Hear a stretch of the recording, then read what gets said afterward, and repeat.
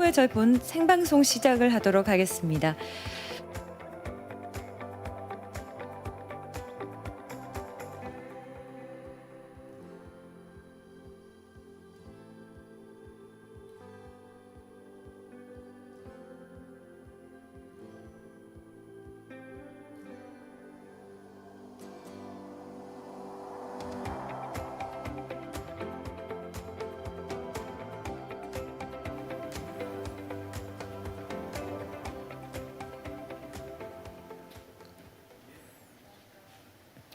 네, 여러분 안녕하십니까? 워터서울 2021 국제 컨퍼런스에 함께 해주신 온라인 시청자 여러분, 현장 참가자 여러분 진심으로 환영합니다. 저는 김경미 아나운서라고 합니다. Good morning, good afternoon, and good evening to you all, ladies and gentlemen. Welcome to the Water Seoul 2021. I am Kim Kyung-mi, your MC for today. I am pleased to be here with you. 네, 이번 워터서울 2021 국제 컨퍼런스는 코로나19 상황을 고려해서 유튜브 채널을 통해서 실시간으로 중계가 되고 있습니다. 지금 많은 분들이 실시간으로 함께 해주고 계시는데요. 깊은 감사의 말씀을 드리겠습니다. Water Seoul 2021 is being broadcasted live on YouTube in consideration of the COVID-19 situation. Many people are participating in this conference with you. I would first like to thank all of you. 네, 이번 행사는 국내외 정부, 학계, 연구계 등 다양한 이해 관계자들이 참여를 해서 글로벌 물관리 선도 도시의 우수 정책 그리고 선진 사례 등을 망라하고 또 향후 지속 가능한 도시를 위한 국제 물관리 거버넌스 구축 방안을 모색하기 위해서 개최가 되었습니다. 기후변화, 메가시티, 그리고 물이라는 주제 아래 도시의 물관리를 물순환, 물안전, 물문화 분과로 구분해서 종합적으로 논의를 할 예정입니다.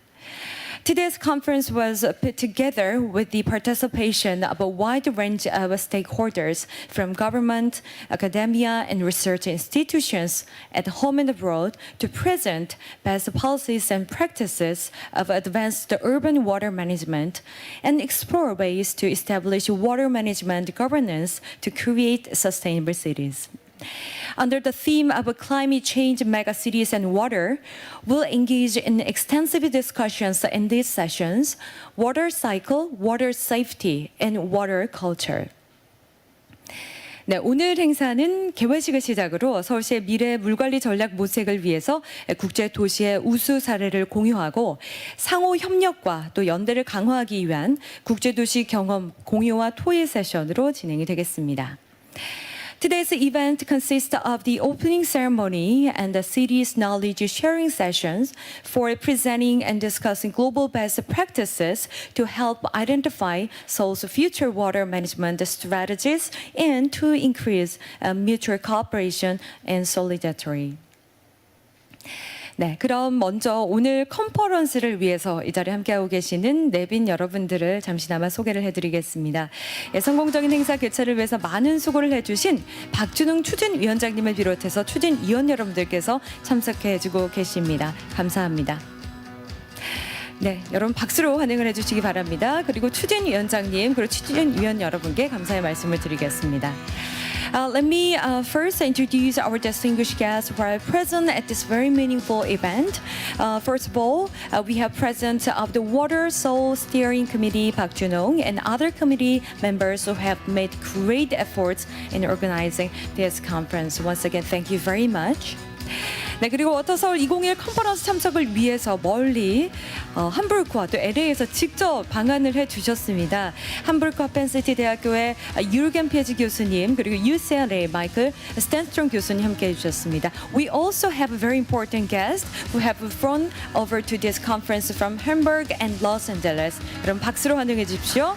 Professor Jürgen Pietz from Hafen City University and Professor Michael Stenstrom from UCLA. Thank you very much for your time. 네, 감사합니다. 이 밖에도 많은 서울특별시 물 관련 학계 기관, 여러 관계자분들께서 함께 해주고 계십니다. 시간 관계상 한 분 한 분 소개해드리지 못하는 점 양해를 해주시기 바랍니다. Many other officials and experts from the Seoul Metropolitan Government, water-related academia and organization are also here with us in the studio. Please be understanding that I cannot introduce each and every one of them due to the time constraint. Once again, thank you very much. 네, 지금 현장에 계시는 참가자 여러분들, 연사자 분들께서는요, 코로나19 확산 방지를 위해서 컨퍼런스가 진행되는 동안 마스크 착용 그리고 또 충분한 거리 두기를 꼭 실천해 주시기를 바라겠습니다. 그리고 유튜브를 통해서 함께하고 계신 시청자 여러분들을 위해서 저희가 실시간 댓글 그리고 참여 이벤트를 진행하고 있는데요. 질문이나 응원을 댓글로 남겨주시면 저희가 추첨을 통해서 50분을 추첨을 해서 기프티콘을 드리는 이벤트를 진행합니다. 여러분 많은 참여 관심을 부탁드리겠습니다. To prevent the spread of COVID-19, I would like to ask the speakers physically present at this conference room to wear masks and practice proper social distancing throughout the event. So if you are watching the event on YouTube, you can leave comments of encouragement or question on the channel. Among those participants, we'll pick 50 people and give them gift voucher. So we'll look forward to your much support and participation. With that, I would like to declare open 2021 Water Seoul International Conference. 자, 여러분, 그럼 지금부터 2021년 워터 서울 국제 컨퍼런스를 시작하도록 하겠습니다.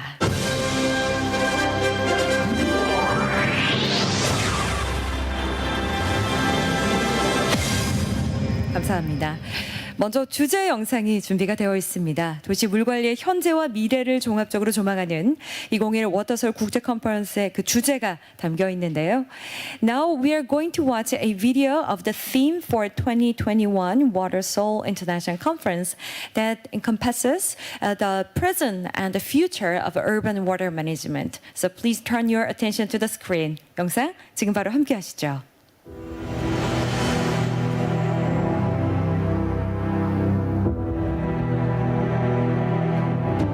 The appearance of humans and the rise of civilization. How this journey began remains a mystery.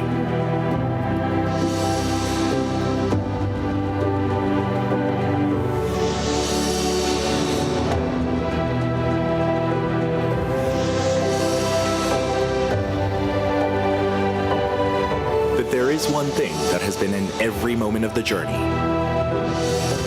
whether in ancient cities or today's society. That is water.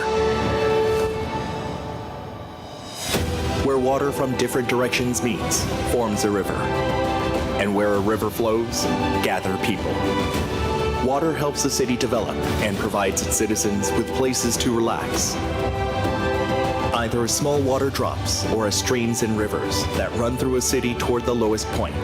In the growth journey of cities, in every way and in every form, water has always been there.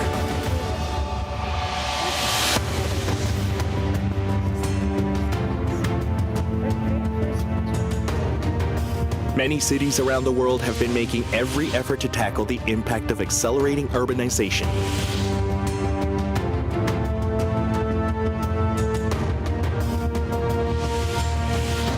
And respond to the imminent tipping point in the climate system. However, combined efforts of cities are now more important than ever, as a climate crisis seems to be coming 10 years ahead of our projection. And we keep seeing extreme weather events like rainstorms, floods, and heat waves resulting from accelerating climate change. We have to continue to strengthen international solidarity and cooperation to prevent irreversible damage from climate change.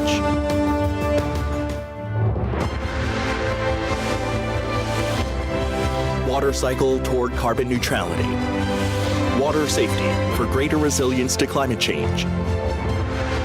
And water culture with innovative waterfront environments both for the city and its citizens. We should work hand in hand and explore more topics for our future. Today, we take a fresh start so that the path we follow can guide future generations. Let's work together. We can restore our cities. Water Seoul 2021, Cities for Climate Resilience. 네, 박수를 부탁드리겠습니다. 네, 주제 영상을 함께 하셨습니다. Indeed, the video was a reminder of the importance of water management for sustainable cities. 네, 이어지는 순서로 오늘 이 뜻깊은 자리를 마련해 주신 서울특별시 오세훈 시장님의 개회사를 정해 듣도록 하겠습니다. 시장님께서 오늘 일정으로 인해서 현장에 함께 해주시지는 못하셨는데요. 그 아쉬움을 영상을 통해서 축하 말씀으로 보내오셨습니다. So for the very first speech of the day, I would like to invite the Mayor of Seoul, Se-hoon, who has prepared this meaningful event to deliver his opening remarks. Unfortunately, his schedule for today did not allow him to attend this conference. Instead, he sent a video message of congratulations. 자, 화면으로 시장님을 만나보시겠습니다. Good morning, ladies and gentlemen. I am Oh Se-hoon, Mayor of Seoul. The Water Seoul 2021 International Conference is a venue for promoting sustainable development of water and cities. I would like to express my sincere gratitude and welcome to all the citizens and participants from home and abroad. Water is indispensable to cities. From ancient civilizations to modern society, cities have always built and developed on water. In the 1950s, Seoul was a ruined city in the ashes of the Korean War. But Seoul achieved the miracle of the Han River and has grown into a global city with a population of 10 million. In 1963, the city banned people from entering into the Han River due to the water pollution. Since then, the Seoul Metropolitan government had established 4 water reclamation centers in each zone and employed sewage treatment systems, thereby ensuring clear and clean streams in the city. We have set a target of disaster prevention performance to respond to 30-year frequency rainfall, so we have been adding new facilities and upgrading the existing facilities and structures. As a result, we were able to protect Seoul from major flood damages this summer again. In 2005, the Cheonggae Stream Restoration Project was completed and the Han River Renaissance Project was initiated in 2006 during my term as mayor.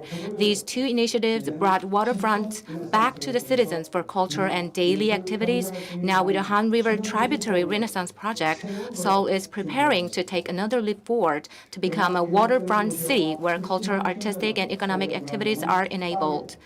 However, due to the continuing urbanization and extreme climate change, Seoul's cultural environments are rapidly changing. Unusual urban heat wave dries up streamlets, and we are frequently experiencing sudden downpours. Against this backdrop, Seoul Water 2021 is being held today to share best practices for water management and to solidify the network of cooperation among cities. I'm looking forward to heated discussions among public officials, experts, and participants to present directions for the future of water and cities. And I believe it will be a great milestone. Thank you very much. 네, 대단히 감사합니다. 네, 물과 도시의 이정표를 마련해 주시기 바란다는 말씀해 주셨습니다. 본회 행사를 위해서 많이 도움을 주셨고요. 또 많은 지원을 해 주셨는데요. 시장님, 다시 한번 감사합니다. It was a very impressive speech. Once again, I would like to express my sincere gratitude to him for the organizing this very important conference. 네, 다음은 서울 시민의 안전을 위해서 이 도시 인프라 관리에 앞장서고 계시는 서울시 의회 도시안전건설위원회 성음재 위원장님께서 축사를 보내오셨습니다. 영상을 통해 만나보실 텐데요. Next, there will be another congratulatory message from President of the Public Safety and Construction Committee at the Seoul Metropolitan Council, Song-Hyun-jae. President Song is at the forefront of managing the city's infrastructure for the safety of citizens.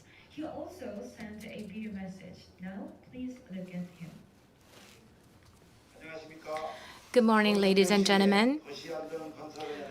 I am Song-Hyun-jae, member of the Seoul City Council and chairman of the Urban Safety and Construction Committee of the Seoul Metropolitan Government. Today, I am delighted and honored to deliver congratulatory remarks at the Water Seoul 2021 International Conference. Everyone knows the importance of water, but countless efforts to make water more valuable are not well known. Seoul has made rapid development in a short period of time, and the citizens of Seoul are leading comfortable life in convenient and pleasant environments. It is all attributed to the high standard waterworks and sewage systems and advanced water policies. And these have contributed to the comfortable life of Seoul citizens.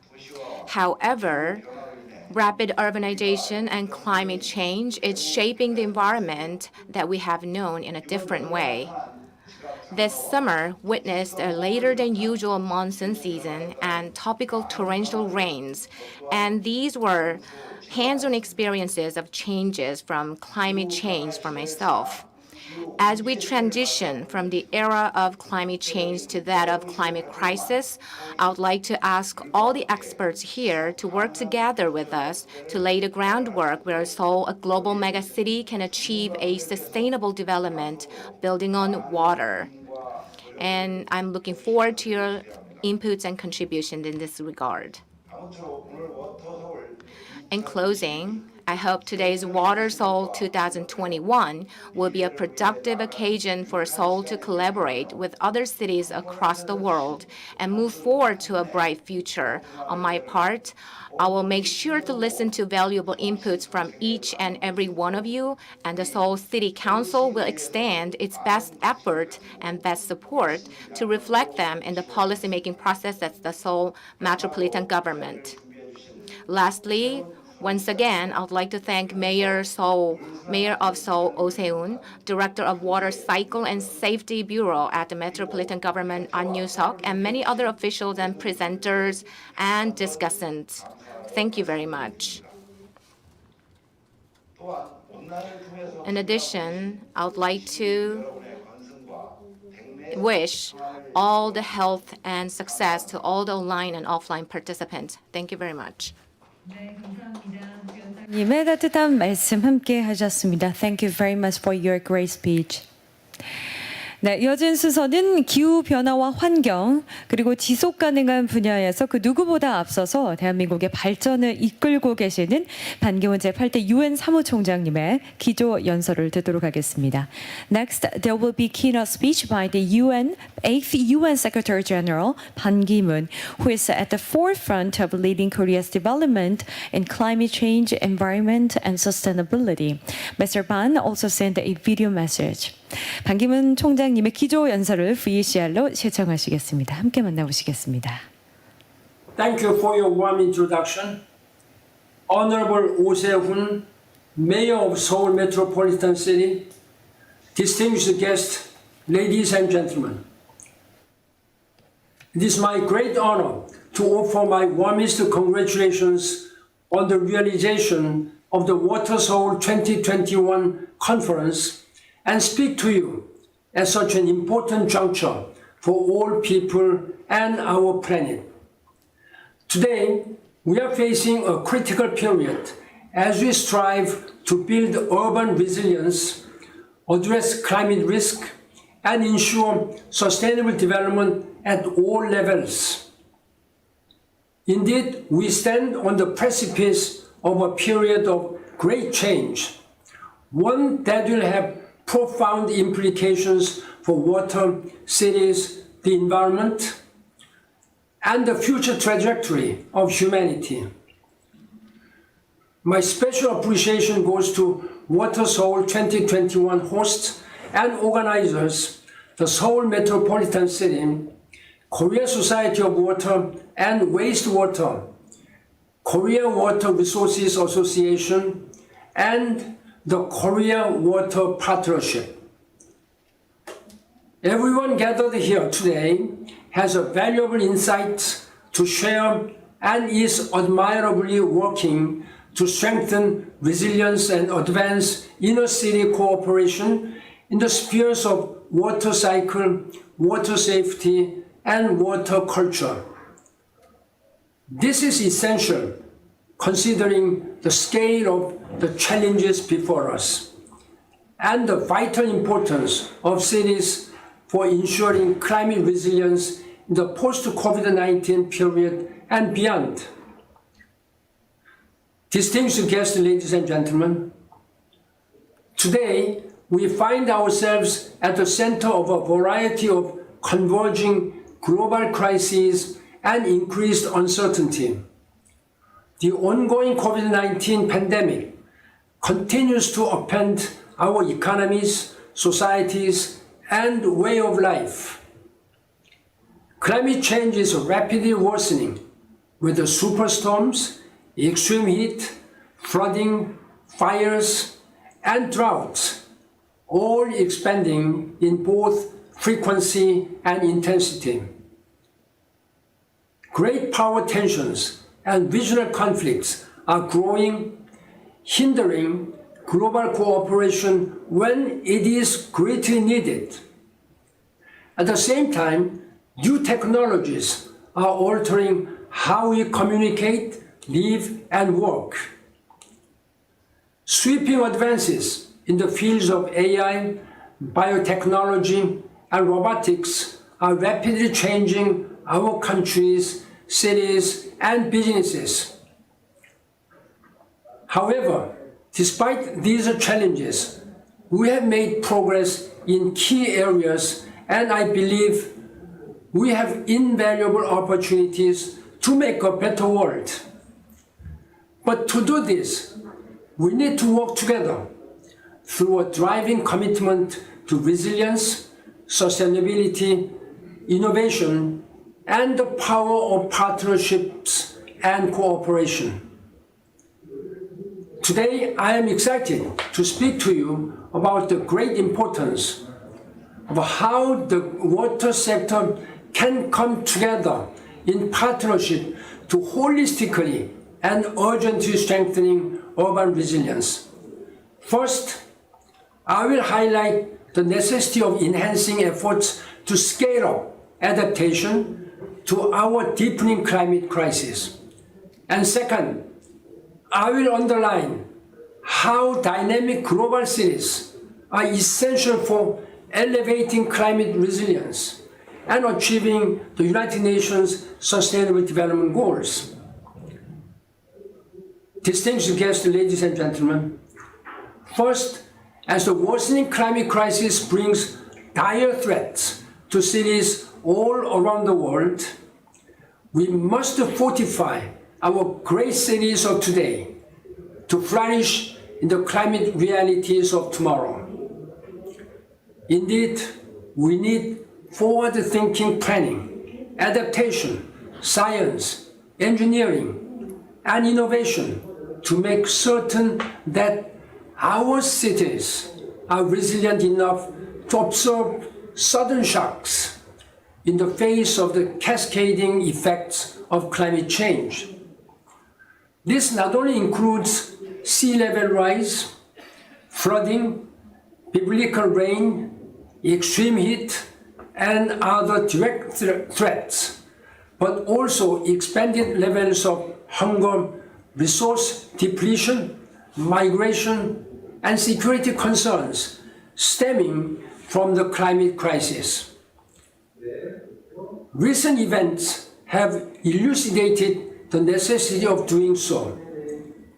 Historic flooding deluged major cities in China, the United States, and Europe, and demonstrated that existing infrastructure must be sustainably updated through climate adaptation. It is clear that climate change is here and now. Really, climate change is devastating cities all around the world and causing massive economic impacts. Systems are collapsing, and inequality is magnifying risks for vulnerable communities. As such, acting now to urgently fight climate change must be the overarching task, not only of our lifetimes, but our children's and grandchildren's lifetimes as well. Only by doing so, we will be able to transform historic global commitments such as the Paris Climate Change Agreement into decisive action. So, in tandem with the rapidly cutting emissions and pursuing sustainable development, we must accelerate efforts to adapt and scale up our city's resilience to the rapidly changing climate of both today and tomorrow. We should remember that the Paris Climate Change Agreement calls for climate funding for both mitigation and adaptation. So all nations and cities, particularly ahead of COP26, need to step up. In this regard, I'm honored to currently serve as co-chair alongside Mr. Fijke Sibesma of the Netherlands for an important organization called the Global Center on Adaptation, GCA. The center works to enhance urgent action and support for adaptation solutions to the cascading effects of climate change. We released a recent landmark report that argues it is a human, environment, and economic imperative to expediently invest in adaptation and climate resilience. Our findings detail that a $1.8 trillion investment in adaptation measures over the next decade would produce net benefits of over $7 trillion. This would also offer triple dividends in the form of avoiding future losses, spurring economic gains through innovation, and ensuring social and environmental benefits. But we need water experts to aid such efforts.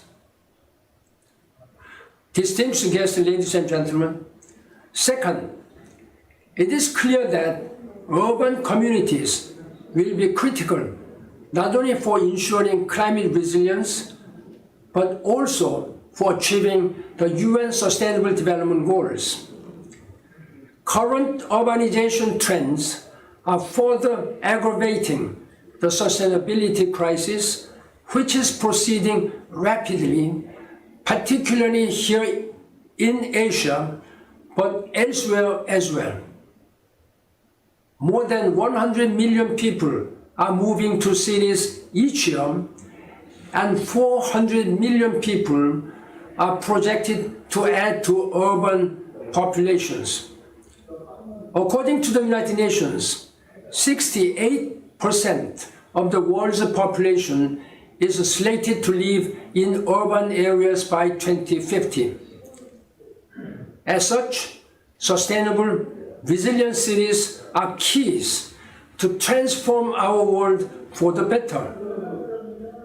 How we develop our cities will have major implications in achieving the future we want. Over the next 9 years, progress in resilience, innovation, and partnership in our cities will be essential in delivering on all of the UN's Sustainable Development Goals, from poverty eradication, food security, and climate action to energy, water, sanitation, and beyond. Particularly, SDG goal number 6, quote, ensure availability and sustainable management of water and sanitation for all, unquote, is inherently interconnected to both enhancing urban climate resilience and ensuring that no one is left behind. Indeed, safe drinking water and adequate sanitation are crucial for poverty reduction and incredibly important to our progress across other SDGs. And SDG Goal 6 is a true cross-cutting goal that can synergize action on the other SDGs, such as those related to health, education, inequality, gender, and the environment. However, the stark reality is that our planet's water supplies are under stress as a result of climate-accelerated drought, unsustainable consumption patterns, poor management practices, pollution, population growth, and insufficient infrastructure investment. Around the world today, 2.1 billion people lack access to safely managed drinking water services. And the lack of safe drinking water and adequate sanitation kills nearly 4,000 children every single day. At the same time, around 2 billion people, or nearly 1/5 of the world's population, live in areas of water scarcity. Climate change will only further compound this situation in the years to come. So I take this opportunity to stress the urgent need for enhanced, integrated, and sustainable approaches to water resources management. Water issues can only be addressed by cross-sectoral, holistic planning and policies at the local, national, and global levels.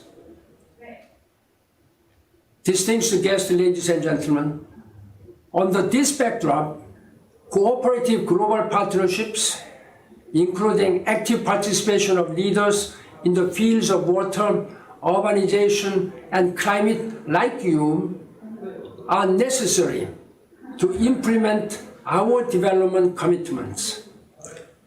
SDG goal number 17 highlights the prominent role that academia, alongside government, the private sector, civil society, and others, should play to help achieve the SDGs. It calls for, I quote, multi-stakeholder partnerships that mobilize and share knowledge, expertise, technology, and financial resources to support the achievement of the Sustainable Development Goals in all countries, unquote. Indeed, we need an all-hands-on-deck approach where everyone joins together to synergize ownership, agency, and the vital participation from all people and all sectors of all societies in pursuit of the UN's global goals. In this regard, I am elated to see Water Seoul 2021 provide such a robust and timely forum to exchange best practices and drive policy forward. This conference and its dynamic city-to-city and people-to-people approach exemplifies the forward-thinking cooperation and partnership, as well as collaboration across borders and seas that is needed to persevere over the global challenges we face. This will go a long way in helping to fortify our cities with climate resilience, implement the Paris Climate Change Agreement, achieve the UN Sustainable Development Goals, and secure a better future for all.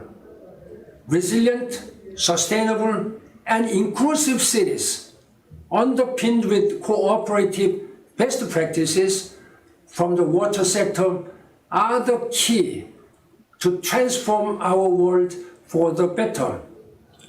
Let us redouble our efforts to realize this transformative vision. Reiterating my sincere congratulations on the realization of the Water Seoul 2021 conference, I thank you very much for your attention. Thank you. 네, 여러분 박수를 부탁드리겠습니다. 네, 지속 가능성 분야에서 누구보다 더 대한민국의 발전을 이끌고 계시는 반기문 제8대 유엔 사무총장님의 기조연설을 함께 하셨습니다. 재생 그리고 지속 가능 발전 포용 도시의 중요성에 대해서 언급을 해주셨고요. 도시 간 사람 간 파트너십 협력 함께 말씀을 해주셨습니다. 뜻깊은 기조 강연 함께 하셨습니다. It was very truly inspirational speech. Thank you very much once again. 자, 이제 다음 순서로 이어가도록 하겠습니다. 더설 2022 국제 컨퍼런스 성공을 위해서 많은 분들께서 이 뜻깊은 메시지를 전해주셨는데요. 지금부터 이어질 국제도시 경험 공유와 토의 세션을 통해서 도시 물관리 미래를 심도 깊게 논의하는 시간 이어가도록 하겠습니다. Regarding the issues identified in the messages, there will be in-depth discussion on future urban water management in the city's knowledge sharing session. 네, 1일차 컨퍼런스 이 국제도시 경험 공유와 토의 프로그램은 물순환, 물안전, 물문화 이렇게 총 3개 세션으로 구성이 됩니다. 각 주제별 좌장의 세션 소개에 이어서 글로벌 물관리 선도도시의 발제와 또 국내 주요 패널의 종합토론 그리고 질의응답 순서로 이어지겠는데요. On day 1 of the conference, the Global Best Practices and Discussion Program consists of 3 sessions of respective topics, water cycle, water safety, and water culture. For each session, a moderator will introduce his session, and then there will be a presentation on cities with advanced water management, which will be followed by panel discussion and a Q&A session. 네, 자 그럼 지금부터는 탄소 중립을 지향하는 물순환 도시를 주제로 물순환에 관한 첫 번째 세션을 진행하도록 하겠습니다. 세션 1은 연세대학교 박준홍 교수님께서 좌장을 받아 수고를 해주시겠습니다. Now session 1 on water cycle under the topic of water cycle of cities for carbon neutrality will begin. The first session will be moderated by Professor Park Joon-Hong from Yonsei University. So, Professor Park Joon-Hong, please. 네, 감사합니다. Thank you. I am Park Joon-Hong, professor at Yonsei University. I'm a moderator for the first session. At the same time, I am a member of the operation committee for the Water Seoul 2021. So I was told to introduce this program and event to all the guests. Previously, Mayor of Seoul and former Secretary General Ban Ki-moon made good points in their speeches. While we are preparing for this event, we had a purpose. It was to increase the sustainability of water management in cities and to provide a platform for cities to collaborate together in water management. So the first agenda for this event is the climate agenda crisis. So the megacities, policies, and experiences will be shared at the first session. For the second session, in large cities, there are limitations in water management technologies. There are old, outstanding problems. So we need to identify new solutions and new technologies to address them. Thirdly, we are in a rapidly changing environment, and the demand for water is exponentially increasing. So we want to be a platform for countries to work together in a preemptive manner. And Water Seoul 2021 should continue to Water Seoul 2022 and Water Seoul 2022 and 23. I hope it will become a regular occasion. So I would like to request support from the Mayor of Seoul in this regard. The first program is the city's knowledge sharing. We have 3 sessions under this program: water cycle, water safety, water culture. We picked these 3 topics as former Secretary General said, city-to-city collaboration and experiences and best practices will be shared in this session. And what was discussed in this session will be further developed in the professional session in a way that a person-to-person collaboration and person-to-person discussion is happening. So for each session, their respective moderator will make an introduction of that session, but I'm in charge of session 1. As you know, the first session is the water cycle for carbon neutrality. This is very ambitious topic. The Seoul Metropolitan government is a leading city for water cycle, and at the same time, it is promoting carbon neutrality. So we have domestic water experts working together on this topic, and we picked Los Angeles and Singapore as model cities in this regard. Due to climate change, the urban hydrology is being very twisted. And also, just like other megacities, Seoul has difficulty in treating wastewater and rainwater because rainwater and wastewater are combined. And also we have a combined sewage system. So when there's an overflow water, it goes into streams and rivers. And the biggest complaints from citizens is the odor from sewage. And also we have outdated sewage system, which is over 30 years old. And also it poses safety issues in the life of city. Another issue is the water usage. Especially in Seoul, there's a high consumption for water, and also we are providing water at cheap prices. Compared to Germany, the water prices in Seoul is really cheap. But the water usage is relatively higher than the global average.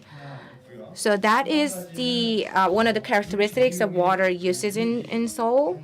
And also water reuse rates is less than 10% of the total water usage. So compared to the countries of which representatives are here today, we are using a lot of water and the reuse rate is really low. Climate risk and climate resilience, they are all interconnected issues. So if this trend holds due to heat waves and tropical nights and torrential rains, casualties are expected. And there's a strong redevelopment pressure in Seoul.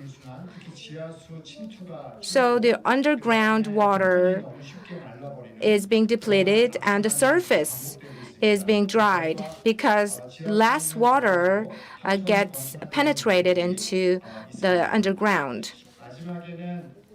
Lastly, we focused on efficiency during the rapid development phase. Currently, Seoul is a megacity with a population of 10 million. And we divided Seoul into 4 zones for sewage treatment. It increased the efficiency of sewage treatment, but each zone is too broad and large. So the energy and resource is not fully recovered. 50% of the energy and heat is lost in the process of being flowed into the treatment facilities. And also, additional energy is required for treating wastewater. So there is limitations in reusing water. Greenhouse gases and methane and carbon emissions are happening from sewage because its course to the treatment facilities is quite long. And also, aerobic treatment is not conducive either. So this is posing challenges for water reuse. Seoul is leading other countries in terms of water cycle. So according to Seoul's 2040 plan, zero heat wave and linkage of nature and water and integrated management of water. In these areas, we are moving forward and making a lot of progress. At a national level, the carbon net zero strategy was adopted, and this strategy, Seoul Metropolitan government is also working hard. But we have challenges and problems because each zone for water management is too large and broad. So the question is how we can link water cycle and carbon neutrality. That is the key issue and key question here. Water cycle and resource cycle are being properly handled in Singapore and LA, so we are going to listen to their lessons. In this regard, Ms. Rebecca was supposed to be a presenter for LA's case, but due to the childcare responsibility today, Professor Michael Strandstrom is going to present the LA case on her behalf. He happens to be here in Seoul, luckily. And also, Michael To, Director of Technology and Industry Collaboration Department at PUB, will make a presentation on Singapore's case. This was the summary of this session 1. Thank you.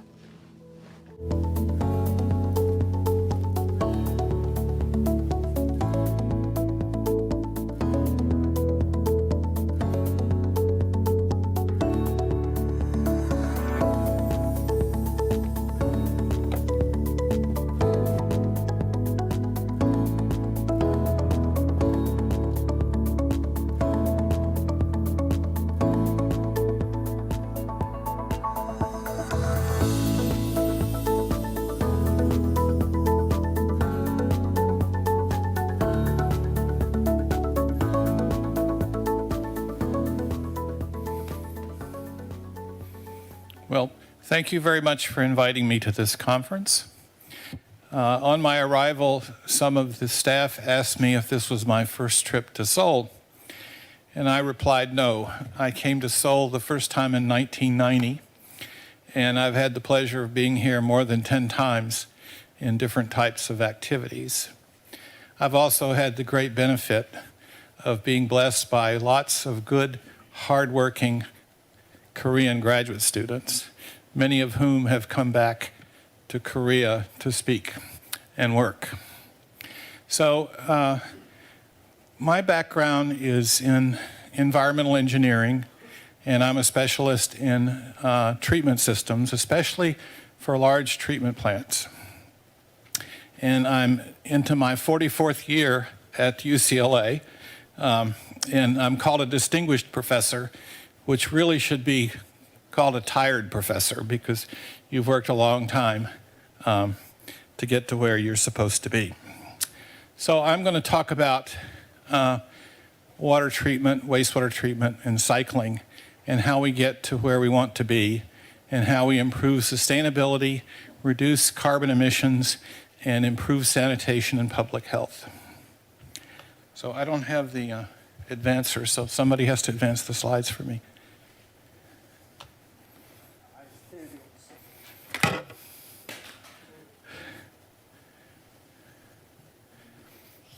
Oh, okay.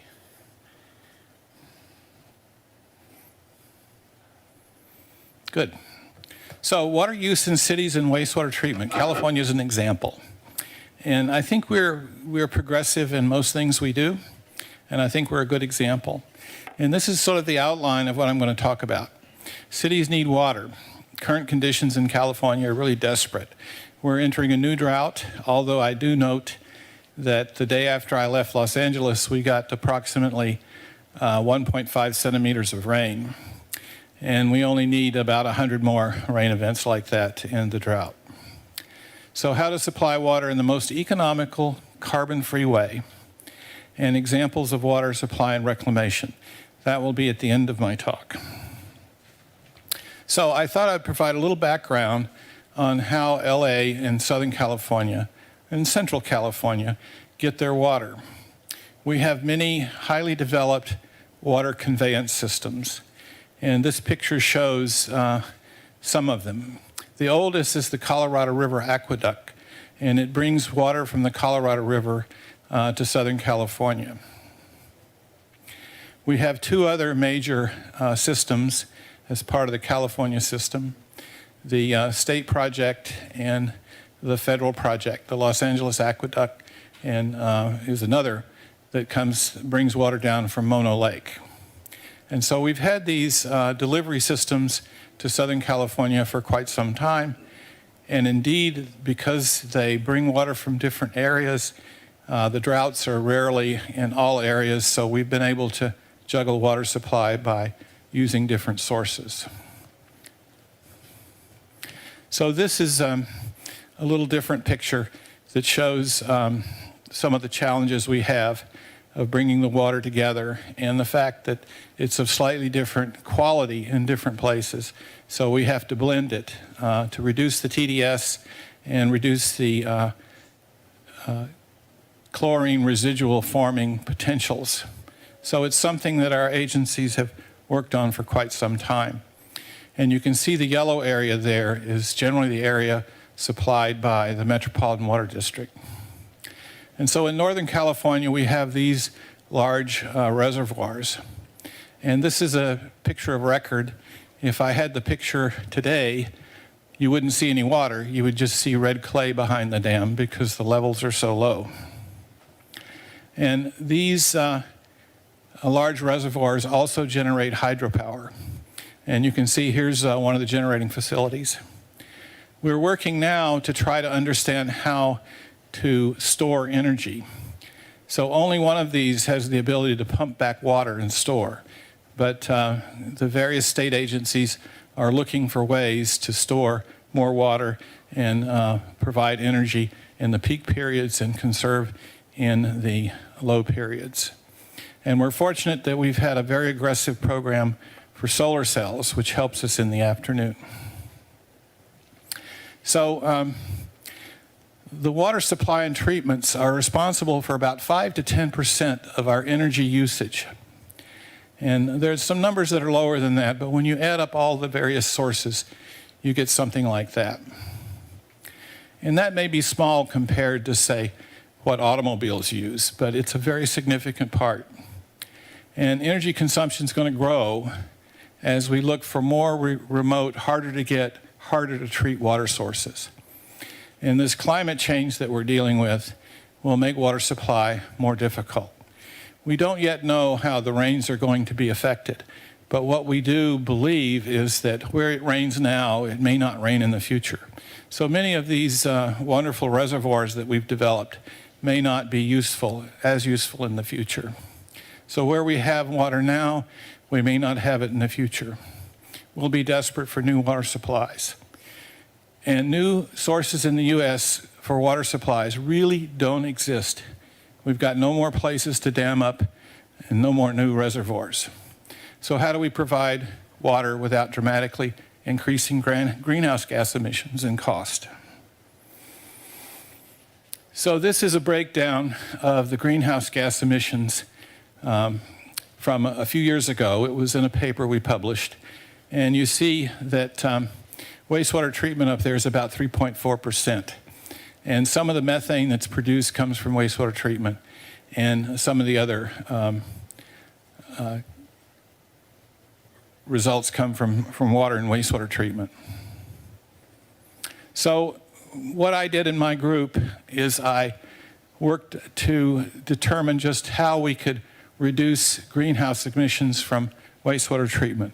Could we make a neutral wastewater treatment system with respect to greenhouse gas emissions?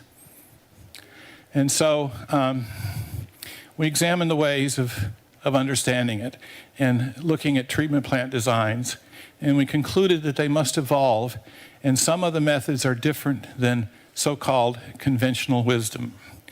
A lot of what we do is fight conventional wisdom.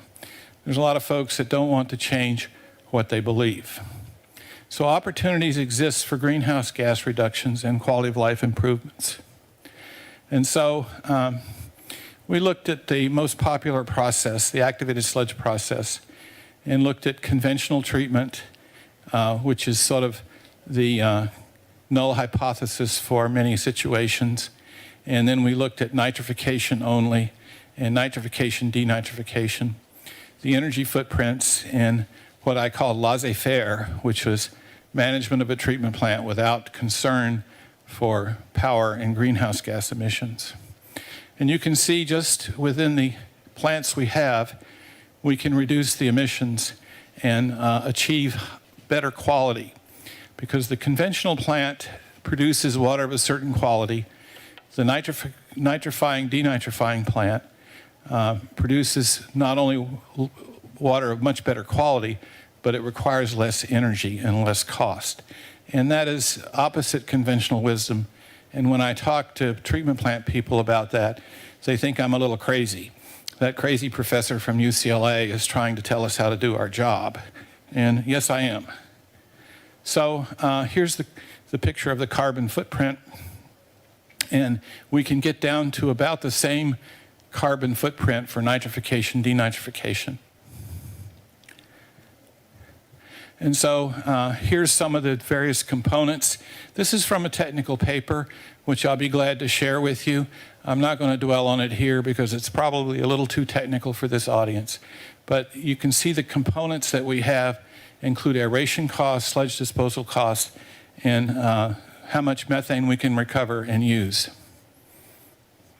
So this is another graph that's perhaps a little too detailed for this conference, but it shows what happens when we change the mean cell retention time, which is the most important parameter of running a treatment plant. And so we've provided these results for designers and decision makers to include in their analysis. So what about sort of what's outside the lot, meaning what's outside the treatment plant? And treatment plants generate biosolids, and those have to go to disposal. And places like Los Angeles have difficulty with biosolids because you have to transport them great distances. And so there are alternatives for biosolids: incineration, which we generally don't have in California due to air concerns, ocean disposal, which was outlawed in 1987, and land application, which is really what we have to do. So land application has beneficial uses but requires transportation. And we can use these biosolids as soil amendments and different sorts of things to improve agriculture. And we're doing that in many places in the United States, and it's been done for many years in certain locations. And so I've done an analysis here of how far you have to transport the material and the effect on greenhouse gas emissions. And here's a different kind of graph. Hyperion is our large treatment plant. It treats the bulk of the water from the city of Los Angeles. And you can see the rings there show you how far we would have to transport to get rid of the biosolids. And it turns out that we go up to Bakersfield most of the time, which is about 175 kilometers. So that has impact on the greenhouse gas emissions and the energy efficiencies. And here you see another example, which would be New York City, which disposes of some of its material at quite far distances. And so we also have the issue of nitrous oxides, and that's a kind of a research issue that we're working on to minimize nitrous oxides emissions. And so the conclusions of this little part, before I get to some examples, are that good wastewater treatment can be energy neutral. The carbon sequestration offsets in wastewater treatment is possible. Landfill and farm practices distance really affect footprints.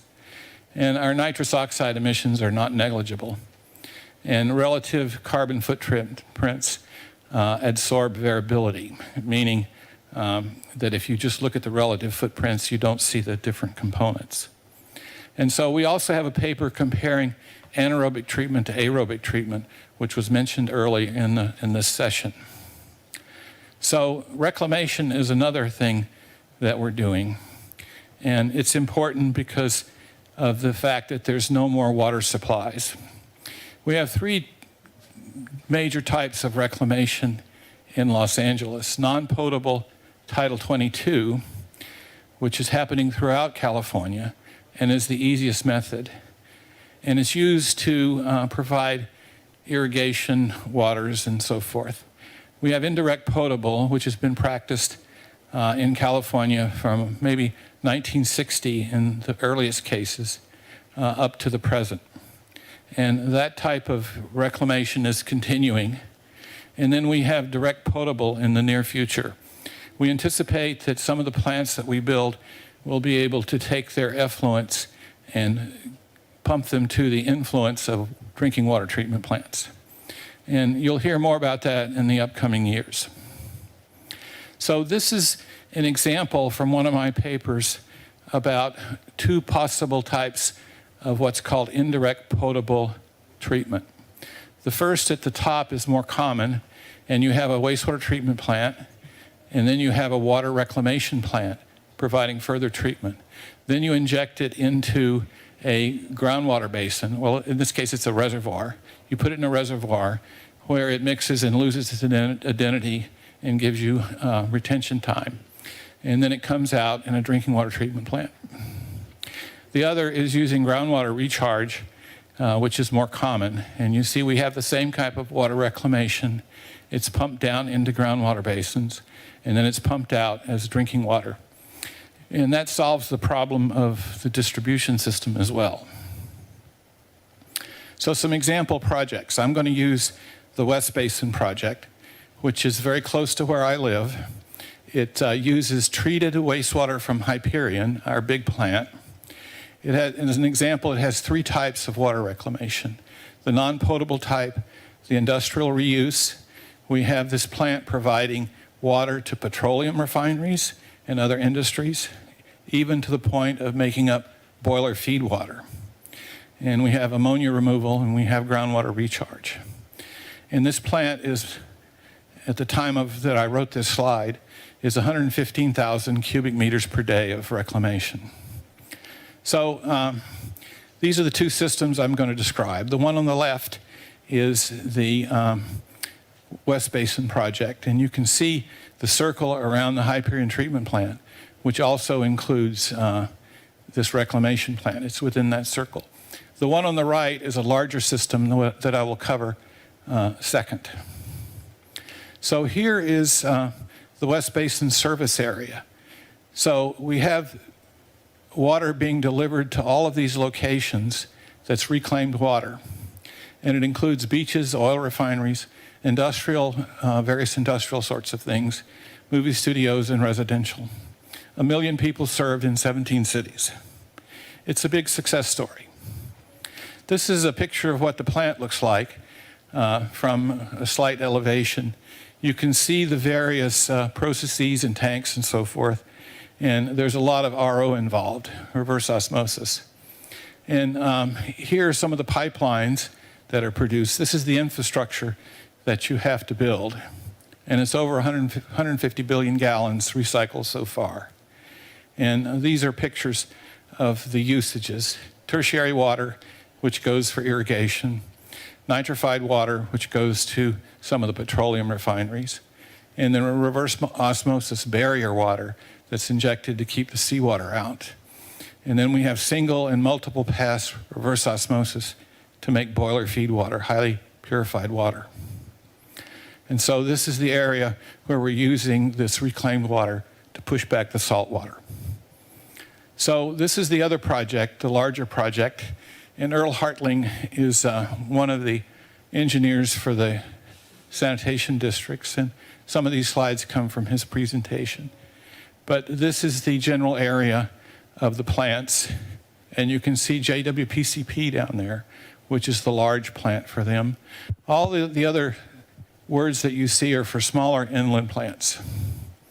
And this is the flow diagram of what the treatment plant looks like. And you can see it takes water from a trunk sewer, and the rest flows down to the big plant, JWPCP. And the flow is basically a secondary treatment plant with filtration and disinfection. So this produces what we call Title 22 water. And it can be used in recycling of industries. And we typically use purple pipe to distinguish the reclaimed water from fresh water. And that looks like pink pipe, but that's a little bit caused by the color change of the projection. But it's purple pipe. And here's an example of an industry manufacturing concrete. Delivering reclaimed water to concrete facilities is an excellent way. Here is dust control with landfill irrigation. It's easily satisfied by... Excuse me. So because of time, Yeah, I got maybe 2 1 minute. left. Okay. And here's other new construction. And here's habitat restoration. And so we have stream restoration as well and recreational purposes. And so this is LACSD's success story. The purple you see is what's been reclaimed, and the yellow is yet to be reclaimed. So our conclusions are that there exist significant possibilities and opportunities for improved operation of water treatment and delivery systems. We haven't had the incentives to make the improvements in the past. These reductions exist in all fields and seem small when taken individually, but collectively make a huge difference. Water supplies will be limiting, and we do not know the extent of the potential shortfalls caused by climate change. Reclamation offers many opportunities for savings in maintaining water supplies. Progress requires a new paradigm of economic viability, not just present worth calculations. And so this is my contact information. If you'd like more information, you can email me. And if you don't write down the email address, you can probably find me if you Google me. So thank you very much. Thank you very much. I'm sorry that I'm not giving you that much time. 자, 다음 프레젠테이션으로 넘어가. Let's move on to the next presentation. Presentation on Singapore. Mr. Michael To. Thank you very much. Can you all hear me? 네, 잘 들립니다. Yes, we can hear you very well. Thank you. Good afternoon. My name is Michael To. I'm director at PUB, Singapore's National Water Agency. I would like to thank the organizers for the honor and invitation for PUB to share at this extremely important event. I'm a civil engineer by training, and I've been with PUB for 28 years. And may I now request the assistance of the administrator to forward to the next slide, please. We have a presentation slide.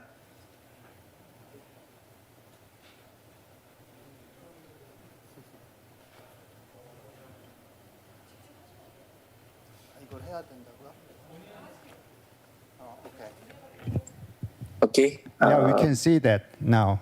We can see the slide now. Yeah. Okay. Next slide, please. Yeah. Yeah, it's wonderful. Yep. Okay. Thank you.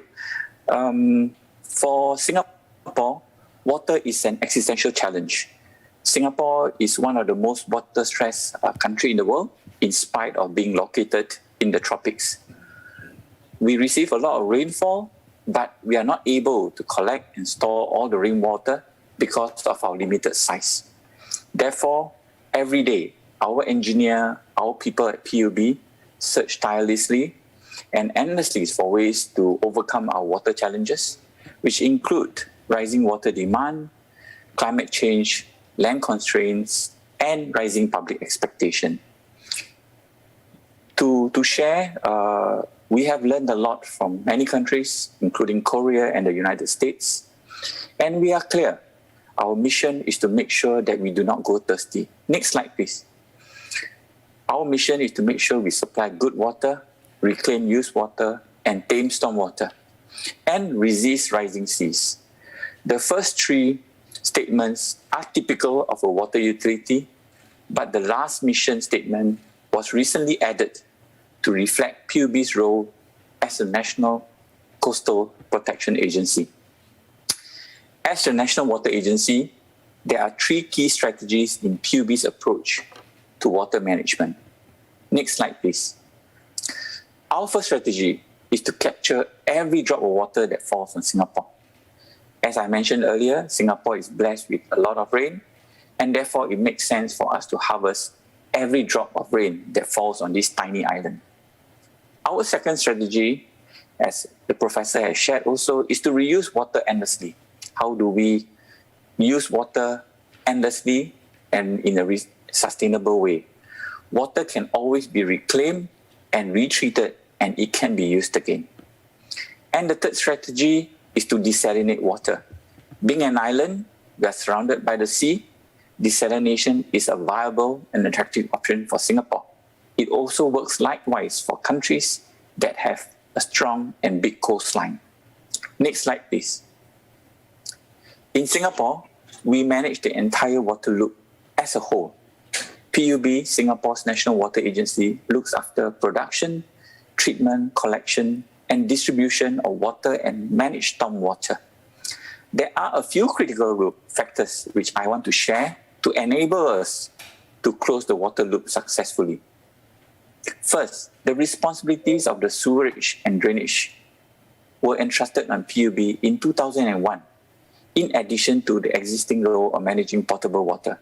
This has allowed us to develop and implement a holistic approach to manage all our water supply. Second, being sewered allowed us to collect every drop of used water, which is raw water, raw material to produce recycled water. Lastly, Singapore has a separate drainage and sewage system.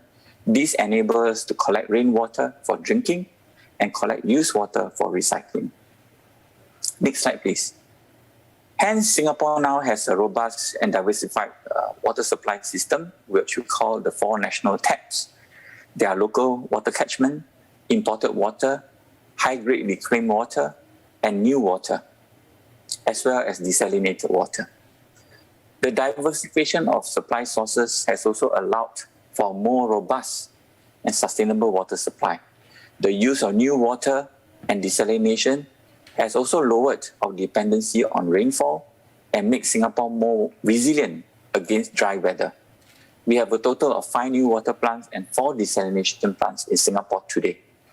But having adequate supply is not sufficient. We also need to manage demand. So we need everybody to join us, join PUB in reducing its water usage so that we have enough water for everyone. Next slide, please. For water utility to be operationally sustainable, it has to do more with less. It must use less energy and generate less waste. The holy grail is to be energy self-sufficient, carbon neutral, and generate no waste product. That is our goal. Therefore, we believe that technology is a key enabler to ensuring Singapore's water sustainability. New water is one such example, but we are pushing the frontiers on other research areas as well. We have developed a technology roadmap to guide us to where we want to go. And what are we doing about climate change? We are putting our efforts in decarbonization, resource recovery, and coastal protection. I will share a little bit more in the next slide. Next, please. Firstly, we intend to reduce Singapore's carbon footprint by using more renewables. We have commissioned a solar photovoltaic system in one of our reservoirs. This system has developed as a PPP, public-private partnership project, with one of our companies, Sembcorp. The energy generated, the clean energy generated, will be able to power our local water treatment, offsetting 7% of our annual energy need.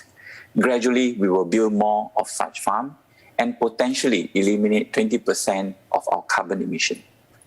Next, please. We also aim to reduce our carbon emissions by being able to desalinate seawater with less energy input. Currently, we require about 3.5 kilowatt per hour, and we hope to reduce this to 2 kilowatt per hour by 2025, and research is already underway.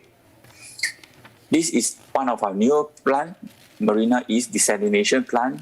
It won the Desalination Plants of the Year award at the Global Water Awards in June 2021. This plant is unique because it has two intakes, one to draw water from a reservoir and the other to draw from seawater.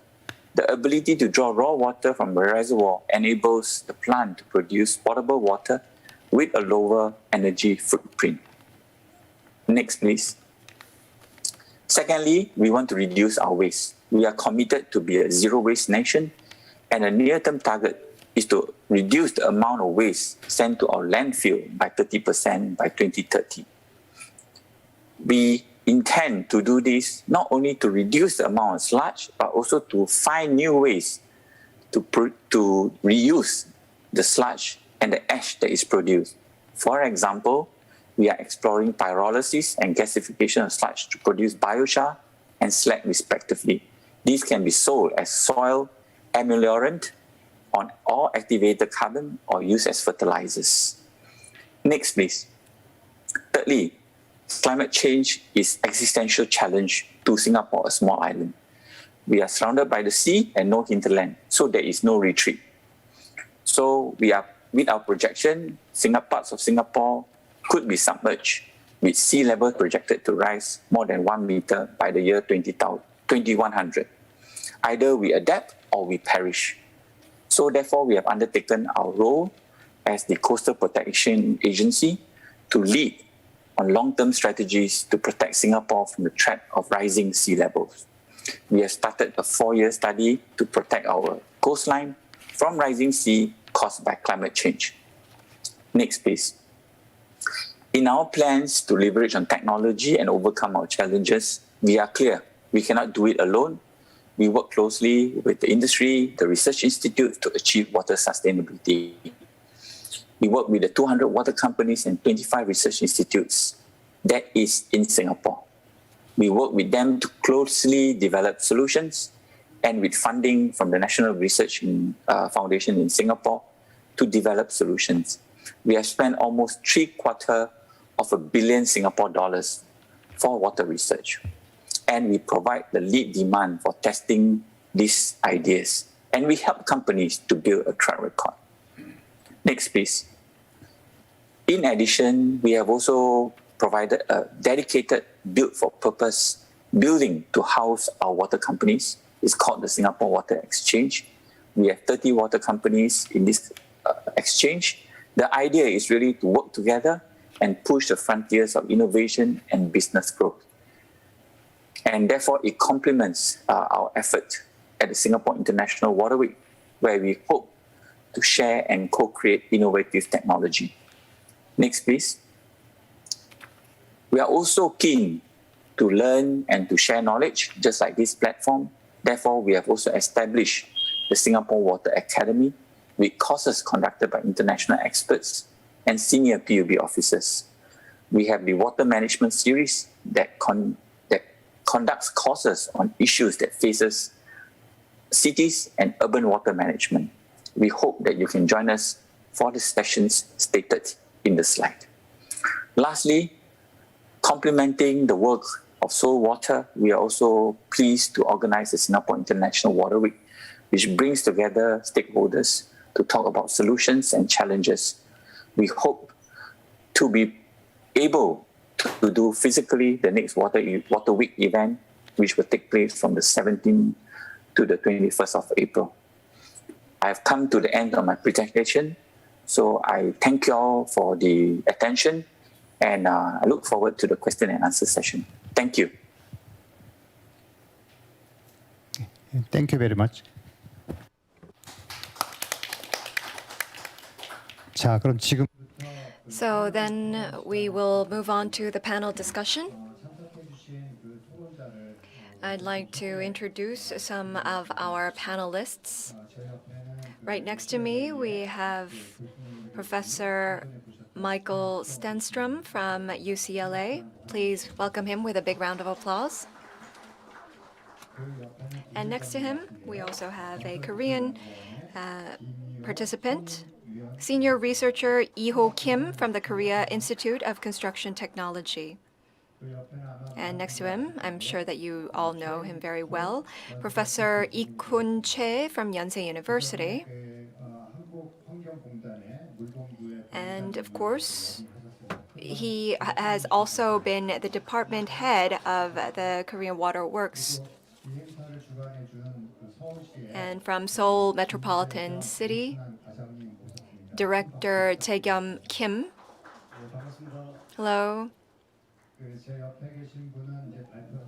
And since Professor Stenstrom has already made a presentation, I will now pass the microphone over to senior researcher Kim.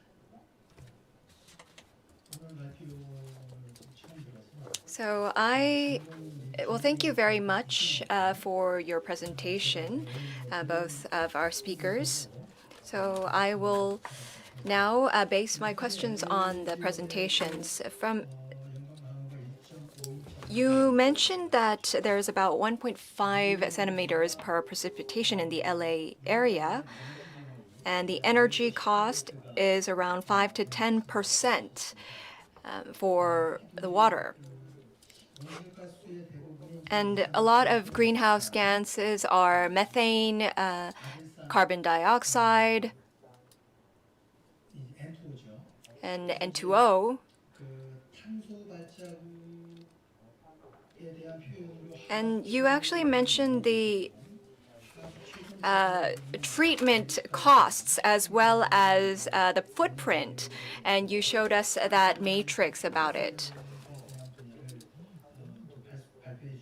And it was very impressive of how you expressed it. Related to reclamation, we're also using different colored pipes, and we're also using purple as well. So it was great to know that you're using the same color codes as we do. From my perspective, a water cycle city for carbon neutrality is in 3 different points. And so I'd like to talk about those 3 different points and then turn the question over to how it is seen in the United States. First, I think in Korea, it's really about how to manage small precipitation as well as large volumes of precipitation. So for droughts as well as any water stress issues, we need to manage them correctly and efficiently. Second, we are all using the reclamation for the high purity water and treatment. But you mentioned the different levels.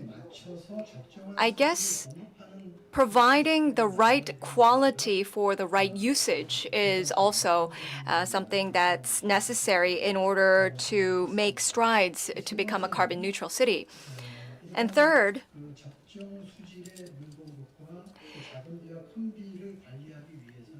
in order to do so, I think that we need the participation of the civil sector and the public. And we also need smart technology.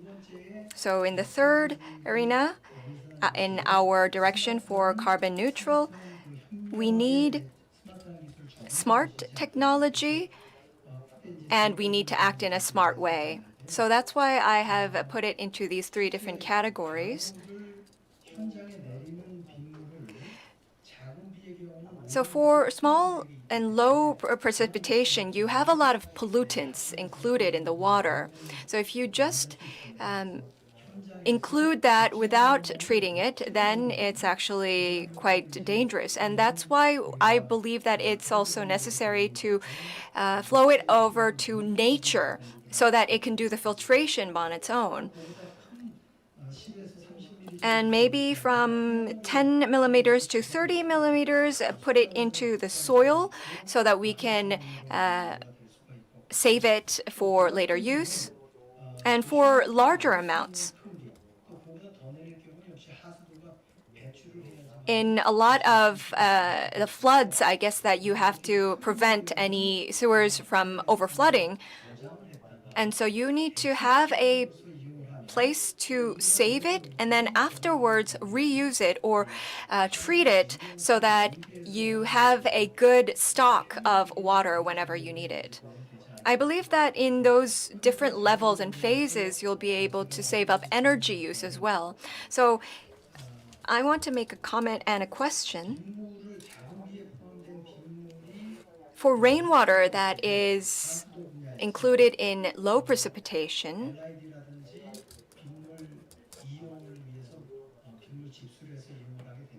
you would be collecting the rainwater or the small amounts of rainwater, but does LA or the LA government or the academia think about any kind of fee systems in collecting the rainwater? Or is there any kind of wisdom as to the best way to effectively make use of the small amounts of rainwater?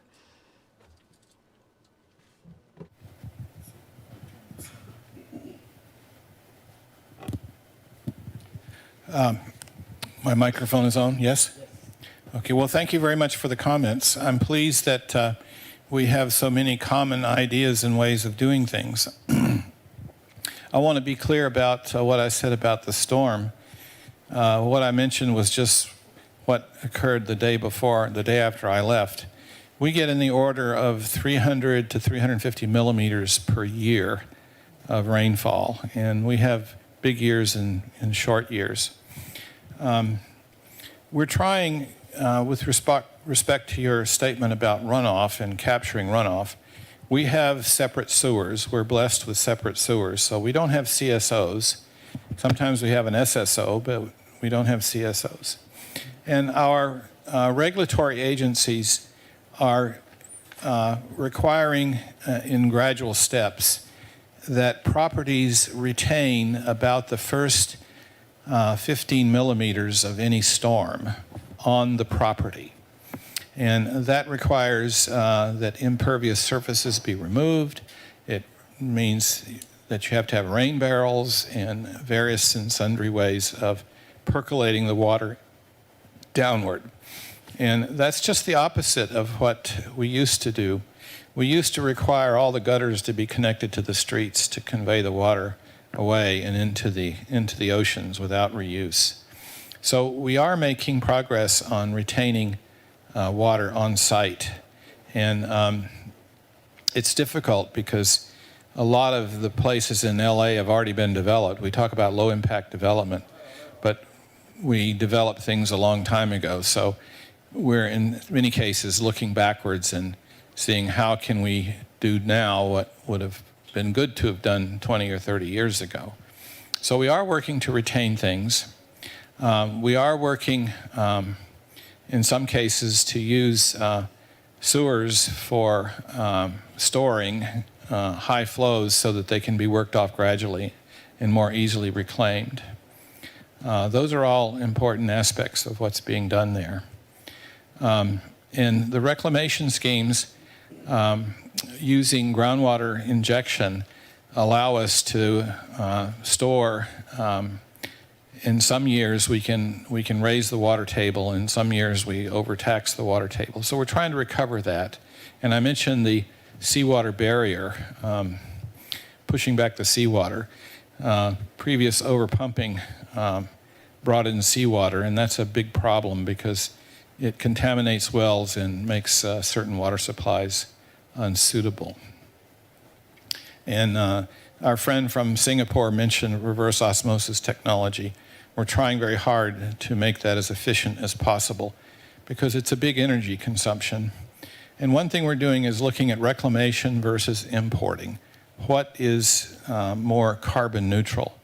And we're sort of against conventional wisdom there because all the people who use water want fresh water, not reclaimed water. And that's the normal thing. And so we have to have education programs to make sure people know that reclaimed water is safe, and in many cases it's safer and purer than the imported water. So those are the questions I remember. If you have something else you'd like to ask me, I'd be pleased to listen to you. 네, Yes. When we use reclaimed water, I believe that it's also very important to gauge the responses of the public and the citizens. There's always a concern about that among the public. I think that that's also a common factor in Korea and the United States. I think what's the key is we need to find the right use for the water, whatever it's rainwater or whether it's reclaimed water. We need consensus among the people that it's safe to use. And because it's no longer sustainable to get water from far locations, I think that we need to grade the waters so that we have the right appropriate means of using the water. So from the environmental engineering side, we need to provide the water in line with the usage. If you have any good ideas or examples from LA, please share them with us.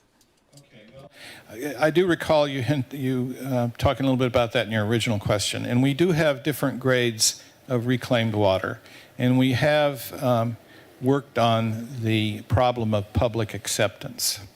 So I wrote a paper some years ago evaluating the failed and successful reclamation projects in the arid West, California, Arizona, New Mexico. And most of them were successful, but those that failed never failed because of technology.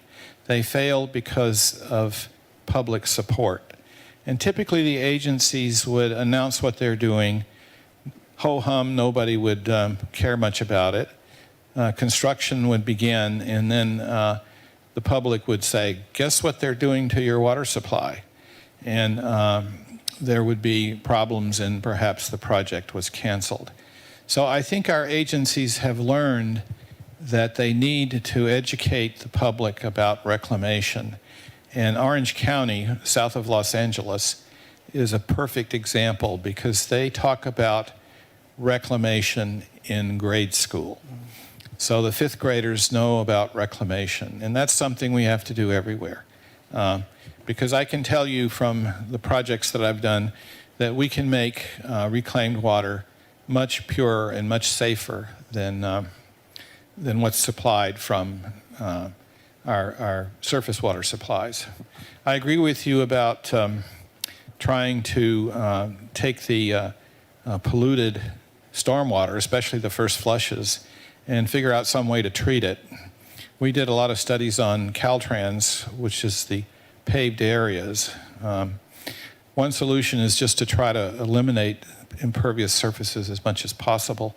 And we have examples of driveways that are paved with sort of porous pavement, cinder blocks that have spaces between them that allow infiltration. So those are all things that we've done. I would sort of summarize by saying that we engineers like to do research and do things that are complicated and push the technology. And that's sometimes necessary. But we fail many times to educate the public and do what's really more important, is to ensure public acceptance and support for these projects.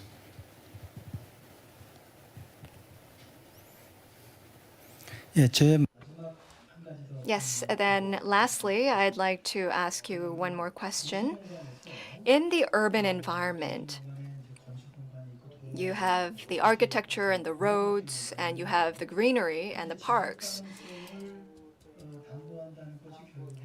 So seeking sustainability is actually imbuing energy and green areas, green patches all together in that urban space. I think one of the exemplary cities is LA in doing that. I think that the green architecture and construction policy was started in Korea in the early 2000s as well.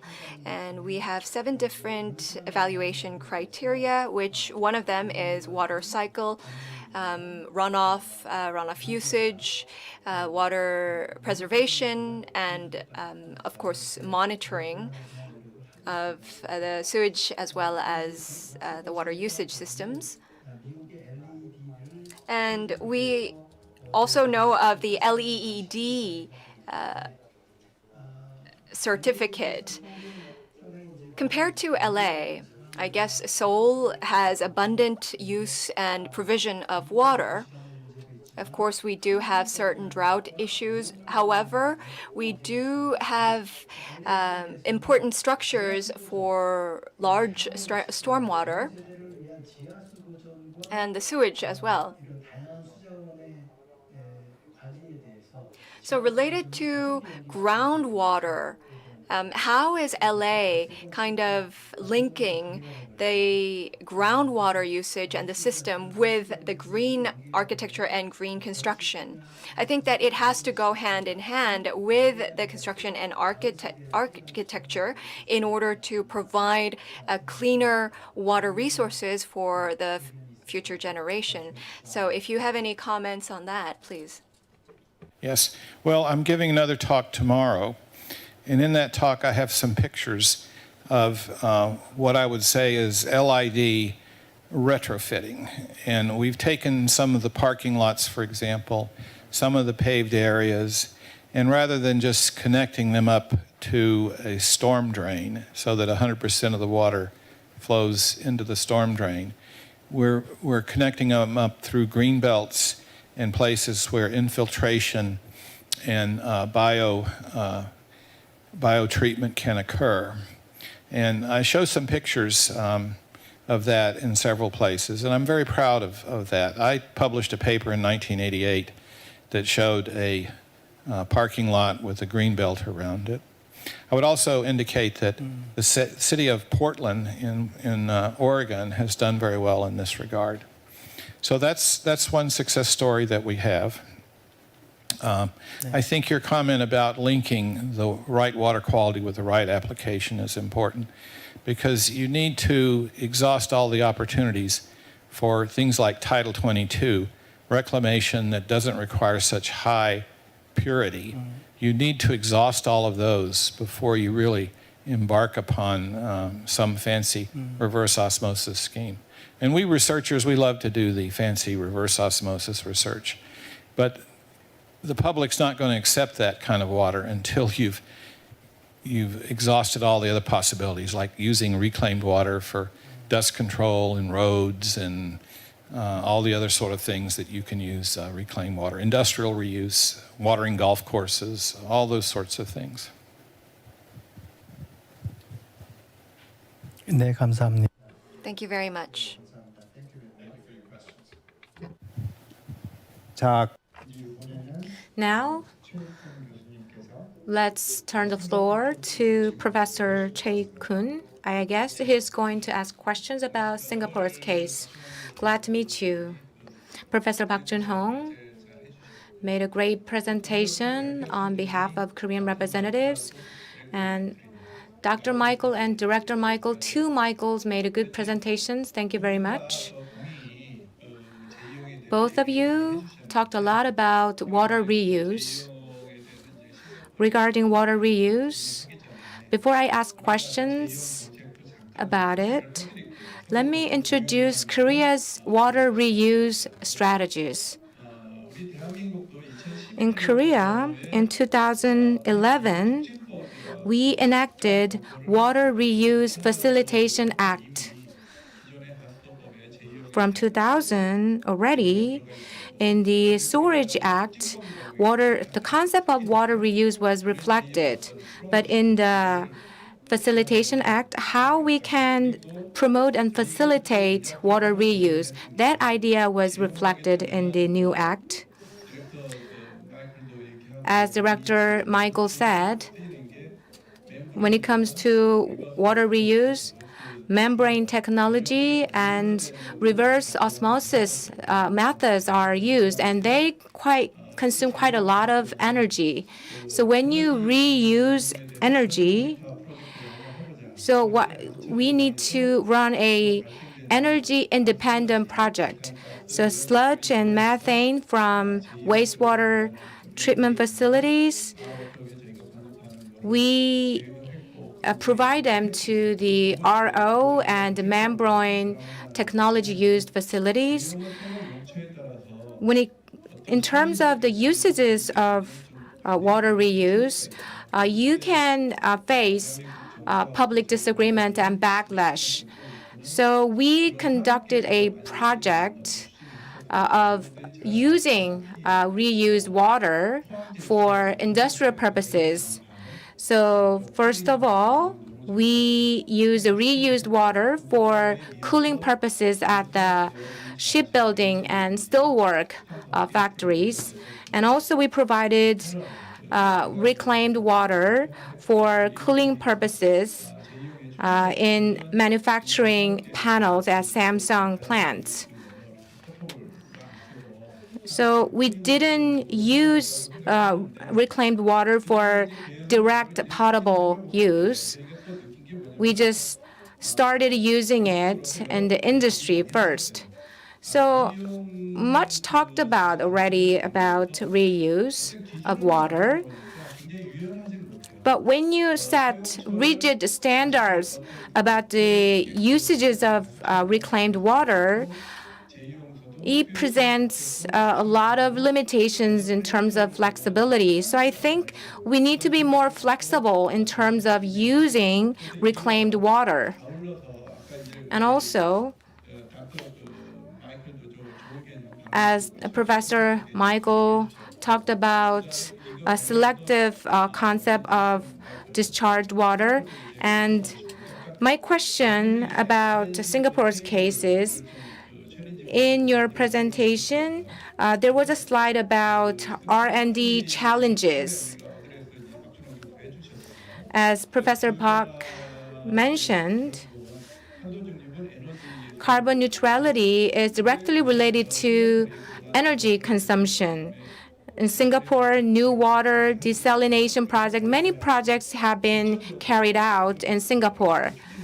So what are the core tasks in these projects, new water or desalination project? What are the core tasks? Thank you. First and foremost, Professor Choi, I agree with your views and also those mentioned by Professor Michael as well as Professor Kim. I think I always start with a simple response in the sense that I think whatever we do in PUB is first and foremost to advance our mission. We have to ensure that we have a supply of good water. We have to make sure that we reclaim used water, tame the storm water, and contain the rising seas. Because in Singapore, water is an existential challenge. We are a small city-state. We don't have natural resources. And we depend in our early days on water supply from our neighbors. So whatever we do, we have to be mindful that we got to ensure that Singapore don't go thirsty. I fully recognize the question that you mentioned, the comment that you made about membranes as well as RO. Yes, they are very energy intensive, but I think we at PUB, we recognize that. So every day we endeavor to find ways to do it more sustainably in terms of energy, in terms of waste generation, and that's important to us. So we identify these challenges, we work with the industry, we know that we can't do it alone, and then from there we distill a roadmap, we work hard, we invest heavily in it to make sure that we get to the targets and the solutions. Therefore, I think we have invested a lot in technology. We have invested almost $750 million Singapore dollars, and we will continue to do so. We will continue to expand in this. And one of the key things that I would also say is that I fully agree with the comment to engage the public, to engage the industry. It is important. In Singapore, we are fortunate, I think, through the efforts of education, publicity, and commitment by the government. Our population has accepted new water as a source of supply. The people of Singapore also recognize that it is something that they can lean upon as a sustainable water supply. But we don't take it for granted. We have many things that we put in place, be it technology security, independent audits, rules, governance, operations requirement to make sure that it is safe and secure. Thank you. 네, thank you. 최 교수님 뭐 추가 Professor Che, do you have additional question? Yes, I do. In Singapore, each country has different rules and regulations, and these rules and regulations have two aspects. First, regulation and control, especially when it comes to water reuse. There should be incentives for participation of citizens and industries. In Korea, we have made a phase-based approach. At the beginning,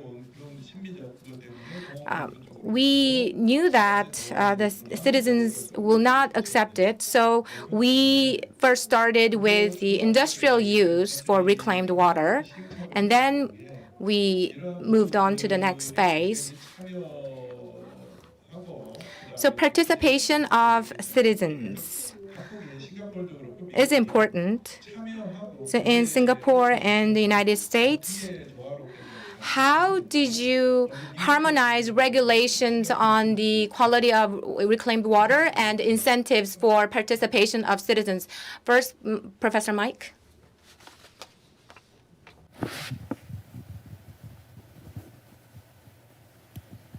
Well, that's a very good question. How do you harmonize the public and the stakeholders with regulation? And I would say that it was an iterative process. It involved lots of different groups. The Title 22, which was a landmark decision, was actually legislated by the California legislature.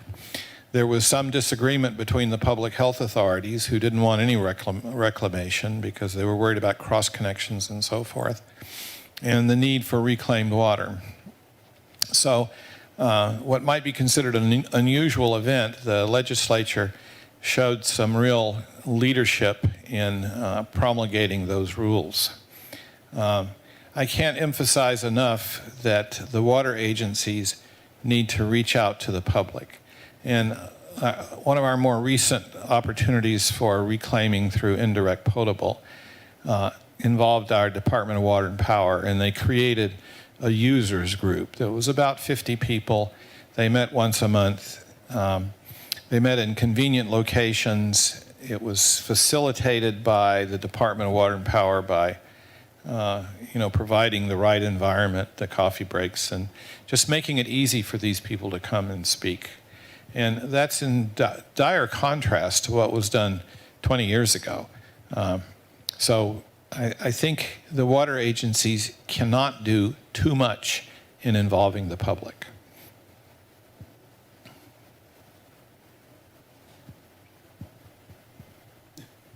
The Singapore mic. Thank you. It's a very important question, and I fully agree with Professor Michael. Maybe allow me to add that I think today Singapore's new water is primarily supplied for non-domestic sectors and commercial buildings for non-potable use. And I, without repeating myself, it is important for us to engage the public and the industries in the acceptance of new water. But I also want to add a few things in regards to the question about incentive. I think in Singapore, new water is priced competitively. It is lower than the first tier of pricing for potable water. This helps to encourage companies in the non-domestic sector to take up new water for direct non-potable use where it is needed for their industrial purposes. Additionally, we also incentivize companies through a water efficiency fund where companies can try out efficient and innovative way to manage their water demand. And this will cover exploratory, actual implementation, and co-funding of projects. So these projects encourages the recycling and the use of alternate sources of supply, such as new water, to help meet a higher level of water savings. So I think that would maybe give you a flavor on the incentives that we have. But I also want to add that in order for us to produce new water at a large scale, we also put a lot of effort in regulation and the penalties. The opposite to incentives is penalties in enforcing the safe discharge into the wastewater system. So it is important that we protect our new water by ensuring the safe discharge of wastewater and its content into the wastewater system. So I just wanted to show that there is a balance between the two. Thank you. Thank you. Thank you. 자, You've been waiting for so long. Water Recycle Department Director, Mr. Kim Jae-kyung, is going to talk about rainwater LID, which where Seoul City is very good at. And if you also have a question, you can raise question. I'm Kim Jae-kyung, Director of Water Resource Management Division at Seoul Metropolitan Government. I would like to thank Professor Stanstrom and my Director To for your excellent presentation. For water cycle restoration, the Seoul Metropolitan Government has made a lot of efforts with many projects. To restore water cycle, we have invested a lot of efforts, and we enacted a rainwater management ordinance. And in 2014, we expanded that ordinance into Seoul City rules on water cycle. And in 2017, we established rainwater management initiatives. Under these initiatives, we are implementing many projects.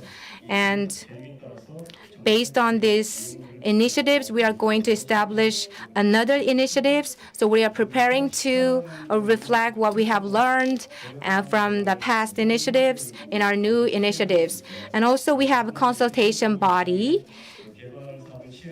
So when you promote a certain scale of water cycle project or a business, so when you open a business, you have to have a certain level of water cycle facility embedded in your plant or facility.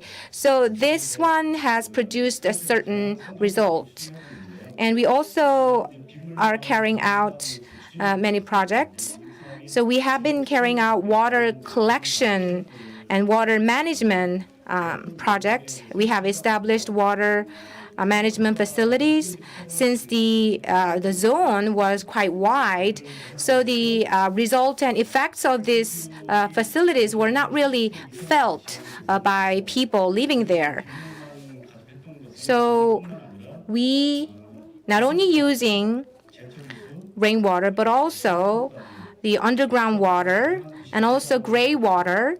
So we use all these types of water. so that we also applied information technology. That way, the benefits of using all this type of water can be felt by citizens. And let me now talk about the runoff of underground water. About 190,000 tons are being produced from underground areas, and about 60,000 tons out of them are being dumped into storage system. So when it goes to the storage system, it has the relevant entities have to pay for the treatment, so that the income is used for other useful purposes. So we are trying to best utilize the runoff of underground water as best as possible. Recently, there is an apartment complex with 9,500 households, and from this complex, there's a lot of underground water being produced, but it is being dumped. It's such a waste. So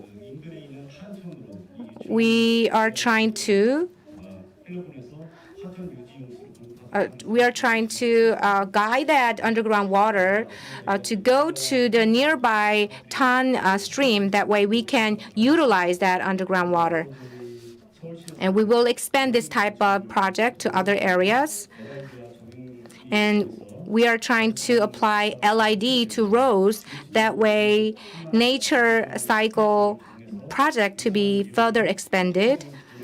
And to expand water recycle, we are making much efforts at the forefront of promoting water cycle.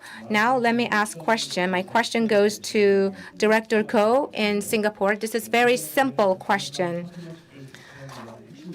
What is the key in establishing strong partnership? And what are the success cases or stories we can refer to? So you are only given 1 minute. Within 1 minute, would you please address these questions? Thank you. I think there are many ways to achieve stronger partnerships. But one of them that we always do is to support and encourage open exchanges, such as this event. So we always want to have open session dialogues with our partners to seek out knowledge and innovative solutions. Thank you. I think I will do that in less than a minute. Sorry about that. Thank you very much. 오늘 상당히 So I believe that there was a lot of new exchanges today, but thank you once again for deep diving into the subject and effectively running the panel discussion. So thank you once again. 네, 대단히 감사합니다. 네, 도심이 LID 구축을 통한 우수 사례를 보여준 LA, 그리고 또 물의 재이용을 통해서 지리적인 물 부족 요인을 극복한 싱가포르 사례 매우 인상적이었습니다. 세션 너무나 잘 진행이 되었는데요. So LA showed its best practices involving downtown LID, and Singapore overcame its geographical factor for water shortage. Both cases made this session truly impressive. 네, 지속가능한 도시 발전을 위한 효과적인 물순환 전략에 대해서 소중한 의견을 공유해 주신 모든 연사들 그리고 또 패널 분들께 감사의 말씀을 드리겠습니다. 또 훌륭하게 세션 진행해 주신 좌장님께 감사의 말씀을 드립니다. I'd like to thank the speakers and the panelists for sharing your valuable thoughts on effective water cycle strategies for sustainable urban development. 네, 이렇게 해서 세션 2를 마무리하고요. 다음 세션을 진행하기 전에 잠시 재정비하는 시간을 갖겠습니다. 짧은 5분간의 휴식 시간을 취하고 이후에 바로 세션 2를 시작하도록 하겠습니다. With that, I would like to conclude session 1. In preparation for the next session, we are going to take a 5-minute break and I'll be back soon. Thank you.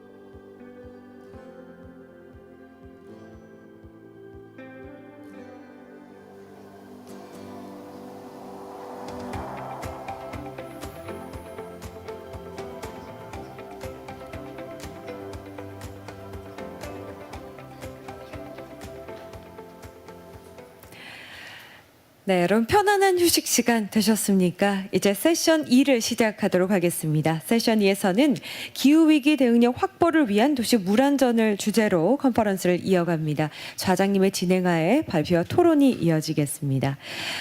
So welcome back from your break. So we'll now begin session 2 on water safety. So in this session, we'll be talking about water safety of cities to secure climate change adaptation capacity. Professor 권현한 will lead this session. 네, 세션 2는 세종대학교 권현한 교수님께서 좌장으로 수고를 해주시겠습니다. 좌장님께 마이크를 넘기겠습니다.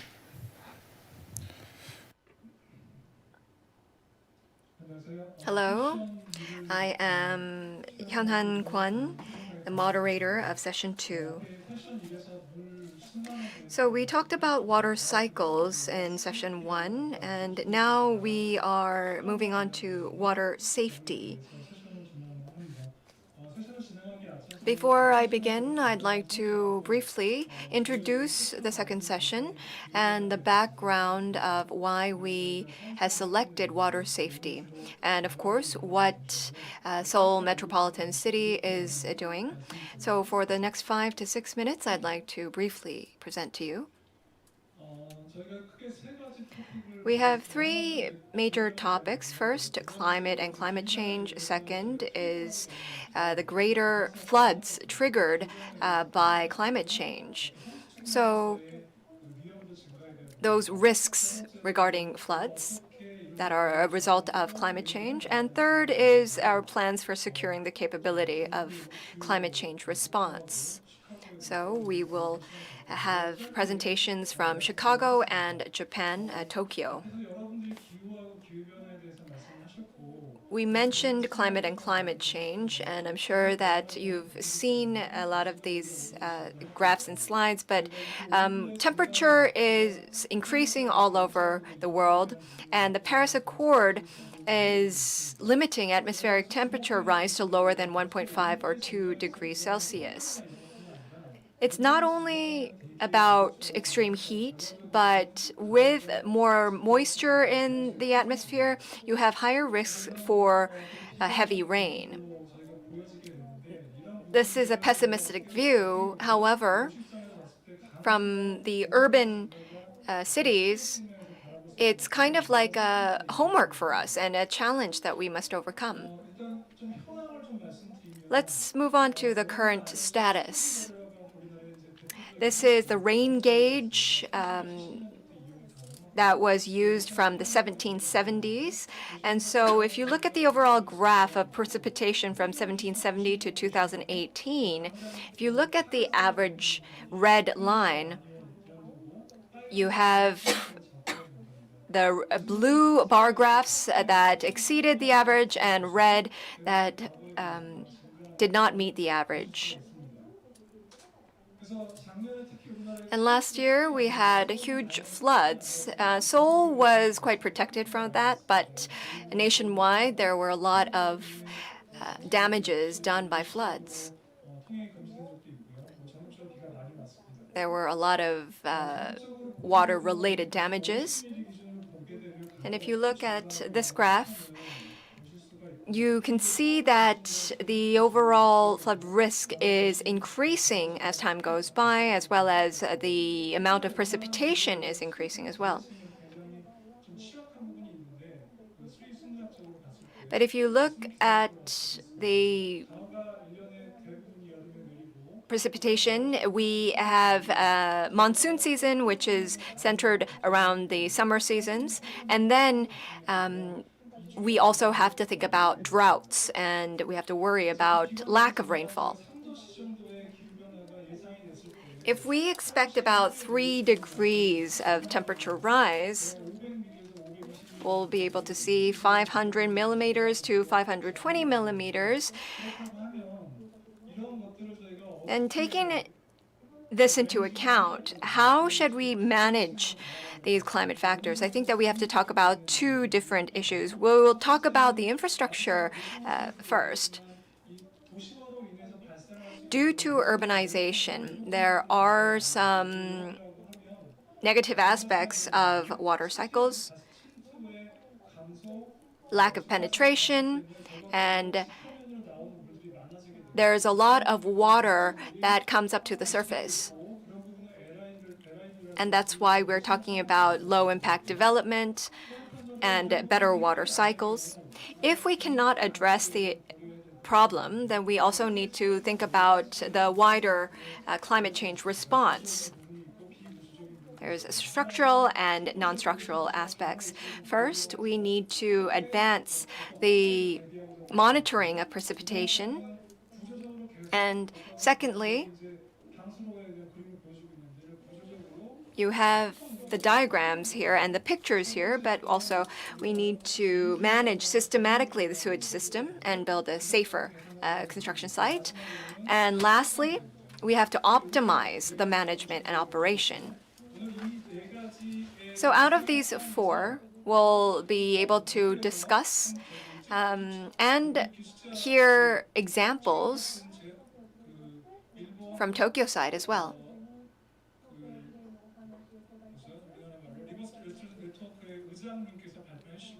So the chairperson of the Japan River Restoration Network, and the second talk will be done by the public affairs specialist from the Metropolitan Water Reclamation District of Chicago.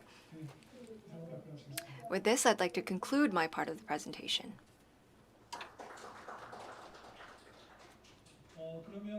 Then I would like to invite, first of all,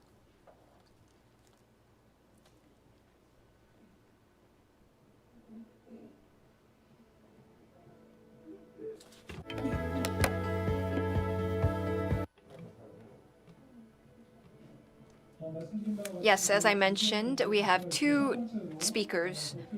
First, from Tokyo, to talk about the systematically structural and non-structural anti-disaster measures for the prevention of storm and water damage.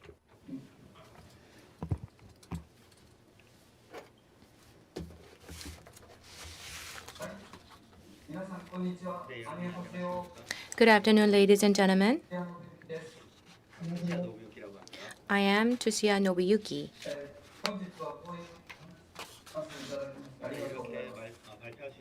I'm very pleased and grateful for having this opportunity to make a presentation.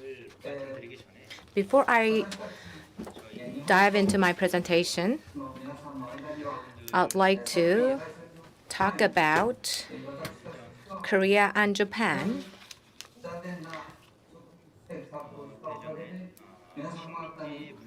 and the relations between the two countries. Due to the colonization, Japan gave a lot of pains and emotional pain and problems to people of Korea, and I would like to apologize to you for that. At this international conference, you invited me to make a presentation, and I'm very grateful and thankful for that. I'll do my best in my presentation. Now, let's move on to my presentation. In Tokyo, we are also experiencing climate change. So how we mitigate water disasters in Tokyo. So let me introduce you our efforts in that regard.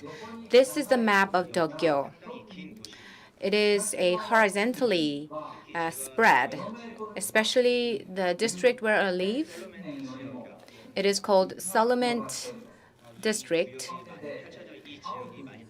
And this is wide area. I'm indicating the blue area. This is the area where I live. And this area will be submerged without decks or embankments. In this area, there are about 3.3 million citizens living. To the west,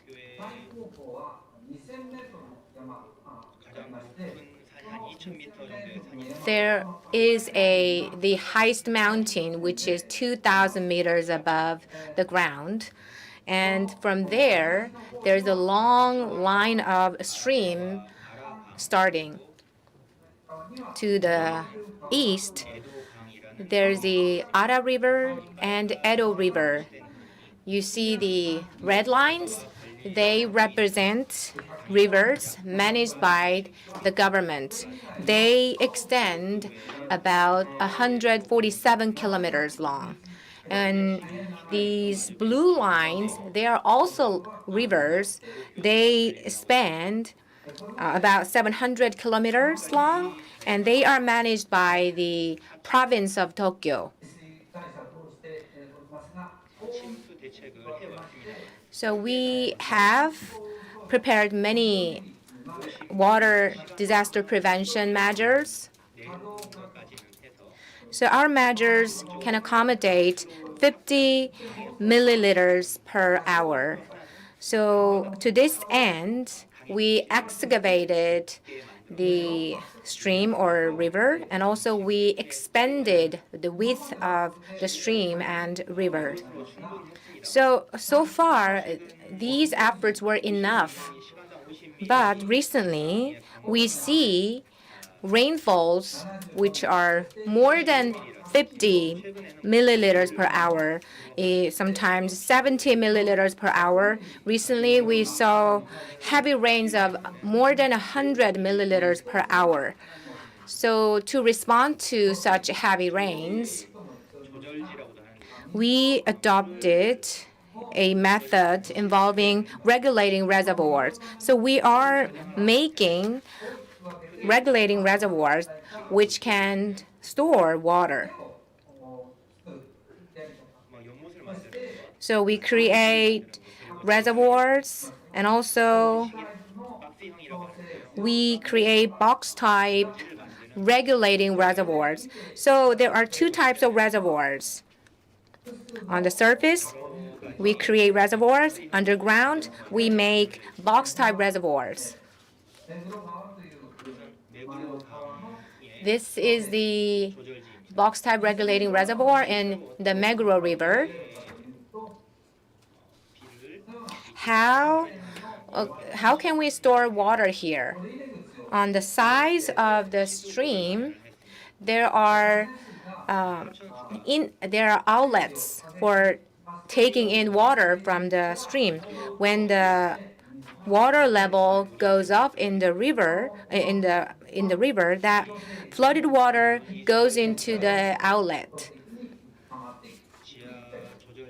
And from there, water flows into the underground reservoir. Another thing is this reservoir is created underground at a park. This is a regulating reservoir in Gen-Fukuji River. So it's a circular shaped, and it is not actually adjacent to the river. It is away from the river, but from the river, flooded water flows into that reservoir. This is also a box-type reservoir. So another regulating reservoir is tunnel type 1. So in an area that requires a large-scale reservoir, we create this huge tunnel, and this tunnel is used as a regulating reservoir. What you're seeing on the slide is the Ganghwa River Ring Road number 7 underground regulating reservoir. Its diameter is 12 meters. So the lines represent tunnel-type reservoirs, and dots represent box-type reservoirs. Today, among them, I'm going to talk about the largest underground reservoir, which is located under the number 7 Ring Road. This number 7 Ring Road is near the Gangda River. So this is the river, and the upper stream, there are Myosoji River and Tenkuchi River. There are many tributaries of the Gangda River. So these tributaries, they existed in Edo. It was the formerly Tokyo's old name. So in the old pictures and paintings, these tributaries often appear. But as Tokyo becomes urbanized, it attracted many population and a lot of people living there. And the buildings are densely built. So with heavy rains, we had to respond to a lot of water in Tokyo. This is the picture of flood in Tokyo in 1972.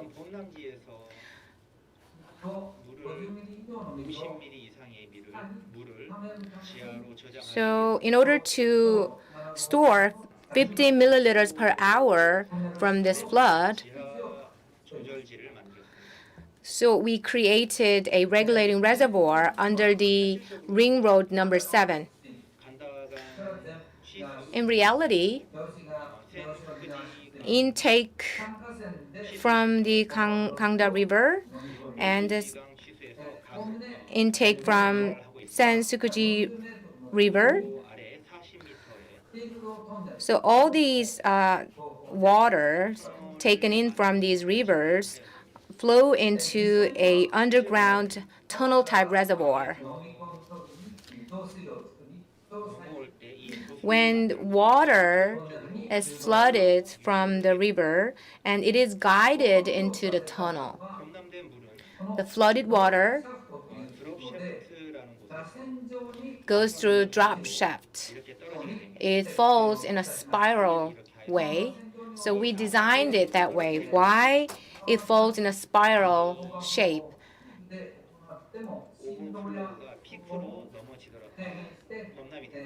Even though there's a peak of overflow, the vibrations and speed can be lessened when the water goes through the spiral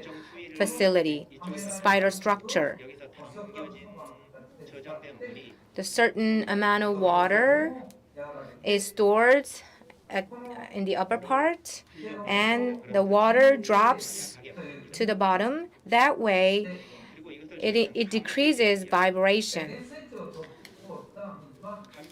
And that's why this place is called energy loss pond. And from the energy loss pond, water flows into the underground reservoir under the ring road number 7. The slide shows the picture of the reservoir. So in this reservoir, we can accommodate and store 5.4 million tons of water, and its length is 4.5 meters. So when we take water from the river, you see the gates of the outlets. The water level goes up, but once the gate opens, the water flows into the outlets. That way, the water level of the stream goes down, ensuring safety in the region. So on the right side, you see the picture of open gate of the outlet. So when there's no rain, citizens are allowed to take a field trip into the facility. So we open this facility to citizens when there's no rain. The height of this tunnel is 12.5 meters. So we had a woman stand up inside the tunnel. So this shows how big the tunnel is. So once the rainfall stops and the peak level will be lessened, so gradually and slowly we flows down the water into the reservoir. But once the water level goes down, to the lower level, we brings back water into the stream. So the opening of the outlet is very small, and that small size opening is enough. This is the main pump. This is such a small pump compared to the size of a tunnel type reservoir. So gradually and slowly, this pump brings back water into the river. I believe in Korea and Japan, we are in the same situation. So when you compare the data, the current data with the data of 30 years ago, so we see that hourly rainfall is increasing. So we see a lot more heavy rains recently. So far, the reservoirs were enough. But now, due to the global warming, we have to expand the capacity of these intake reservoir facilities. So Tokyo has to make such expansion. So we created a regulating reservoir in the Shiraku River. So this river is located in the northern part of Tokyo. So from the Shiraku River, the flooded water goes to both the pipe type reservoir and the box type reservoir. For box type reservoir, 220,000 tons of water can be accommodated. And for tunnel type, it can also accommodate a large amount of water. But still, if rain falls 100 milliliters per hour, still we will have a flood. So we have to create an expanded regulating reservoir. So currently we are constructing it.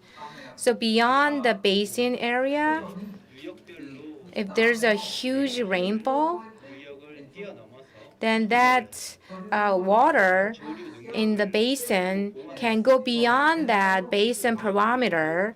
That way we can increase the water management capacity. Currently, when we combine all these facilities for expanded facilities, we can accommodate 68,000 tons of water. And when we combine the new reservoir with existing reservoir, we can accommodate more than 1 million tons of water. So we expect that this will contribute to the lessening of rising water levels. And new tunnel type reservoirs are being constructed deep underground. So that construction is underway right now.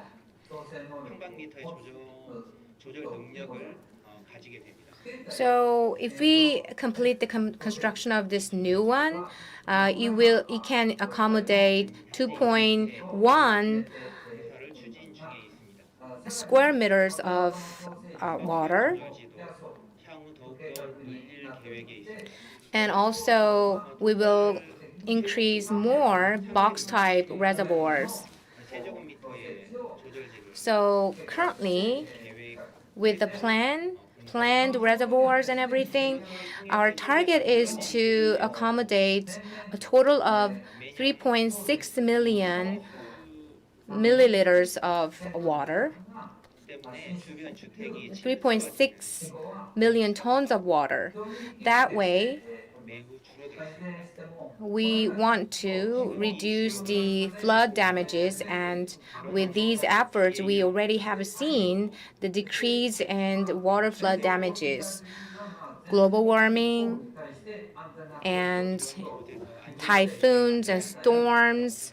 So we have to create a safe city from these natural phenomena. And so we are trying to create the hill town. So we are trying to develop more towns on hills, which is elevated from the ground. And for parks in those areas, we are building embankments on higher places. And also, we are trying to create towns on hills. That way, these towns can be safe havens for people from floods. And we enacted the Basin Flood Control Act. In the upper stream, we build dams, and in the midstream, we use retention basins, and in the downstream areas, we have catchment facilities. So we don't just focus on one area of the river. So throughout the river, we trying to increase safety, and that is reflected in the Basin Flood Control Act. And there is a high-risk area, and we move facilities from high-risk areas to low-risk areas. So basically, we established the optimum relocation plan. So even by changing the places where people live, we are trying to ensure safety. This might be a complex explanation, but still, thank you very much for your attention.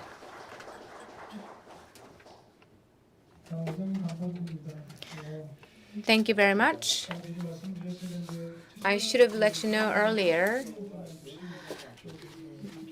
The Professor Chishubia has been involved in this area. So he directly involved in the planning of these reservoirs and designing of these water management facilities. So now let's turn to Chicago's case. Mr. Justin Brown has sent a video speech. Why don't we watch that? My name is Justin Brown. I'm a public affairs specialist at the Metropolitan Water Reclamation District of Greater Chicago, or MWRD. The MWRD is a government agency responsible for treating wastewater and managing stormwater for the Chicago region in the United States. I'm going to talk to you today about our Tunnel and Reservoir Plan, or TARP, also known as the Deep Tunnel. TARP is a system of huge tunnels hundreds of feet below ground that flow into gigantic reservoirs that are designed to protect our rivers from sewer overflows. The concept of using large diameter deep tunnels to capture combined sewer overflows was first developed for the Chicago region, and it's now being implemented to protect rivers in cities all around the world.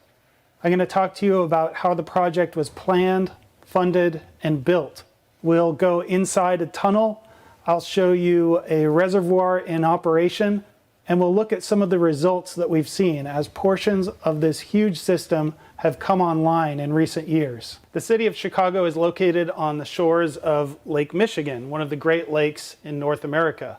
The Chicago River, Des Plaines River, and Calumet Rivers, as well as some smaller streams, flow through the Chicago region.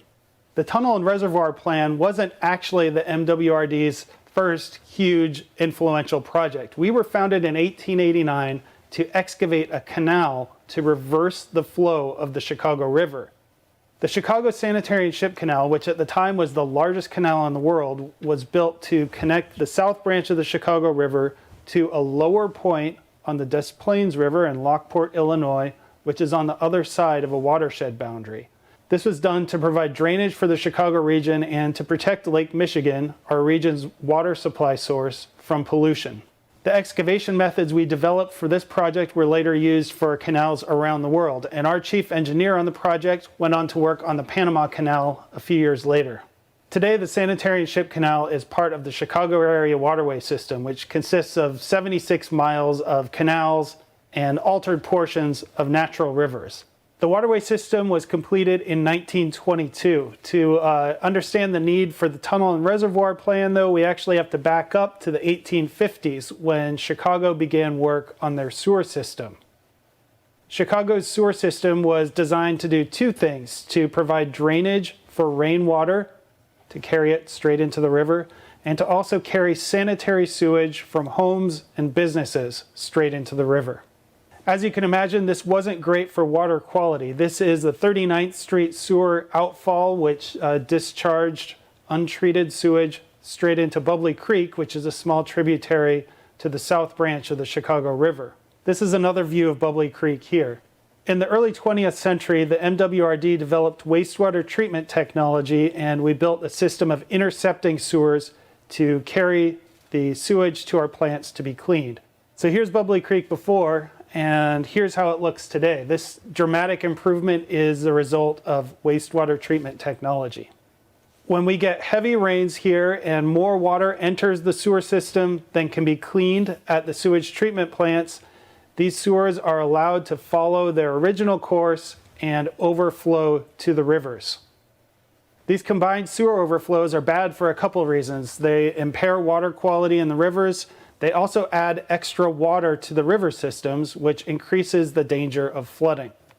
As the region grew in the 20th century, more paved surfaces sent more and more rainwater into the sewer systems. By the 1950s, we were seeing combined sewer overflows about 100 days a year on average in Chicago and surrounding communities. In 1967, a flood control coordinating committee was formed to look at ways to address this problem of combined sewer overflows. The Flood Control Coordinating Committee consisted of the MWRD, the City of Chicago, our county, Cook County, and the state of Illinois. The Flood Control Coordinating Committee considered over 50 alternatives and selected what would become TARP as the most feasible, cost-effective plan with the most benefits and the fewest negative impacts. It's interesting to look at some of the alternatives that they considered. For example, one option had us shutting down all of our sewage treatment plants and sending the Chicago region's untreated wastewater to downstate Illinois to be dealt with there. Another proposal had a series of lagoons along the shore of Lake Michigan. They also, of course, looked at putting in a separate sewer system with a separate set of pipes for sanitary sewage and stormwater. And that option was determined to be too expensive and too disruptive to communities. Additionally, since a separate sewer system would still be sending rainwater into the waterways, it wouldn't provide the flood mitigation benefits that they were looking for from the project. In 1972, the MWRD officially adopted TARP as our area's plan to address combined sewer overflows. The plan called for a system of large diameter deep tunnels to capture sewer overflow water and carry it to huge reservoirs for storage. After the storm passed, the water would be pumped back out of the system to our treatment plants to be cleaned. This was a new concept at the time. Nothing like this had ever been built, so there were initially some challenges in sorting out how the federal partner funding would work for the project. The federal government ended up determining that the tunnels would primarily have water quality benefits and could receive funding under the Clean Water Act. This is because computer simulations of the system in operation showed that the tunnels would capture the more concentrated first flush of water from the sewer system and would end up reducing the overall pollution released by about 85%. So that's just the tunnels alone there. Meanwhile, the reservoirs were determined to primarily have flood mitigation benefits, and so they could receive funding under the U.S. Army Corps of Engineers. So because of the way the federal funding worked out, the project ended up getting broken up into two phases, phase 1, tunnels, and phase 2, reservoirs, even though it was originally planned as just one big system, and that's how it operates today.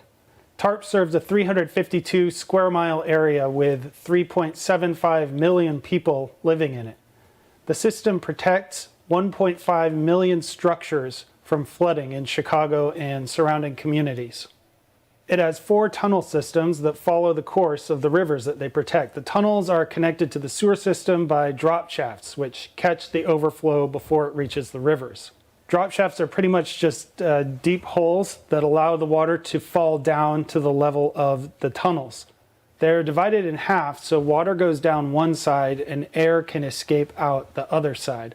And that's important because we don't want air to get trapped in the tunnel system. The drop shafts vent this air to the surface, and most of them have flexible louvers that prevent odors and air from escaping in dry weather. In some cases, these louvers are at the surface, and if the tunnel's filling, you can see these louvers rhythmically moving as air vents from the drop shaft. Last year, someone shot this video of one of our drop shafts as the tunnel was filling and posted it online on Reddit, and people had fun adding music to it because it kind of looks like the louvers are dancing here.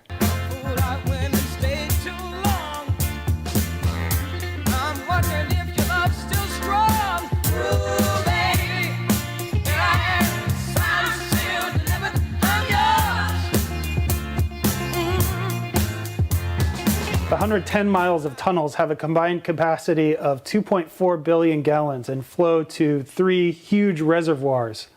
Majewski Reservoir is near O'Hare Airport and has a capacity of 300 million gallons.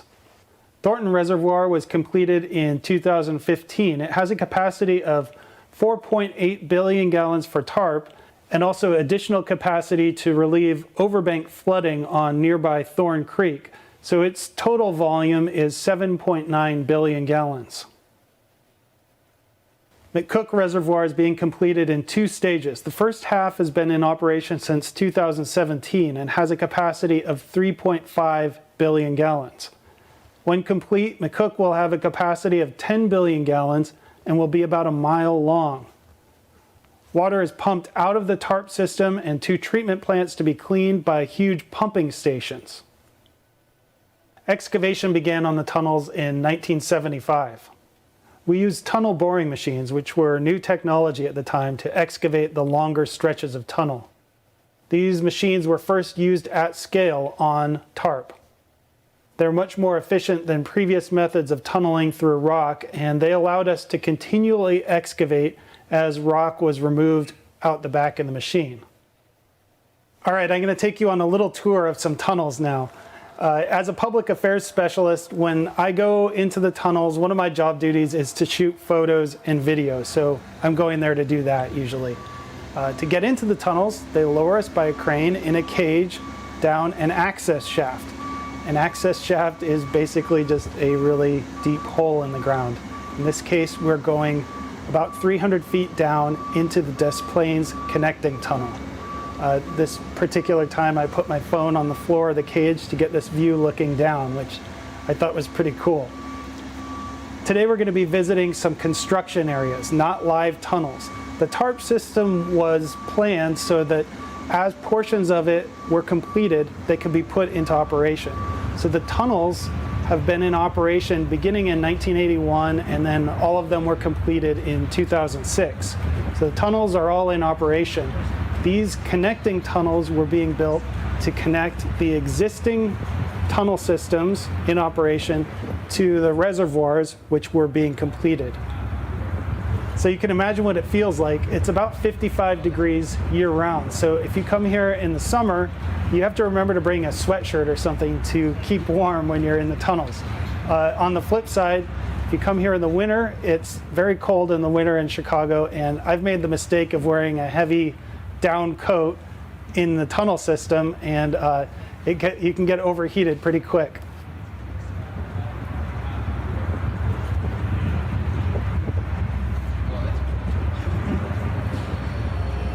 After being excavated from rock, the tunnels are lined with a concrete liner, and this provides a layer of sealant and gives the tunnels a smooth interior surface. To pour those concrete liners, we use a movable concrete liner form, which you see here. We come back up to the surface the same way we came down.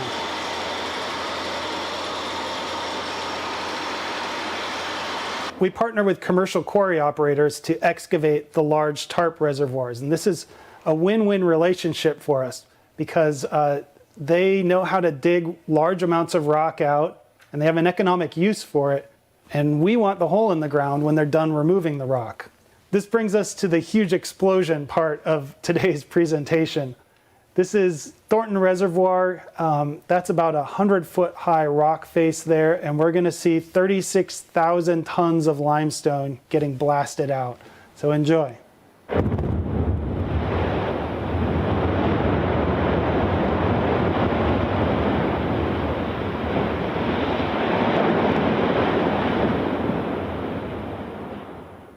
After using explosives to excavate the rock, the quarry operator is loaded into trucks and it's removed to be processed and sold.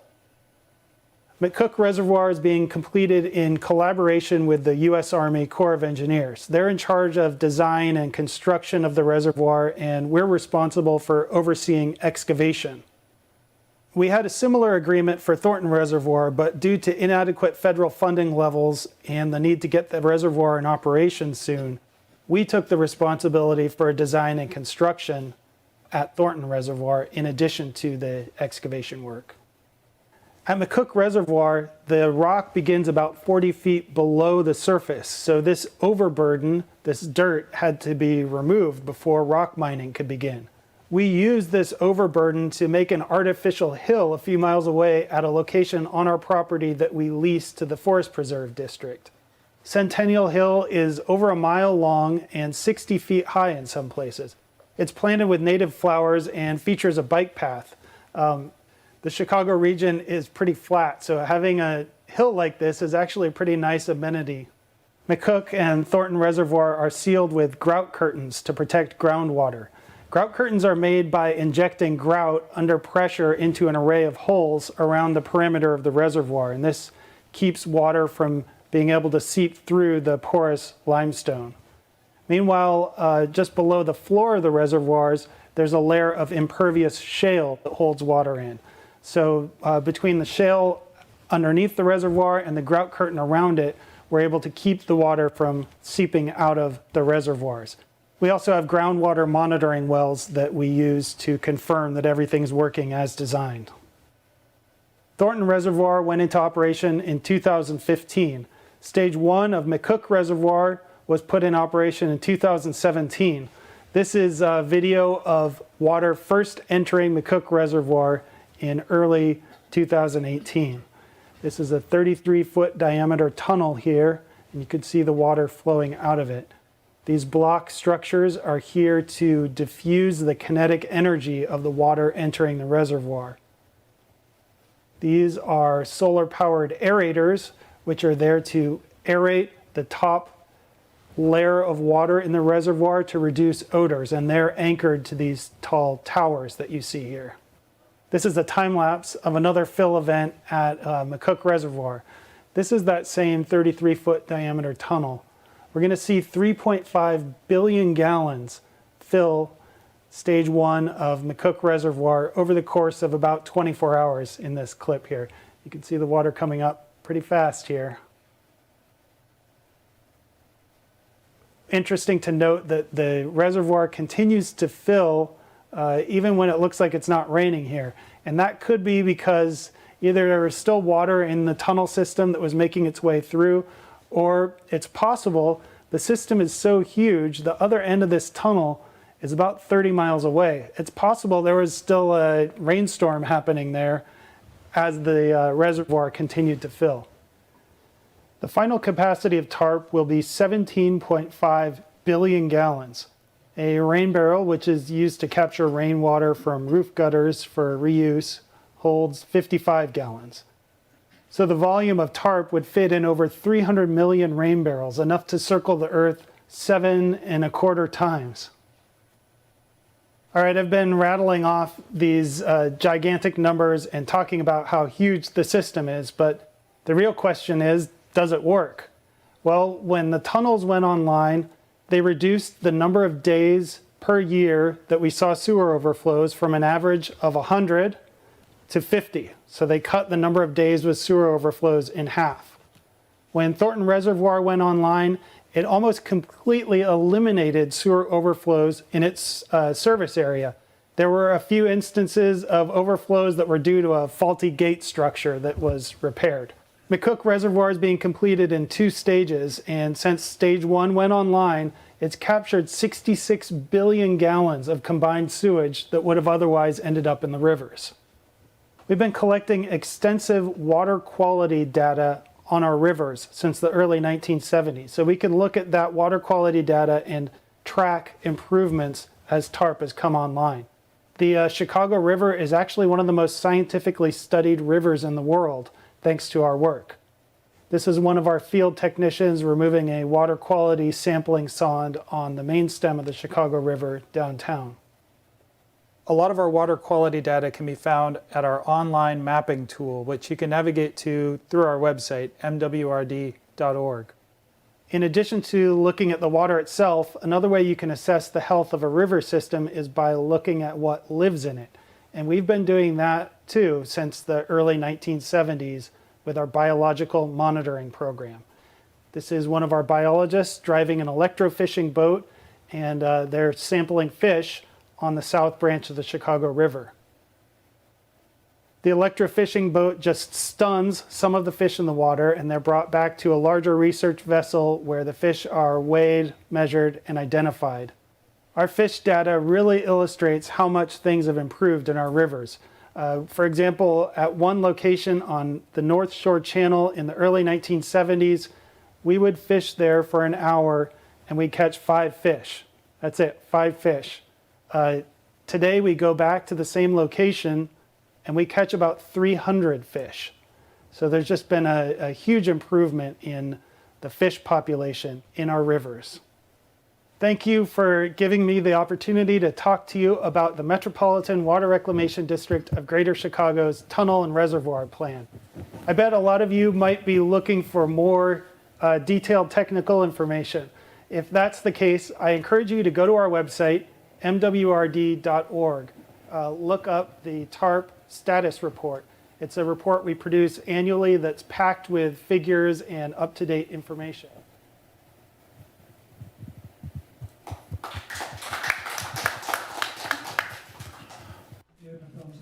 Thank you very much for the presentation.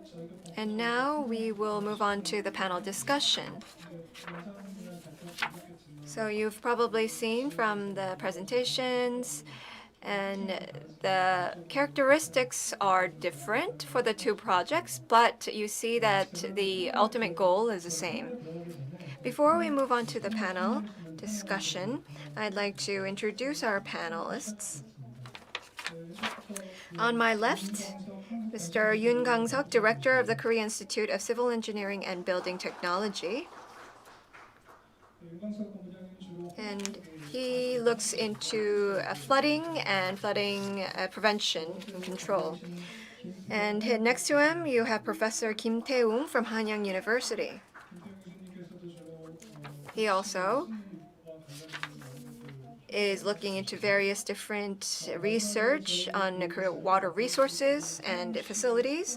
Last but not least, Director Son Kyung-chul of Water and Disaster Management Division at the Seoul Metropolitan Government. We're limited on time, so please limit your answers to about 4 minutes per question. So first, to Director Yoon Kang-seok. We had 2 case studies. And for the past 20 years, we have been talking about these areas. Some have proceeded, some are still pending. But what are some aspects that we really need to benchmark from our side? Yeah. You can hear me well, right? Thank you for your presentations. So we watched a video, but it was a great presentation. Regarding how to deal with the floods, so two different countries' cases were well presented. Listening to and watching the presentations, what I felt from the perspective of flood prevention is that Tokyo and Chicago are doing the project of constructing reservoirs and waterways. So I think that these two countries, these two cities have clear goals. For Chicago, for water quality and flood prevention, they had to make reservoirs. And for Tokyo as well, there were many flooded areas. So to distribute water to other wider areas, they created and promoted this project. So these two cities started with clear goals, and it has a lot of implications for Seoul. And also these two cases have similarities. A long time ago, Tokyo and Chicago started this flood prevention project. So at the initial phase of modern construction, Chicago started a project of creating reservoir. So for such a long time, these two cities have explored many alternatives and solutions. And while forming a common ground and consensus, they moved on with the flood prevention project.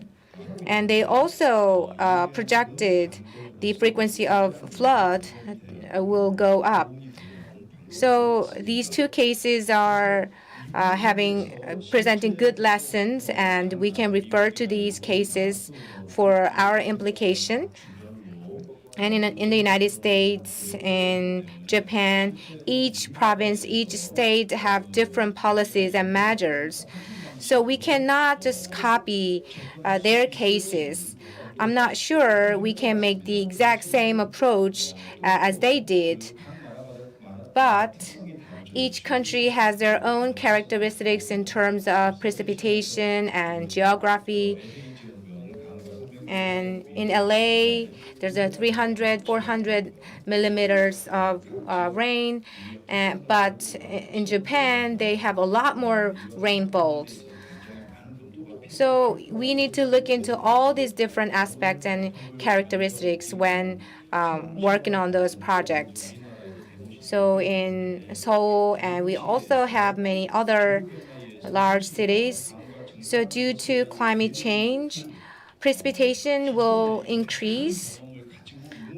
So we can refer to countries and cities with accumulated experiences in responding to floods. So we can work together with these cities to minimize the flood damages.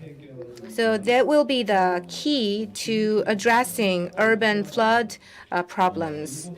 Also, in Japan and in the United States, they have experiences prior to us. So their experiences can help us maximize the efficiency of the flood prevention projects that we are going to carry out. So we can share our best practices and experiences together. If you have more questions, you can ask questions later. Professor Kim, if you have any questions or comment, please go ahead. As Director Yoon said, Tokyo's underground reservoirs and Chicago's deep tunnels were very impressive. In Seoul, I think we are in similar situations as they did. So we have a director of stream management at the Seoul Metropolitan government. So I'm aware that the Seoul Metropolitan government is also considering the large-scale reservoir construction project. So how far you have gone in that project? The Seoul Metropolitan government experienced large-scale flood damages in 2016 and 17. So we identified the flood-prone areas and prepared measures for each area. So flood vulnerable, those areas vulnerable to floods. So we picked high-risk areas, the Yangcheon district and the Sarang district and Gangnam district. These three districts were identified as most vulnerable to flood damages. So we thought that we can create waterways in these areas that could be the best solution. For Shinhol district, from 2013 to 2019, we invested 190 billion won in developing and constructing large-scale tunnels. And this project is completed, and we are actually operating this tunnel. So from 2020, we've been running this tunnel. Since then, there's 0 case of floods in that district. In the Sarang district region, in the Sarang district, from Isu to Hwacheon. So we are trying to build a complex tunnel there.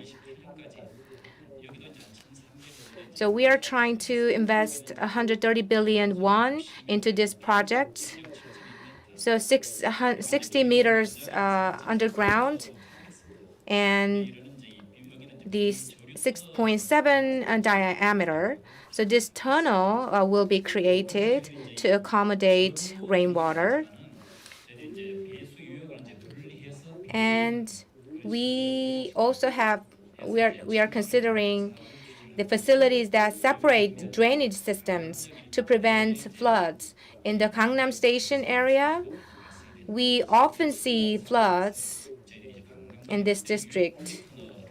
So we are trying to create and construct a separation tunnels.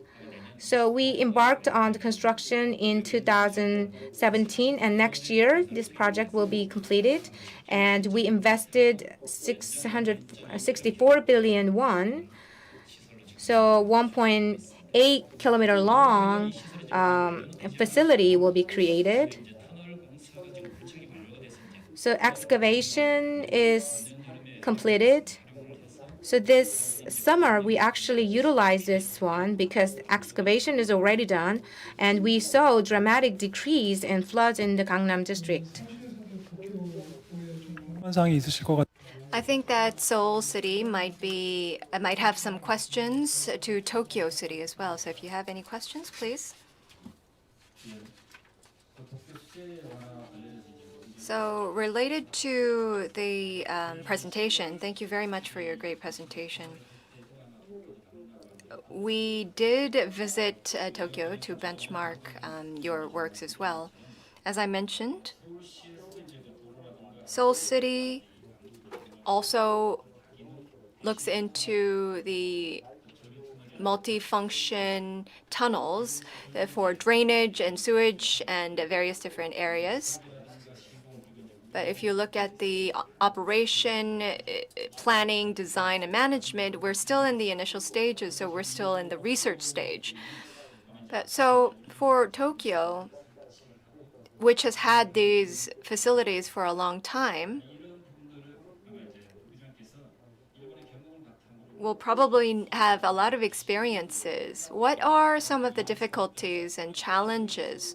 And in order to successfully proceed, if you have any tips that you can give us.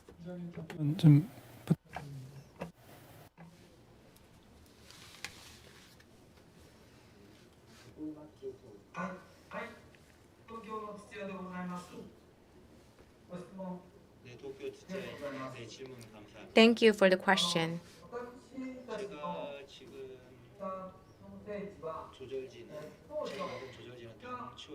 The regulating reservoirs that I involved in constructing,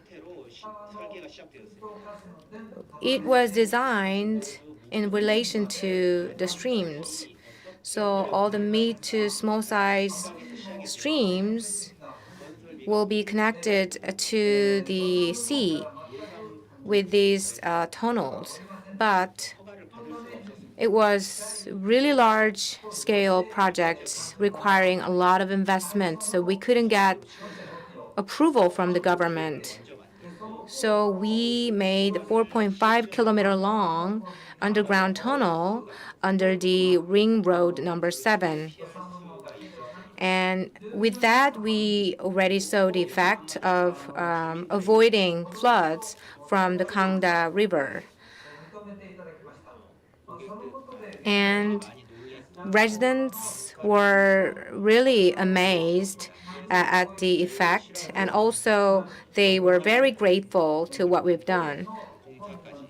So we extended the construction to other areas. So with a great support from local residents, we could move on with the construction project. So understanding and support from the citizens is the key.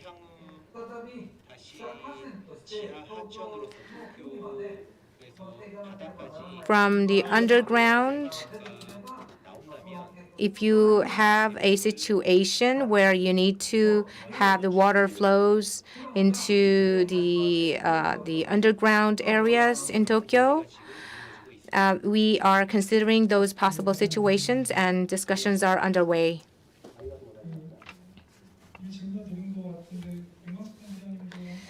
So, Director Yoon, do you have any questions to the Japanese speaker? Would you please take this opportunity to ask questions? So his presentation slides are very detailed, so I have many questions, especially regarding policies. So in your presentation,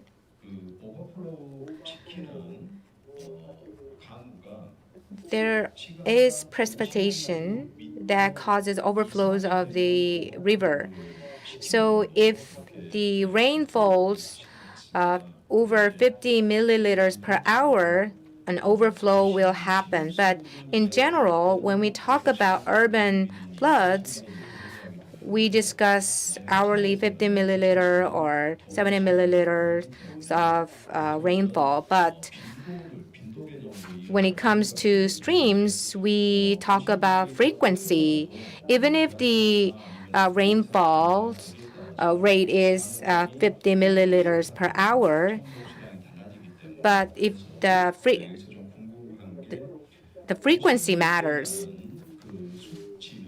the figure 50 milliliters per hour was determined in consideration of the frequency, flood frequency of the stream, or it was just a general rule. Another thing is, so there's a fluctuations in floods. So in terms of the government's policy, so up to how much of rainfalls will you be able to counter? So in terms of water management and flood management, would you please address these questions?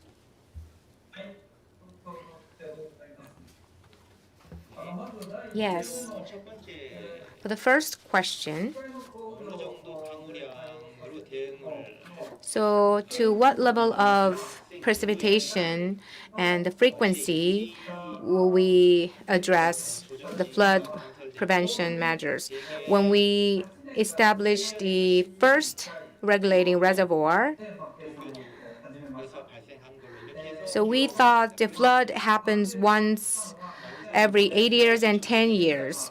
But the first reservoir was completed in 2005. So since then, we've been using this reservoir for about 15 years. So we see 50 milliliters of rain 50 milliliters of rain per hour happens every 2 years, so frequency has increased. So there was one time that the precipitation happens at more than 100 milliliters per hour. So we have to be prepared for such situation because it will happen more often. For streams, 50 milliliters per hour. But if it rains more than that, the underground regulating reservoirs will be solutions to address overflow. The extended and wide area reservoir is completed, we can respond to 72 milliliters of rain per hour.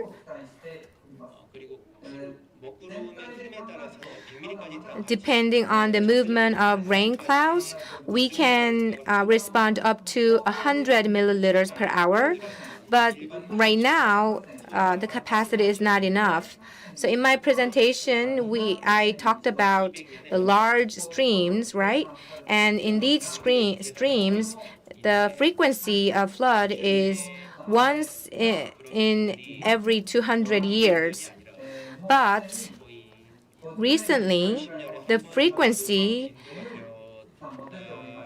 has increased like once every 50 years. So even for the grade 1 large-scale rivers, we have to set our policies and initiatives, including those large streams and rivers.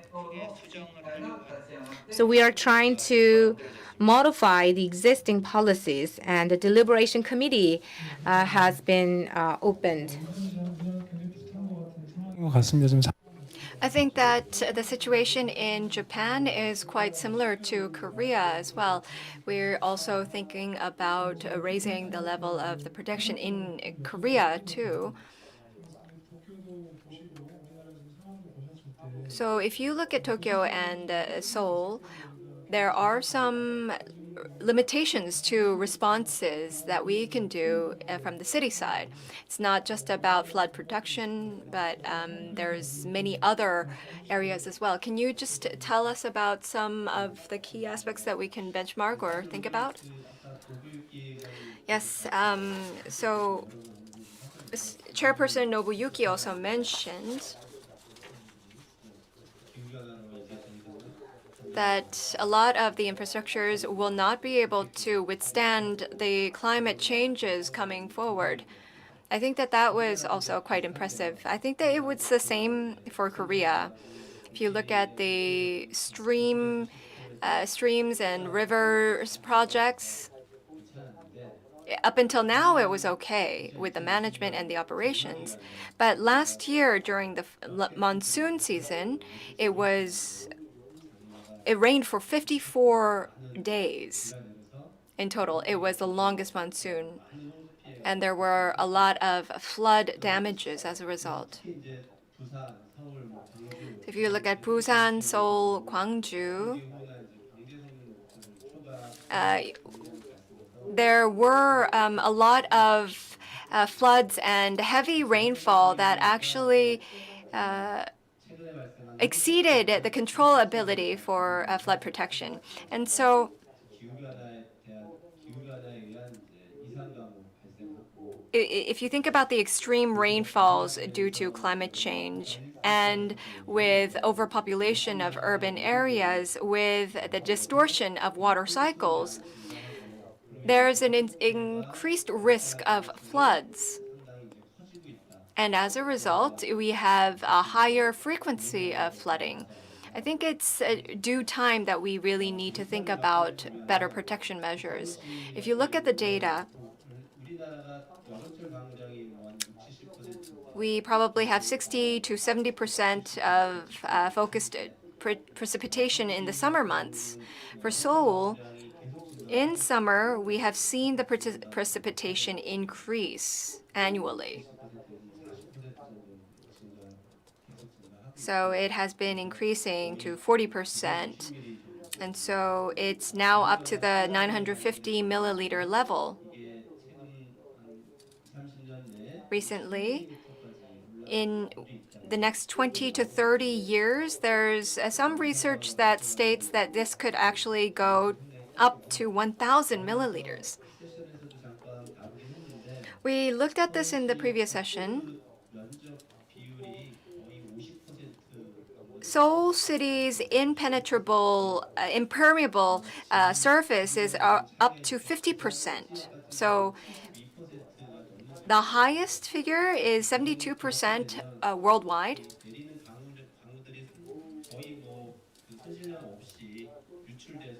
And that means that almost all of the precipitation, or 70% of that precipitation, results in overflooding or floods. So we gathered together with different government agencies and proposed 5 different strategies for flooding and protection. First is protection of floods. Second is smart technologies. Third, using ICT technology. And in the urban areas, if you look at some of the action plans, they're raising the safety standards and regulations for groundwater and sewage, and expanding the projects for flood protection and damage control. This is all related to extreme rainfall events due to climate change. And these are some response measures from the government in order to respond to that. So we heard about Chicago's case as well as Tokyo's case. I think that it has a lot of implications for us. And we also heard the Seoul Metropolitan Government's case from Director Se-hoon. They could just be temporary fixes. So we need to look into the multifunctional tunnels so that we contemplate and ruminate over the functions and the design once again. Secondly, because of the distortions in the water cycle, we mentioned that there are higher risks of flooding. This prompts the government to think about better flood prevention measures. Under the LID projects, there's quite a lot of limitations in the widespread flood prevention systems that we have. So we need to improve the water circulation structures in and around Seoul. And we also need to liaise with Greenleaf and look into greener construction measures. Through this, we have to strengthen our resilience regarding floods. So this is something that's quite necessary for us to do.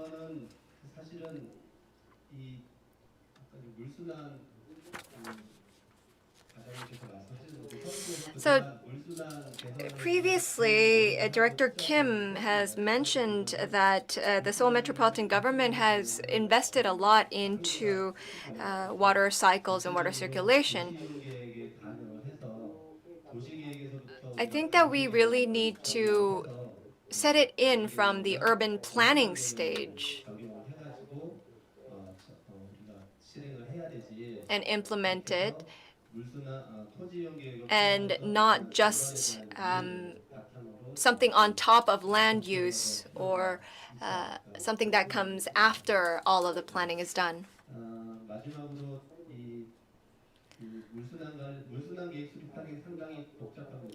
Having the water cycle planning is quite complicated because you have a lot of stakeholders, the government, the local government, as well as the public. So you do need to involve all of them and communicate and come up with the right water cycle plan to raise our response and resilience against major floods. Well, yes, thank you for giving us the roundup of regarding water cycles.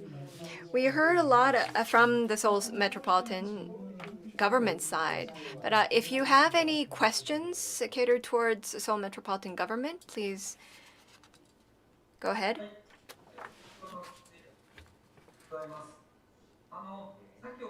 Thank you very much for the opportunity.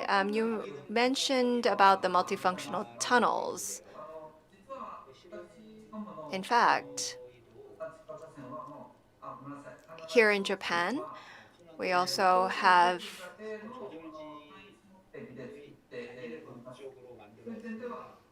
the circulation route number 7 that actually acts in that purpose. But I'm a bit more curious about the multifunctional tunnels that you're mentioning. Yes, please answer. And if you have any questions, Director? Yes, the multifunctional tunnel is something that we're planning here in Seoul.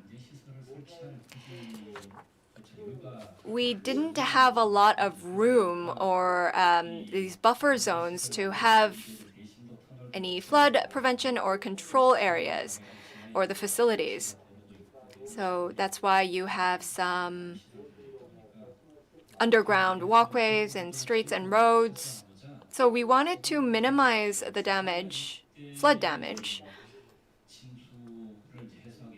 in order to make Sadangdong a bit more resilient to floods.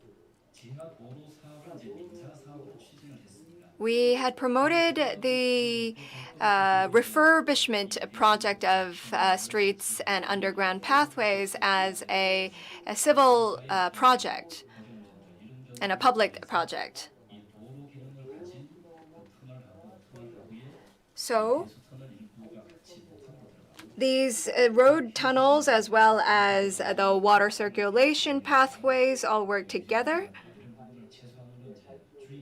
And in order to minimize any problems or damages done to the city, that's why we're planning them all together. Thank you. I think it's a very good idea. So this project requires a lot of budgets. I think what you suggested will be very useful. So let me continue to ask questions.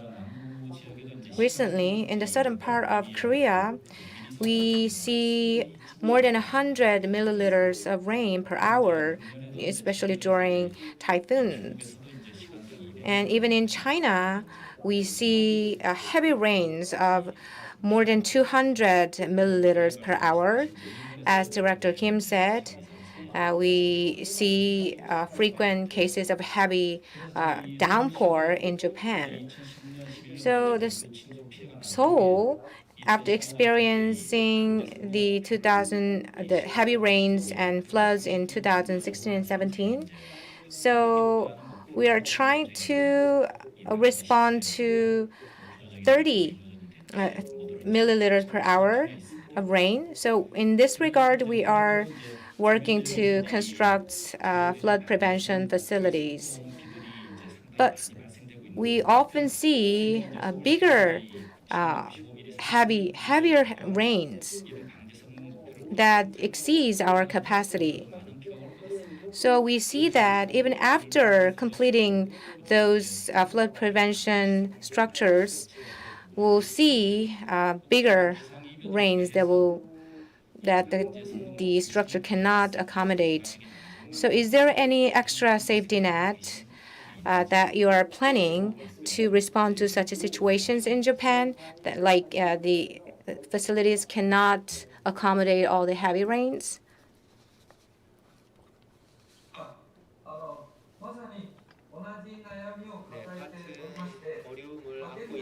I think we share the same challenges and same concerns. So wide area tunnel was constructed. So we are trying to construct a wide area tunnel to respond to infrequent heavy rains.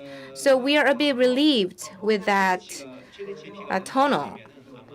So due to the climate change, if the rainfall peaks, I don't think the existing or the planned facilities can accommodate that. So for large rivers, the Japanese government is considering these large rivers, and we are trying to control mid to small-sized streams that join the large rivers. So how can we better manage and control those small streams that connect to the large rivers? So we haven't completed the relevant research yet, and we are just monitoring the situations right now. So we're almost out of time. So if our two panelists have any final comments. So I think it's related to your comment just now. The urban space has to have the sewage system as well as the stormwater treatment systems. You mentioned that they should be linked together to comprehensively manage floods and flood prevention. I think that that's quite necessary for us. We still need a long ways to go. But what about Mr. Yoon? I want to ask how you feel from the Korea Institute of Civil Engineering and Building Technology side. I think that it's very difficult to discuss such a complex issue in just a short amount of time. If I were to just make a short comment on that, in the city, to prevent floods, you have to pull out water fast. But then if you do that, then the sewage system and the groundwater overfloods. So you really need to have the meticulous calculations behind it. You have to have different organizations that are managing the water. If they work in silos, then we will not be able to all achieve balance. We have to have a comprehensive plan deciding how this is controlled, and the municipalities and local governments have to work together. And that's the only or the best method, I believe, to respond to climate change. Yes, thank you, Dr. Yoon. We had about 35 minutes of panel discussions, but I think that it was too short to discuss everything. But the gist was that the risks of floods are increasing because of climate change, and there's an increase in precipitation. So that's why we need to think about various different options. Tomorrow, we also have another session, so we'll have some more time to discuss further. Thank you very much, Chairperson Nobuyuki, and thank you to the three panel discussants. Thank you. 네, 대단히 감사합니다. 이렇게 세션 2를 함께 하셨습니다. 세션 2에서는 도시의 물 안전 확보를 위한 정책부터 기술까지 종합적인 관리 전략을 말씀해 주셨는데요. 수고해 주신 모든 연사분들, 패널분들께 감사의 말씀을 드리겠습니다. Session 2 discussed comprehensive management strategies from policies to technologies for securing water safety. I'd like to thank all the speakers and the panelists for this very informative and productive session. 네, 이번 세션 깨끗하고 안전한 물로 국제적으로 인정받았던 이 4개의 물재생센터 그리고 또 서울시의 자랑이죠. 이번 물안전 세션은 도시의 홍수 그리고 호우 방제 대책을 넘어서 공공하수도 정책과도 연결이 되는 도시 물안전의 폭넓은 시각을 공유할 수 있었던 아주 의미 있는 시간이라고 할 수 있겠습니다. The 4 water treatment centers globally recognized for clean and safe water are Seoul's pride. So this water safety session was very meaningful venue where we could share extensive ideas on urban safety, which is connected to public sewer system policies as well as flood prevention and heavy rain disaster prevention measures. So with that, we conclude the session 2. Before we proceed to the next session, we're going to take a 5-minute break. 네, 오늘 마지막 세션 진행하기에 앞서서 5분 정도 휴식 시간을 갖고 이어가겠습니다. 잠시 후에 뵙겠습니다.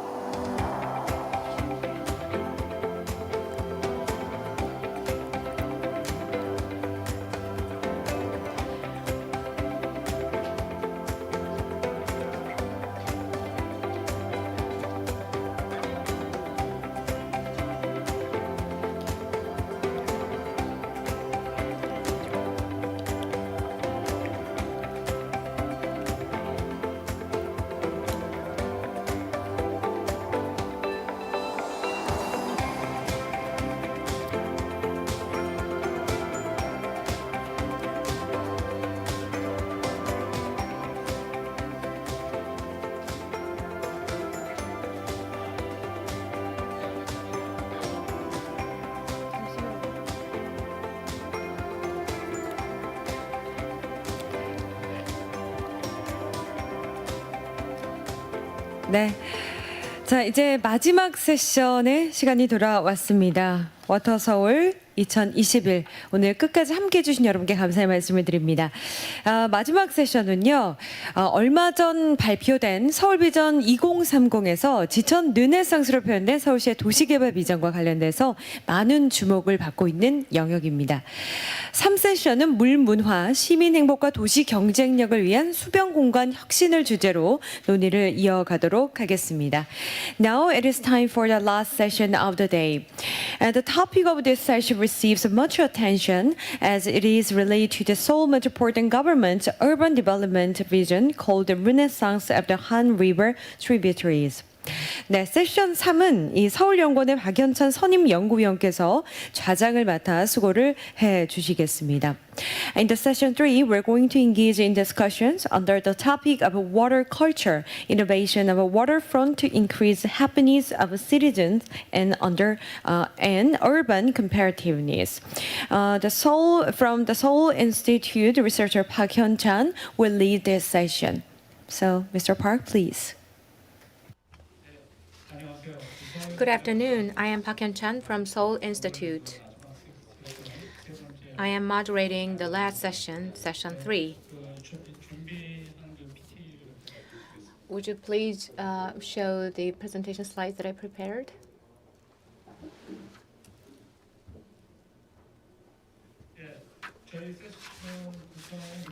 So this session consists of these elements.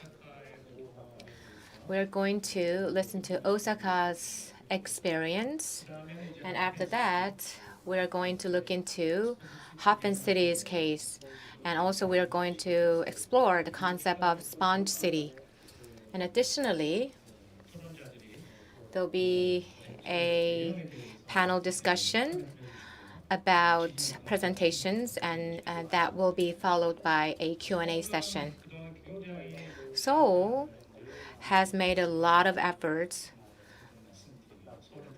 especially regarding the Han River. We have made a lot of efforts at the central government level, at the local government level. We have made a lot of efforts.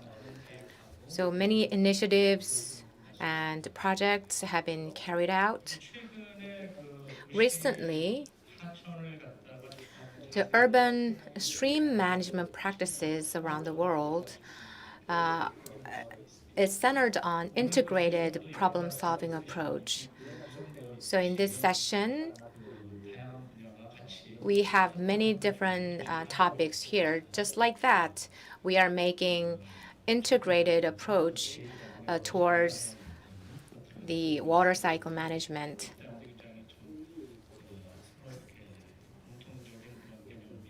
So we need to share the same concepts and ideas on the relevant topics. The Seoul Metropolitan City has streams and the Han River. So the city is making an integrated approach to all these streams in consideration of the population and land use and river basins.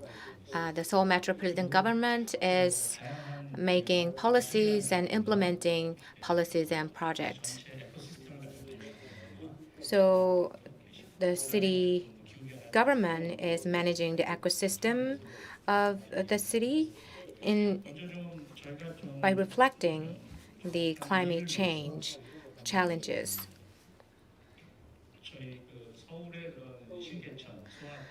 So in Seoul, we have streamlets and streams and rivers. Until 1933, we see our streamlets in Seoul are very curvy and serpentine. This is the old picture. As you see in this map, the red dotted line is the parameter of the city Seoul. And recently, we see many reclaimed streams So this map was created about 10 years ago. So since then, we see our streams and the streamlets have been straightened up. They're no longer curved. So there have been many modifications made to these streams. During the heavy rain seasons and dry seasons, there's a big gap and differences in the water levels. The River Thames and River Seine, the water levels are very different. So we need to take note of those differences in terms of water level by river. So we took this picture in a helicopter. So it's been about 10 years. So it shows the 4 streams of Seoul. So based on this picture, you can have a basic concept of the major streams in Seoul. So when you look at the dissection of the river, there is a water area and waterfront area and bank. And for the city's logistical purposes, there's a main roads and embankments. So this is the section view of the stream and river, but even this section view is different depending on the city. So you need to remember that each city has a different situations. So waterfront development and water riverside improvement. So when we do this, we collect opinions from citizens. Sometimes there's a discussions and controversies and debates on where we need to put a focus. Is it ecological conservation or development? So we need to form a common ground on development with the participation of citizens. Up until 1990, so water management was focused on safety and sewage treatment. But nowadays, we focus on the utilization of water. And in the future, our focus will move forward to the leisure and culture activities and ecological conservation of rivers and streams. So far, I have briefly talked about the topics we are going to discuss in this session. The first speaker is going to talk about the case of Osaka. So Professor Shinya Hajijime will make a presentation, and second speaker is Professor Jürgen Pitsch, and he is going to present us the case of Happen City development and what was the key issues there, and we can draw some implications from Happen City's case for Seoul's redevelopment plans.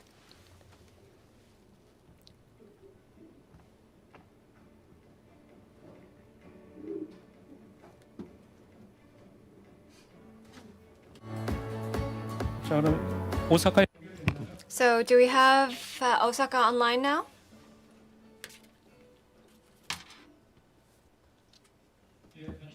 So please start the presentation. Yes, I can hear you very well. Thank you very much.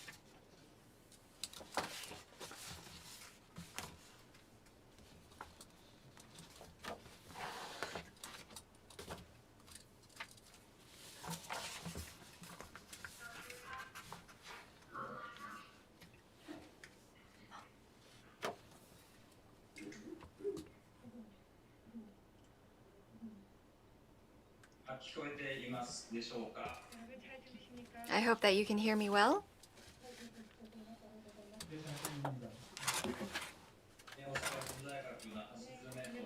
Yes, hello. I am Hashizime from Osaka Prefecture University. Thank you once again for inviting me to Water Seoul 2021. So the waterfront city, water capital city Osaka, is the topic of my presentation. So this is what we're talking about. The water capital is Osaka, and I'd like to talk about the definition as well as history of Osaka, and then the overall structure of Osaka and our vision. So these are the 4 different chapters that I will be going through. First, let's look at the water capital, Osaka. Osaka is actually the center of the Japanese island, and a little bit to the west, and you also have Osaka City. What you can see here is the map of Osaka. I hope that my screen is being shared. Yes, okay. So if you look at the Osaka city, in the center you have multiple streams of rivers. 10% of Osaka's land is covered with streams, and we have the old city, and the historical city is also called the circulation of water. And you have a Dotonbori River, as well as Nakanoshima and Yotobori rivers and streams. You have the water corridor here. And we have started the water corridor project since 2020. Because there is a lot of water-related damage in Osaka, we had the embankments near the ports, and because we have a high population density in the center of the city, we've had prevention control for damage. We also have various different facilities for that within the city as well. If you look, it was a region where there were a lot of ships and boats going to and from. Through land, air, and water, we've had a lot of different exchanges. Right now, there's not so much activity going on in the ports, but we still have the harbors and the ports. And if you look at the Higashi Yokobori River, this is where I was born. This is when I was a little boy. Very cute, right? And I could walk to the Higashi Yokobori River. In the past, it looked like this. It's 50, 60 years ago that after the industrialization of Osaka and in the process of development, this river became very polluted. And with the wastewater from factories coming in and the highway being built on top of it, it was quite a gloomy figure. And I have a lot of memories here because I was born and raised near this river. I really wanted to refurbish this river into an attractive river basin. That's why with the restoration project, we're still continuing on with that. Most of the issues here, you can see Dotonbori and the Dotonbori River. You have the eastern Naganoshima upstream side. And the Dotonbori River itself is an area that it has a lot of tourist attractions, and it's very attractive, aesthetically appealing, and it also has very many leisure activities for tourists. Next, let's move on to the history of the Osaka Aqua Metropolis.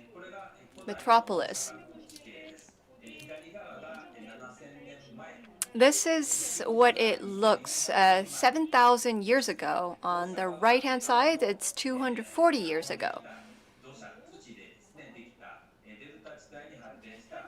You can see the Delta region,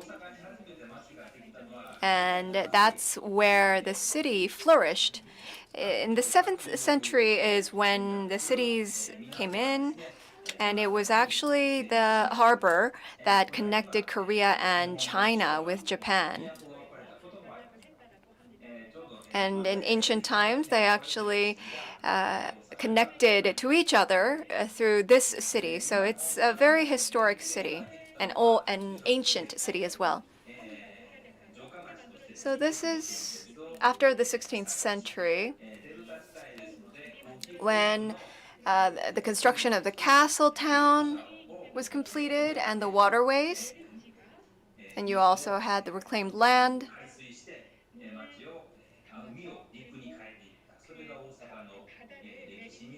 There was a reclamation project with the waterfront. And then it actually developed into a very commercial district. A lot of goods and services from Japan went overseas through Osaka, and a lot of goods and services of overseas countries came in towards Osaka. It was called the kitchen of Japan. Then it actually became modernized and prosperous. After 1920, the population was 2 million. And it was one of the larger cities in Japan. This waterfront and this stream played a very important role at the time.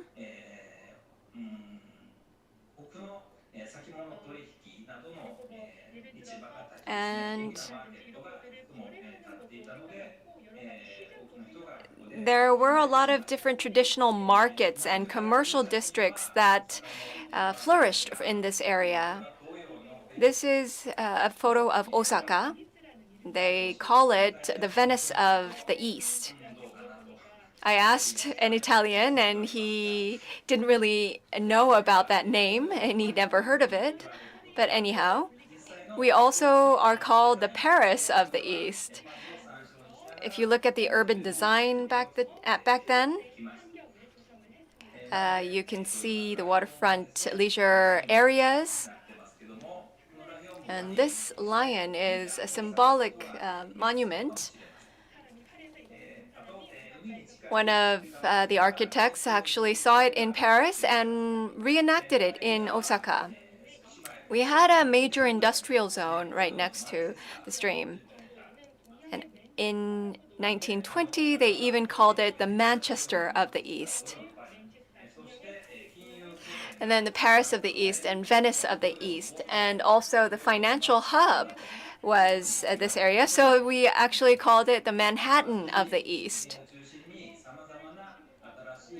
And centered around the riverfront, we saw the city flourish and develop.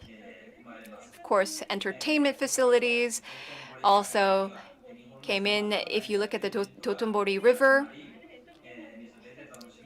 you see a lot of entertainment facilities and activities, as well as restaurants.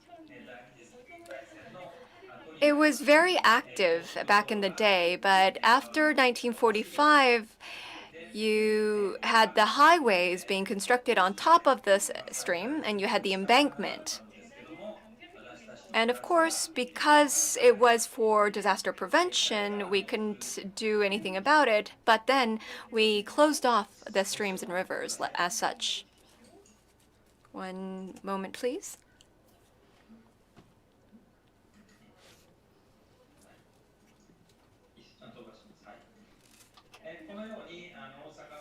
And so skipping over one slide, after World War II, you had the booming period, and we forgot about the stream and river. The past was completely no more, and we only had the center of the city And all of it was just that land was reclaimed. So there was a lot of movements to restore the streams and rivers.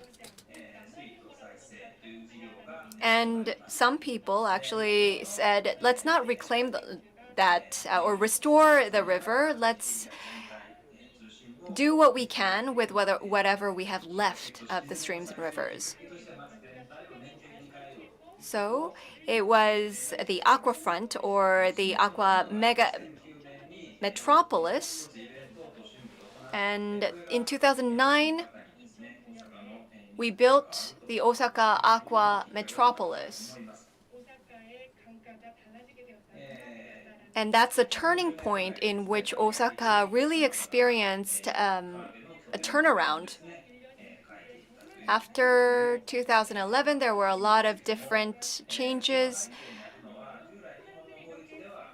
I listed up the different dates regarding the rivers and streams in Osaka. I think this was the time when people started paying attention to the river. There's a lot of interest put into damage control during this time. A lot of the restrictions had been addressed and alleviated since 2011, so a lot of public projects came into play as well. This is now the center of Osaka, the port.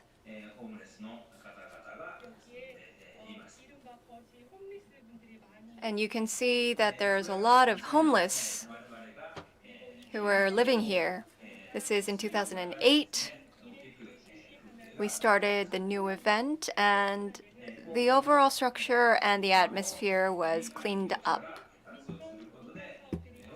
This is a development of the public spaces near the waterfront.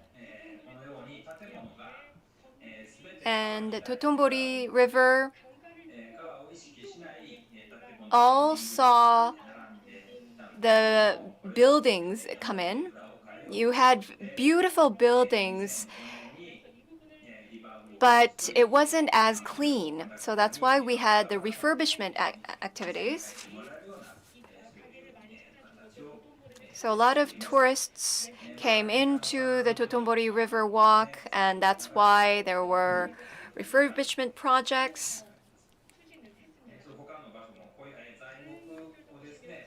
And other places. You see a lot of green patches, trees, and tourists, as well as residents. A lot of restaurants came into the area. It's not just an embankment anymore, but you have the representative hotel of Osaka. You can also see people sitting around and enjoying their time near the river.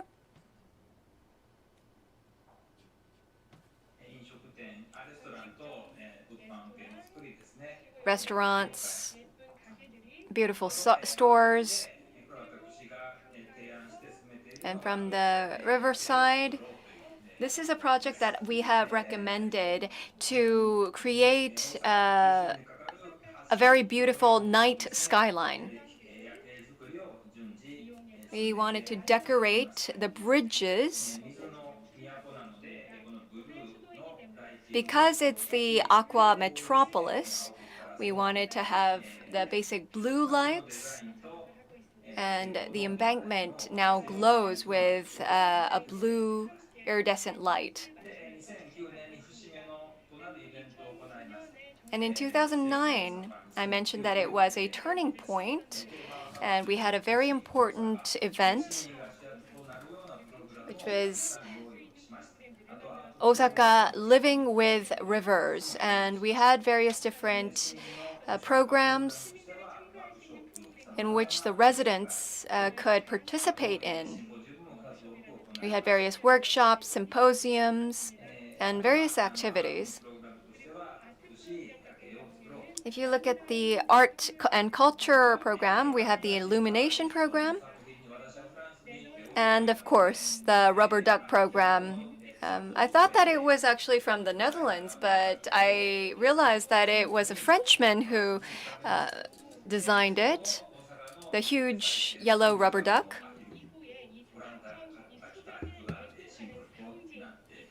And this actually became the symbol of the riverfront here. That was a rubber duck. And we also had the art boat program with artistic boats flowing on the river, even spewing fire.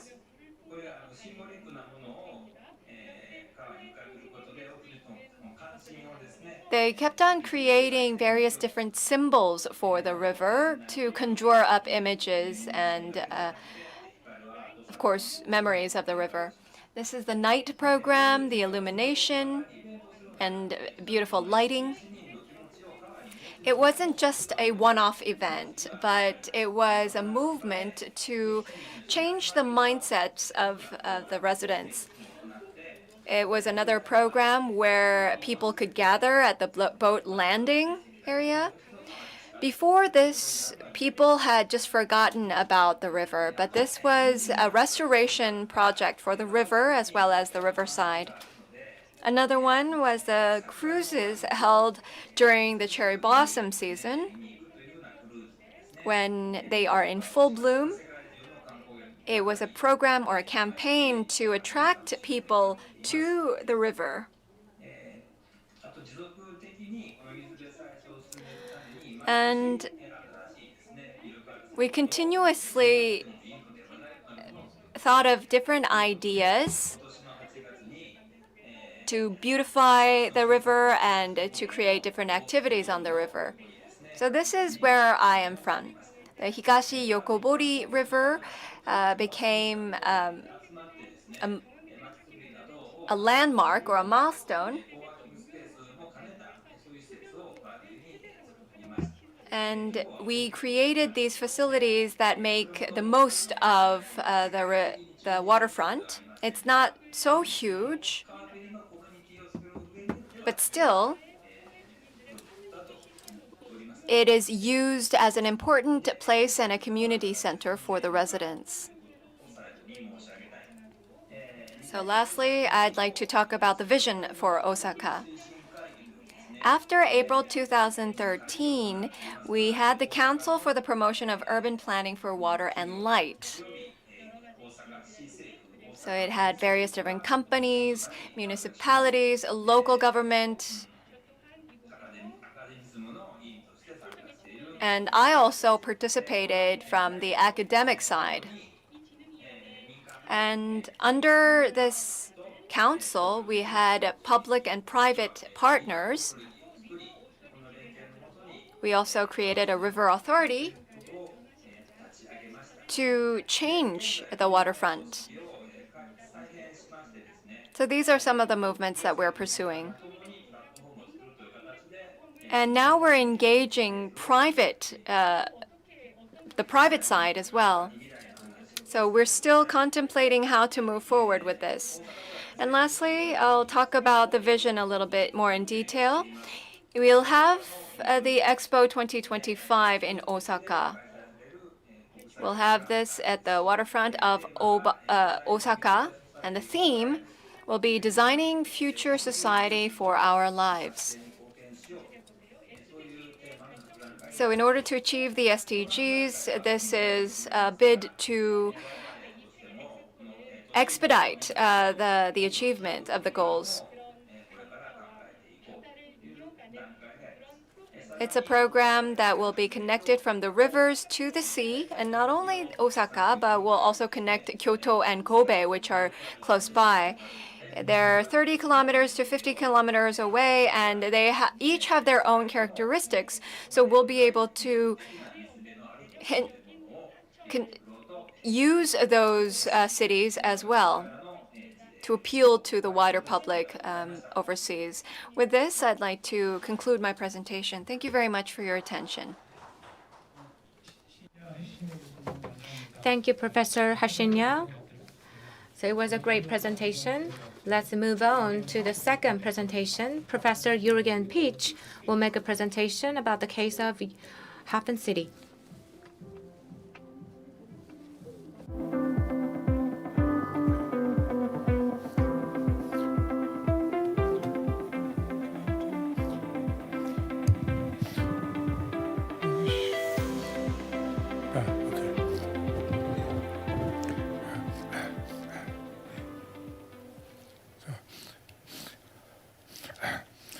안녕하세요. Good afternoon. To speak here about Hamburg sustainable climate resilience.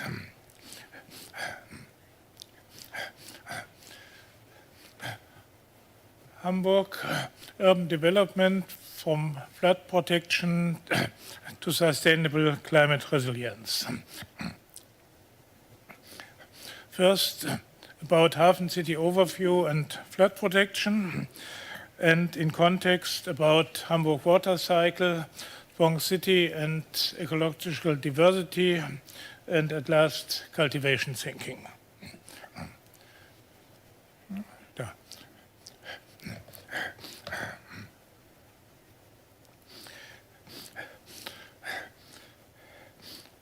Hamburg, situated where the river Elbe branches out, it has an amphibious urban landscape.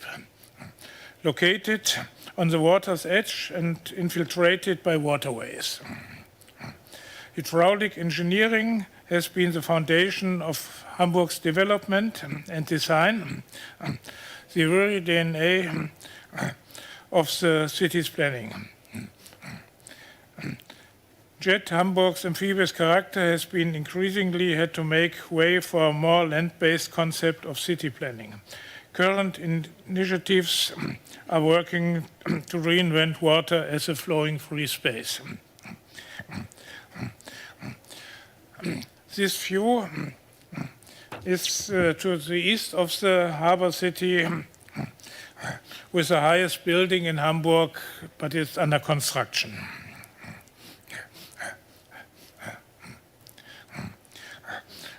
So I will tell you something about the history of the site as an European city for the 21st century. Hamburg is a conversion, Hafen City is a conversion project in which port areas are formerly used by industrial and logistics are being transformed into mixed use urban quarter for living, working and leisure. With around 50,000 residents, Hafen City will double the housing supply in Hamburg's inner circle when completed.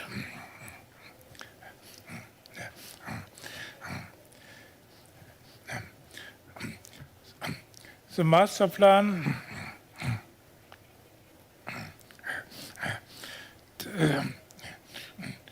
you can see, and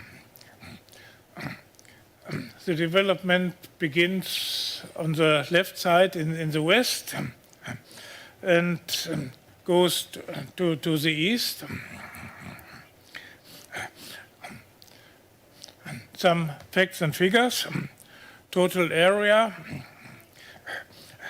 157 hectares of former port and industrial area. And the land area of the Hafen City is about 127 hectares. The Hafen City means expansion of the Hamburg city area by 40%. And the share of public and public-private areas is about 38%. We have more than 10 kilometers quay promenades and more than 3 kilometer bank edge to the Elbe River. Around 70,500 apartments for around 50,000 residents, including 5,000 students. And the large building density and population densities about okay, thank you. Is about 118 people per hectare land area. And there are not only residents, there are a lot of offices and so on. And so there's a large employment density.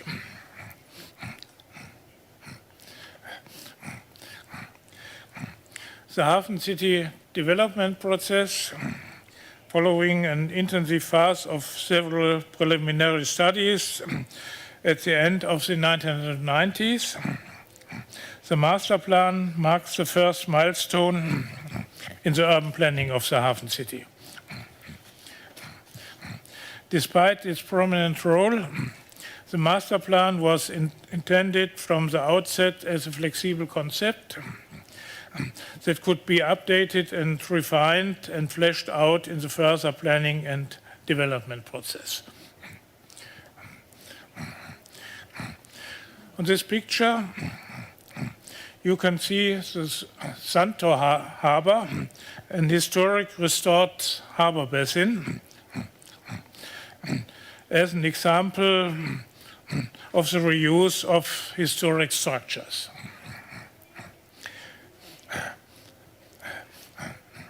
In various areas, Hafen City is making big contributions to sustainability.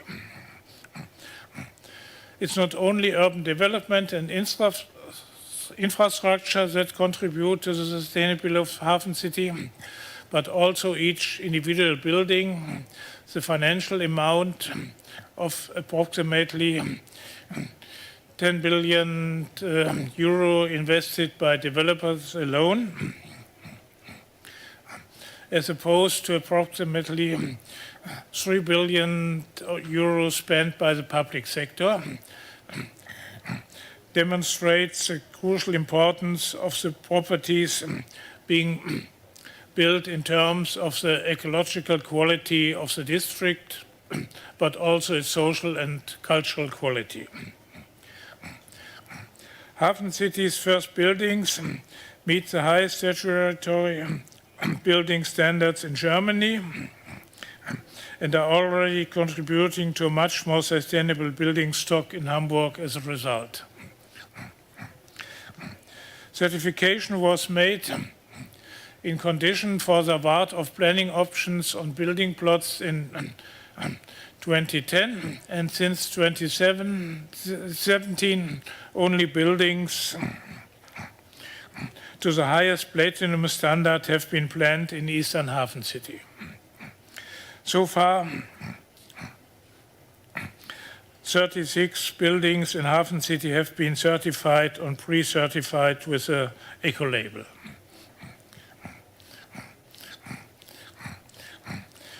There's also a permanent improvement.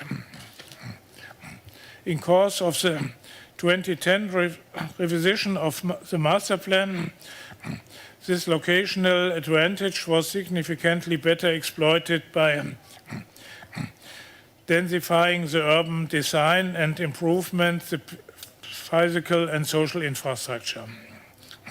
The fine-graining vertical and horizontal mix of uses not only creates a condition for social and cultural diversity and interaction, but also provides opportunities for economic and environmental synergies.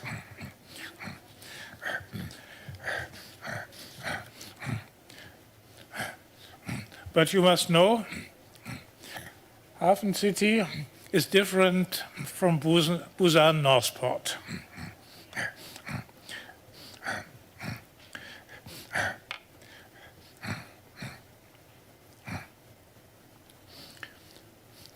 The tide makes the difference.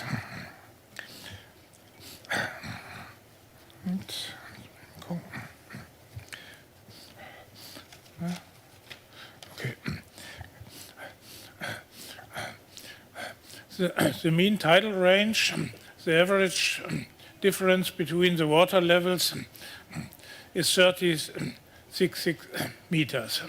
In addition, there are annual storm surges of up to 8 meters.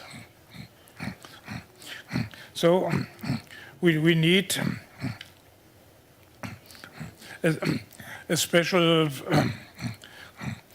service for this. The Hafen City flood protection.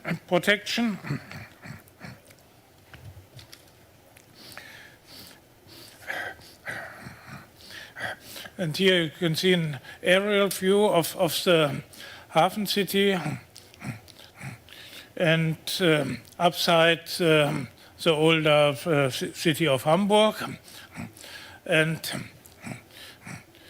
in the left corner, you can see the so-called Elbphilharmonie, a cultural highlight of the Hafen City.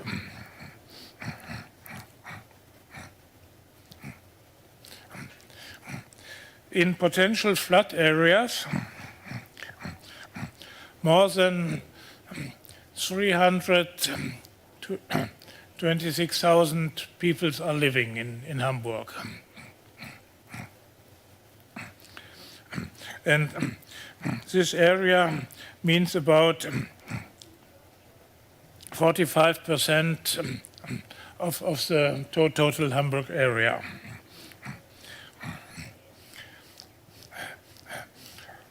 So in the Hafen City, there was a special concept for flood protection, so-called WAFTs.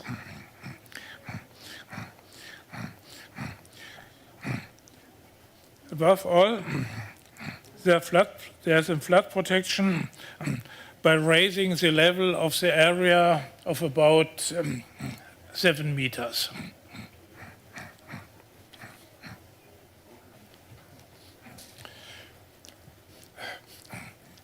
So you can see the flood-proof living and working in the Hafen City is above the high water mark.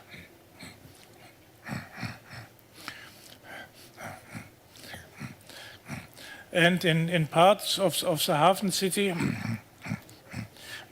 which are not, cannot be raised by the level, there are special flood protection gates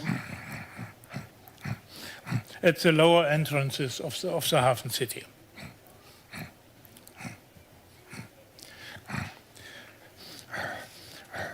And another aspect of Hamburg water culture is the Hamburg water cycle.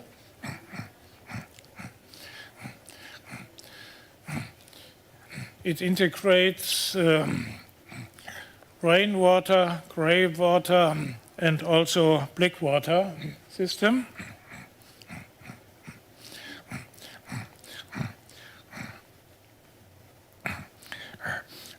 In the another part of Hamburg, Jenfelder Au, there are different treatments of rainwater, grey water, and black water.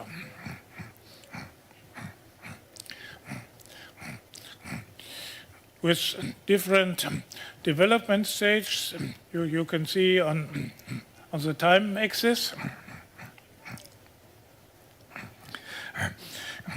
There's a larger period of planning and implementation. It's a special German way.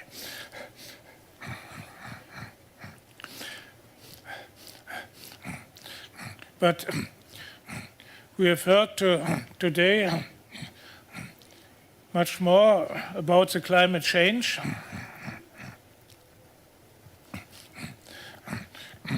And we have to deal with it. One of the aspects also arranged by Hamburg Water is Bong City and ecological diversity. heavy rain management in combined with ecological upgrading.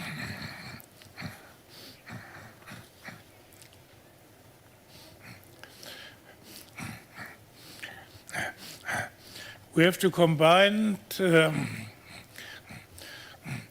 green roofs, green facades, multifunctional areas, rainwater recycling, open canals, constructed wetlands, rainwater gardens, and so on.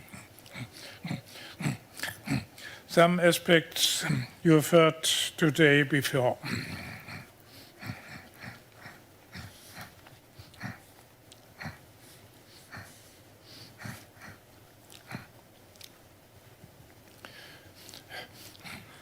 So Hamburg has now a climate action plan.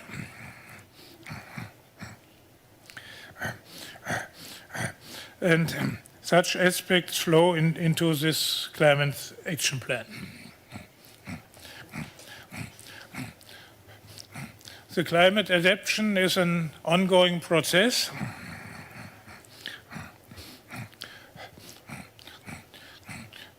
But for the climate change, we need a new planning culture.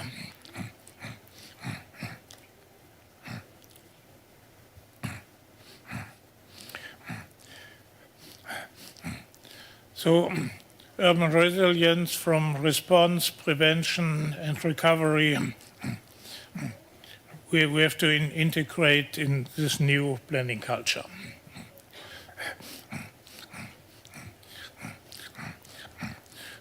So we have a new concept called cultivation thinking. That means a new development methodology,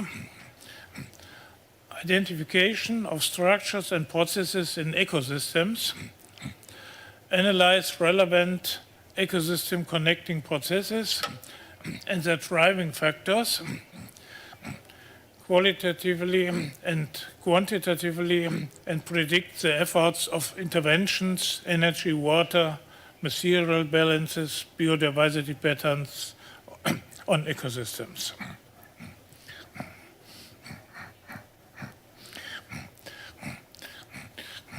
So, circles of sustainability we can manage.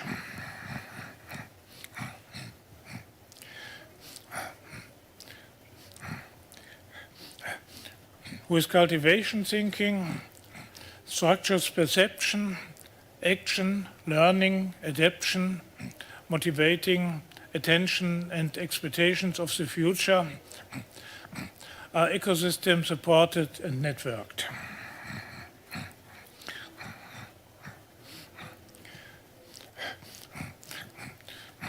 So, at least have pictures from sustainable water culture islands in Hamburg and Seoul. You know the example of Seoul, and on the right side it was the first area for water cleaning in Hamburg, and it works for about 100 years and is now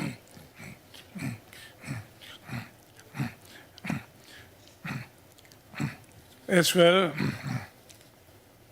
as example in Seoul, a recreational area.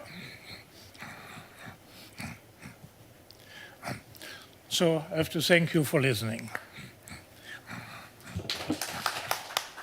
네, 감사합니다. Thank you very much, Professor Shinya Hashime and Professor Jürgen Pietsch. Thank you very much for the impressive presentation. I think that we are about 10 minutes behind compared to our agenda item. So first of all, I'd like to introduce our panelists.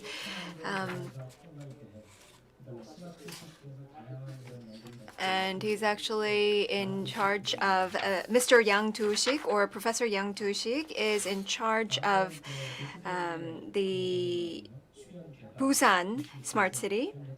And Professor Kim Kyung-bae of Inha University is also looking into various urban as well as regional planning. And Director Min-seok Lee from Seoul Metropolitan City.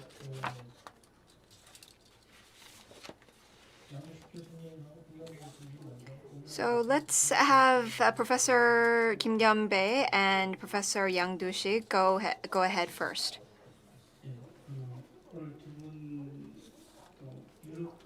Well, thank you very much for delivering the various different case studies in Japan and Europe. So it was a great opportunity to look at the different contrast between European and Japanese cities. The biggest theme in the 21st century is focusing on the northern hemisphere and how the cities in the northern hemisphere or advanced countries will survive in terms of industry, population, as well as capital. You have to have sustainable growth through capital, through human resources, as well as the industrial base or new industries. So this is the talk of the century. If we look back in hindsight, I think Europe is the center of culture and the Renaissance, but I think that we can see that there's a lot of synergistic effects when culture is combined with water.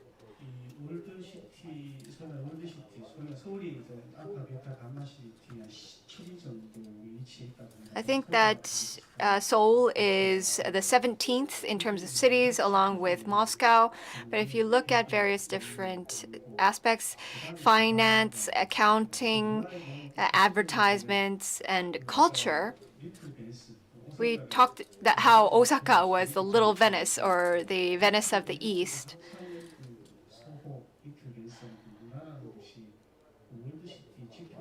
I think it's also an index for a world city. So I felt a lot of different elements from the Hafen City presentation as well as Osaka. If you look into the presentations, the waterfronts all try to attract people through stores, restaurants, and tourist attractions.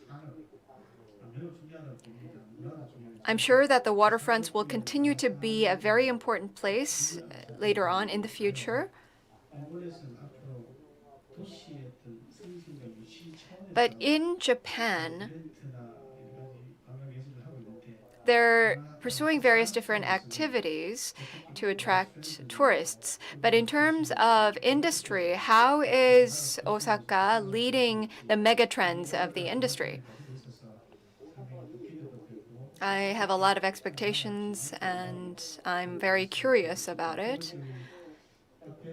And for the Hafen City, so for Professor Peach,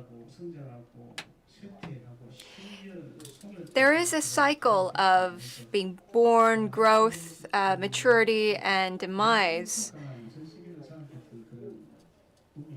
But I think that Hafen City had a civilization that had a very strong commercial base.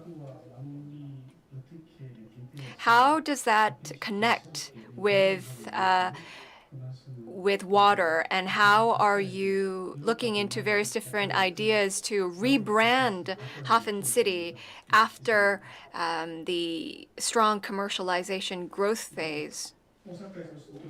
So first, let's ask Professor Hashizume from Osaka. Yes, thank you very much for the question. After the Second World War, Osaka was quite vibrant in the electronic goods and household appliances industry. Before that, it was the textile industry that helped the city grow. It was based on manufacturing, and there were modernization efforts. Now, it's about how to go into the future, whether it's going to be life sciences or medical. There's a lot of movements to completely refurbish itself, and related to IT, I think that we need to revamp our industrial base. It's not just a manufacturing-based city, but we need new knowledge and a city that is based on that kind of new knowledge. These efforts are already ongoing. One of the indices is the 2025 World Expo that will be held in Osaka.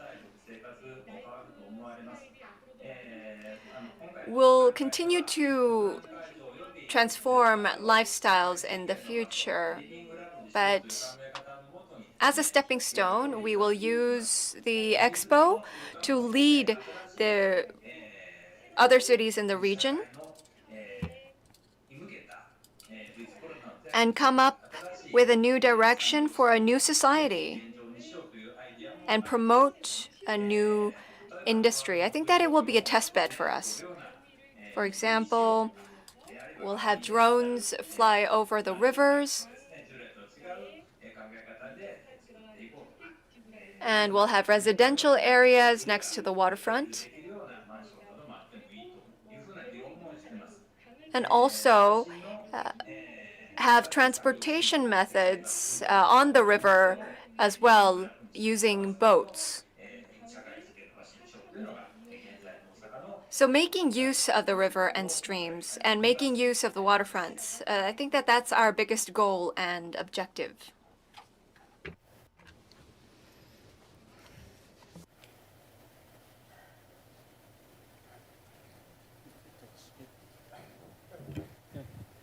Excuse me. You can use the mic, please. About commercialization, for example, in the Hafen City is company Kühne und Nagel, one of the largest logistic companies in the world, but also a lot of import traders, especially coffee. In the Hafen City is situated the world's largest coffee trading company. Not in the Hafen City, but nearby is a location of Airbus, the world's second largest plane production facility.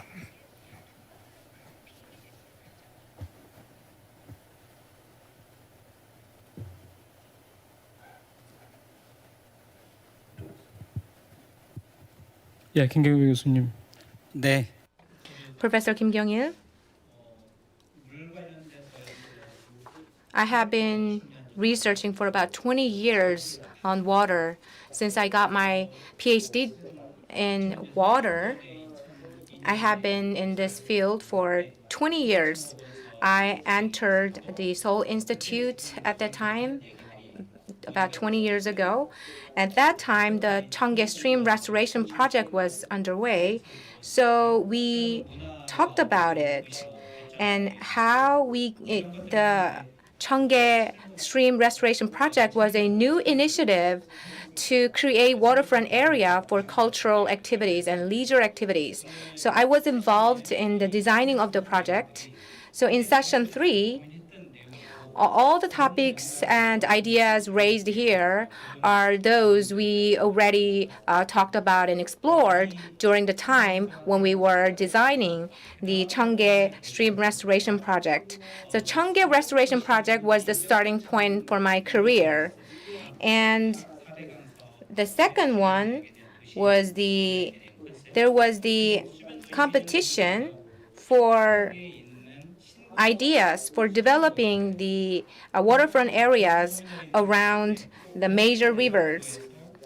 So near the Gimpo terminal, there was a competition for developing the area, and I actually participated in the competition and I won an award.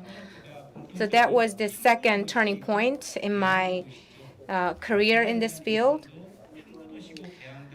Incheon is a port city, and Happen City and Osaka are port cities as well.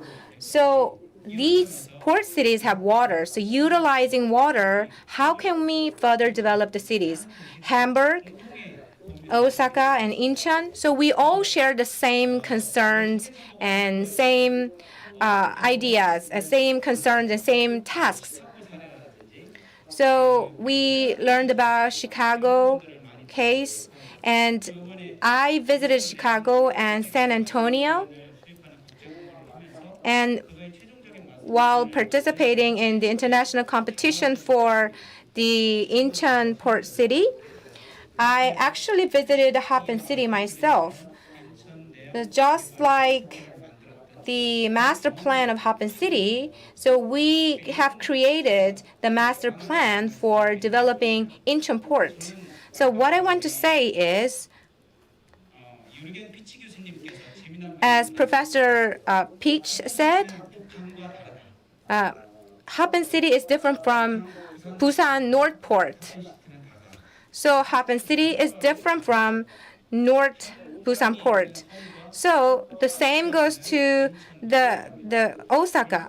So Osaka is different from Seoul.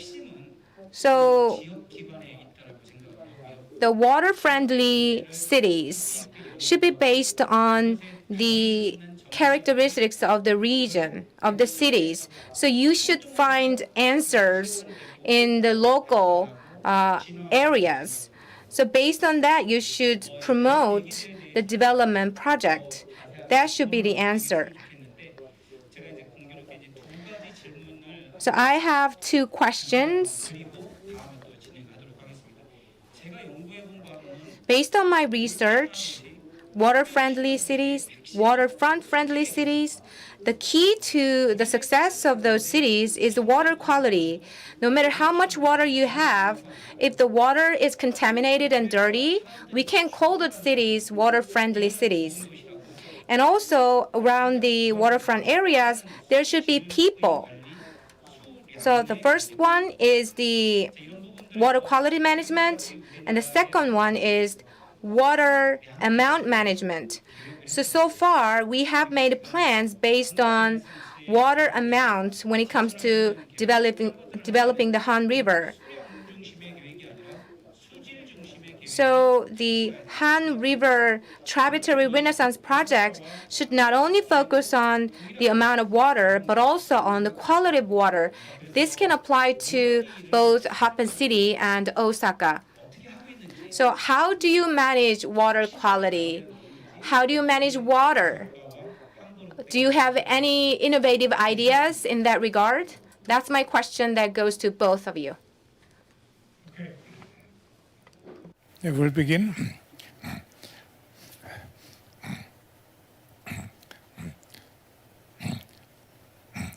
The River Elbe, you can, if it's summer and warm enough, go in the river and have a bath. It's good water quality, but 30 years ago, when we have two German states, the so-called DDR in former time, there was a very bad water quality. the most of the pollution comes from the east. And since we are united, the water quality grows up and so on. There are no problems with water quality in this area.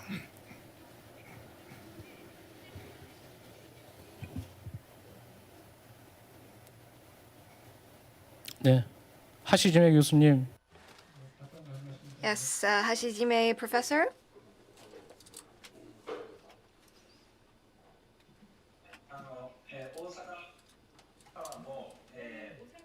Yes, well, Osaka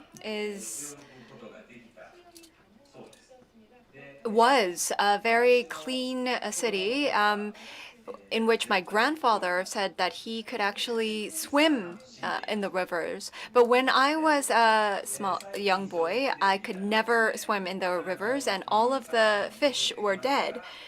And recently, now you see a much cleaner river, and we can now swim, and you see fresh fish swimming around.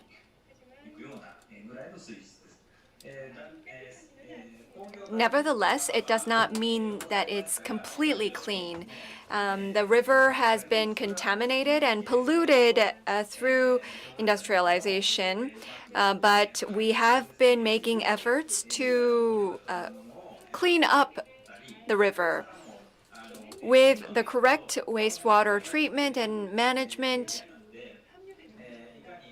And Osaka is a place where you have freshwater as well as seawater combined together.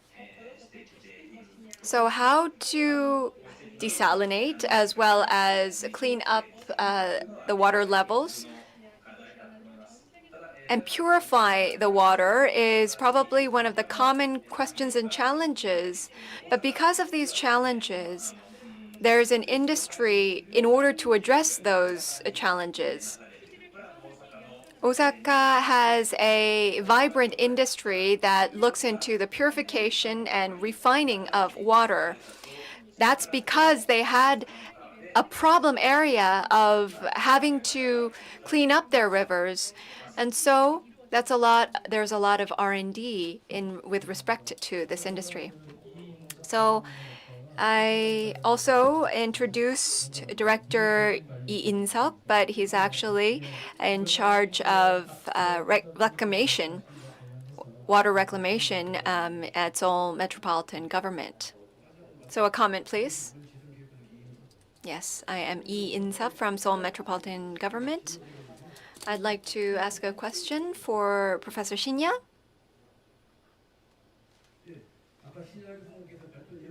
So in your presentation, you mentioned that it's Little Venice. It's a city of water. You have boats coming to and fro. And you're now looking into another renaissance of, in Korea with the Han River. But the ebb and flow is not so bad in Osaka, I don't think. And you also have the different streams, which have a low depth connecting with the main rivers. Did you have any difficulties in the refurbishment and the renaissance of, or the cleaning up of the project?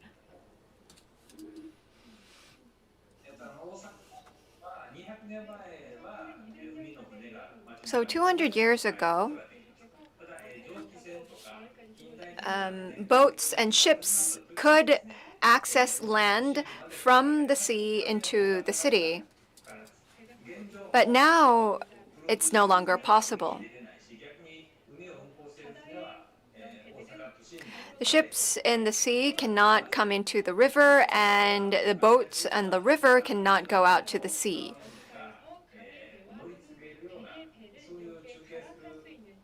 So we are kind of an area where we do need an area or a port where you can transfer from one ship to a boat.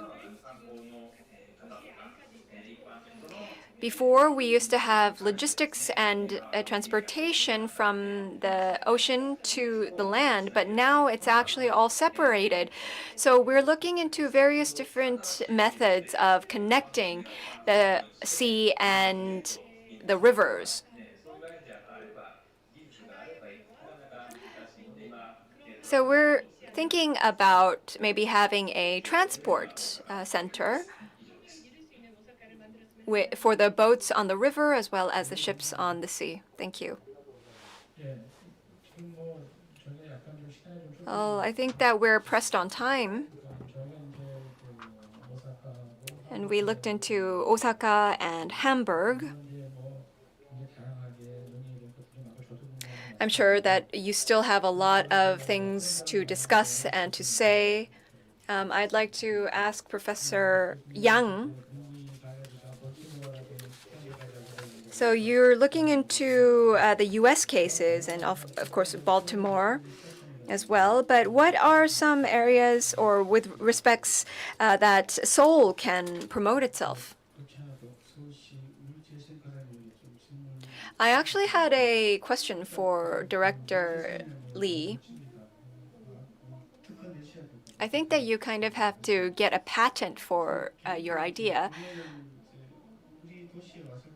But I personally thought about how to best utilize water in terms of the cultural aspects. I think that there's 4 criteria: the waterfront, water quality, and water circulation, water cycles, and water ecosystem. So without the cycle and circulation, it didn't work. So I worked at a public office for about 8 years, and I realized that I hit a wall and that it was very difficult. So I think that it's very encouraging to see cases of Osaka and Hamburg. I think that it's a very encouraging movement from Seoul City. But what will we achieve, or what will we get from recovering the streams? I think that there's a lot of technical issues that we need to overcome.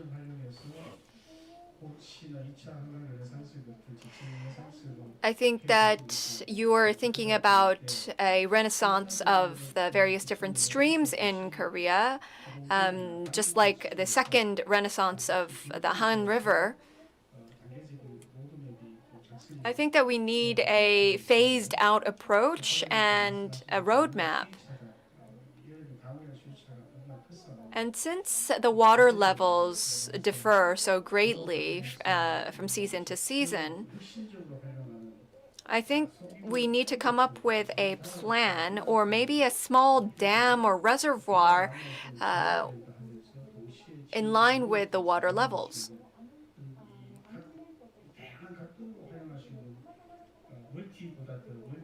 I think that we need to come up with something that's even more diverse than what we call a multi-usage. So restoration is creating something of the past and making it new. There's a lot of discussions about it, but I think that these projects have contributed to the flourishing tourism of Seoul. If Cheonggyecheon was successful in transforming the tourism of Seoul, I think for the Jicheon streams,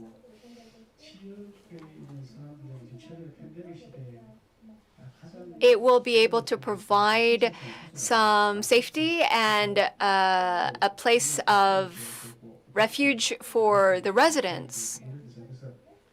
Because people are suffering from COVID-19, there's a high population density. I think that it could act as a great public amenity.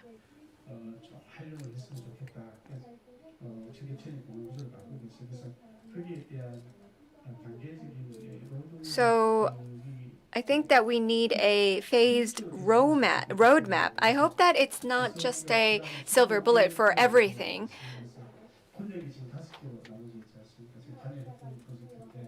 So I actually participated in the project with 5 different regions or districts taking part.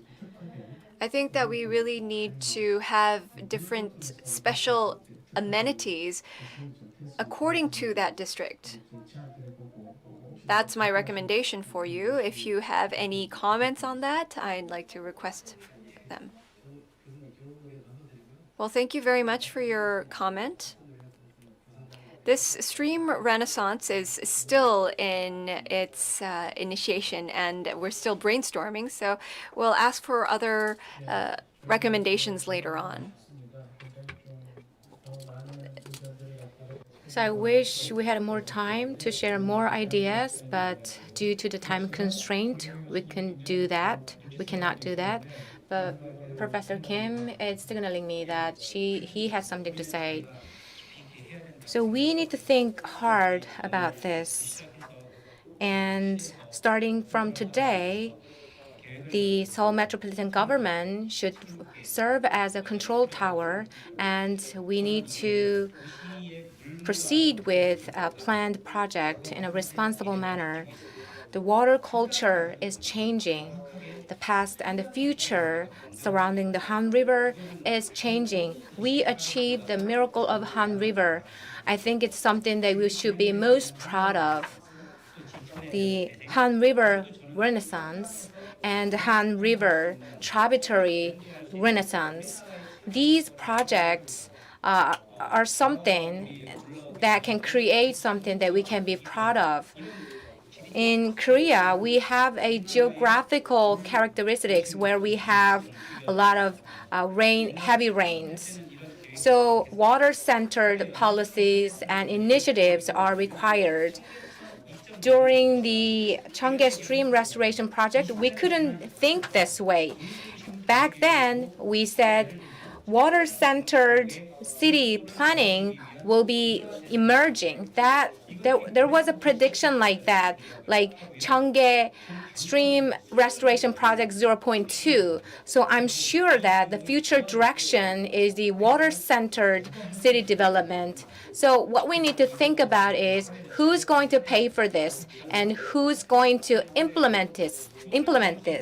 So we can gain lessons from other cities like Hafen City and Osaka, but the answer lies in this city, Seoul, with the participation of the public, private sectors. We should find solutions. So the Netherlands, New York, and many other water plants that are seen in the United States, in Europe, that should be something that we should benchmark on. So Han River Renaissance 0.2, based on water initiatives, can maximize the effects. So water plan has the same concept of urban development. But before, the urban development was focusing on population and industries. But now, the water plan is focused on water-based urban development. So thank you very much, Professor Peach and speaker from Osaka. And also, I'd like to thank the 3 panelists. Tomorrow, we are going to continue on with our discussions. So we have opportunities to have more discussions on the same topic tomorrow. Thank you very much. 이렇게 해서 마지막 세션까지 함께 하셨습니다. 자, 세션 3에서는요. 오사카와 함부르크가 대표로 참여를 해서 주변 정비 사업을 통한 도시 경쟁력의 제고 또 시민 문화 공간 조성 우수 사례들을 소개해 주셨는데요. 그리고 많은 분들이 또 적극적으로 참여를 해주시고 또 패널 분들의 양질의 토론을 통해서 이번 세션도 참 마무리가 잘 된 것 같습니다. So in session 3, speakers from Osaka and Hamburg introduced their best practices of waterfront development project that we have increased the competitiveness of the city and created cultural spaces for citizens. 자, 이렇게 해서 오늘의 마지막 세션까지 함께 하셨습니다. 긴 시간 동안 온라인, 온오프라인에서 참여해주신 모든 분들께 감사의 말씀을 드리겠습니다. 내일도 이제 데이 2로 많은 발표와 또 양질의 토론이 준비가 되어 있으니까요. 여러분 내일까지 많은 참여를 부탁드리겠습니다. So with that, session 3, the last session of the day has come to an end. I would like to sincerely thank all of our online and offline participants for staying with us until the end. 자, 오늘 1일차 컨퍼런스를 통해서 글로벌 물관리 우수 도시의 경험을 중심으로 도시 물관리의 구체적인 사례와 성과 그리고 정책, 기술 방향에 대해서 토의를 해보는 시간을 가졌습니다. Today on day 1 of the conference, we explored specific cases of urban water management centering on the experiences of advanced cities and their achievements and discuss ways forward in terms of policy and technology. 내일은 9시부터 도시 물 문제 해결, 사례, 성과, 적용 방안에 대해서 구체적인 전략을 중심으로 3개 세션과 또 9개 글로벌 물 분야 전문가들의 주제 발표가 진행이 되겠습니다. 내일도 많은 관심과 참여를 부탁드리겠습니다. Tomorrow we'll start at 9 and continuation of the conference to learn about cases of resolving water issues and specific strategies for employing the outcomes of success cases. 자, 그럼 내일 9시에 다시 찾아뵙도록 하겠습니다. 함께해 주신 여러분 고맙습니다. See you tomorrow at 9 a.m. Thank you.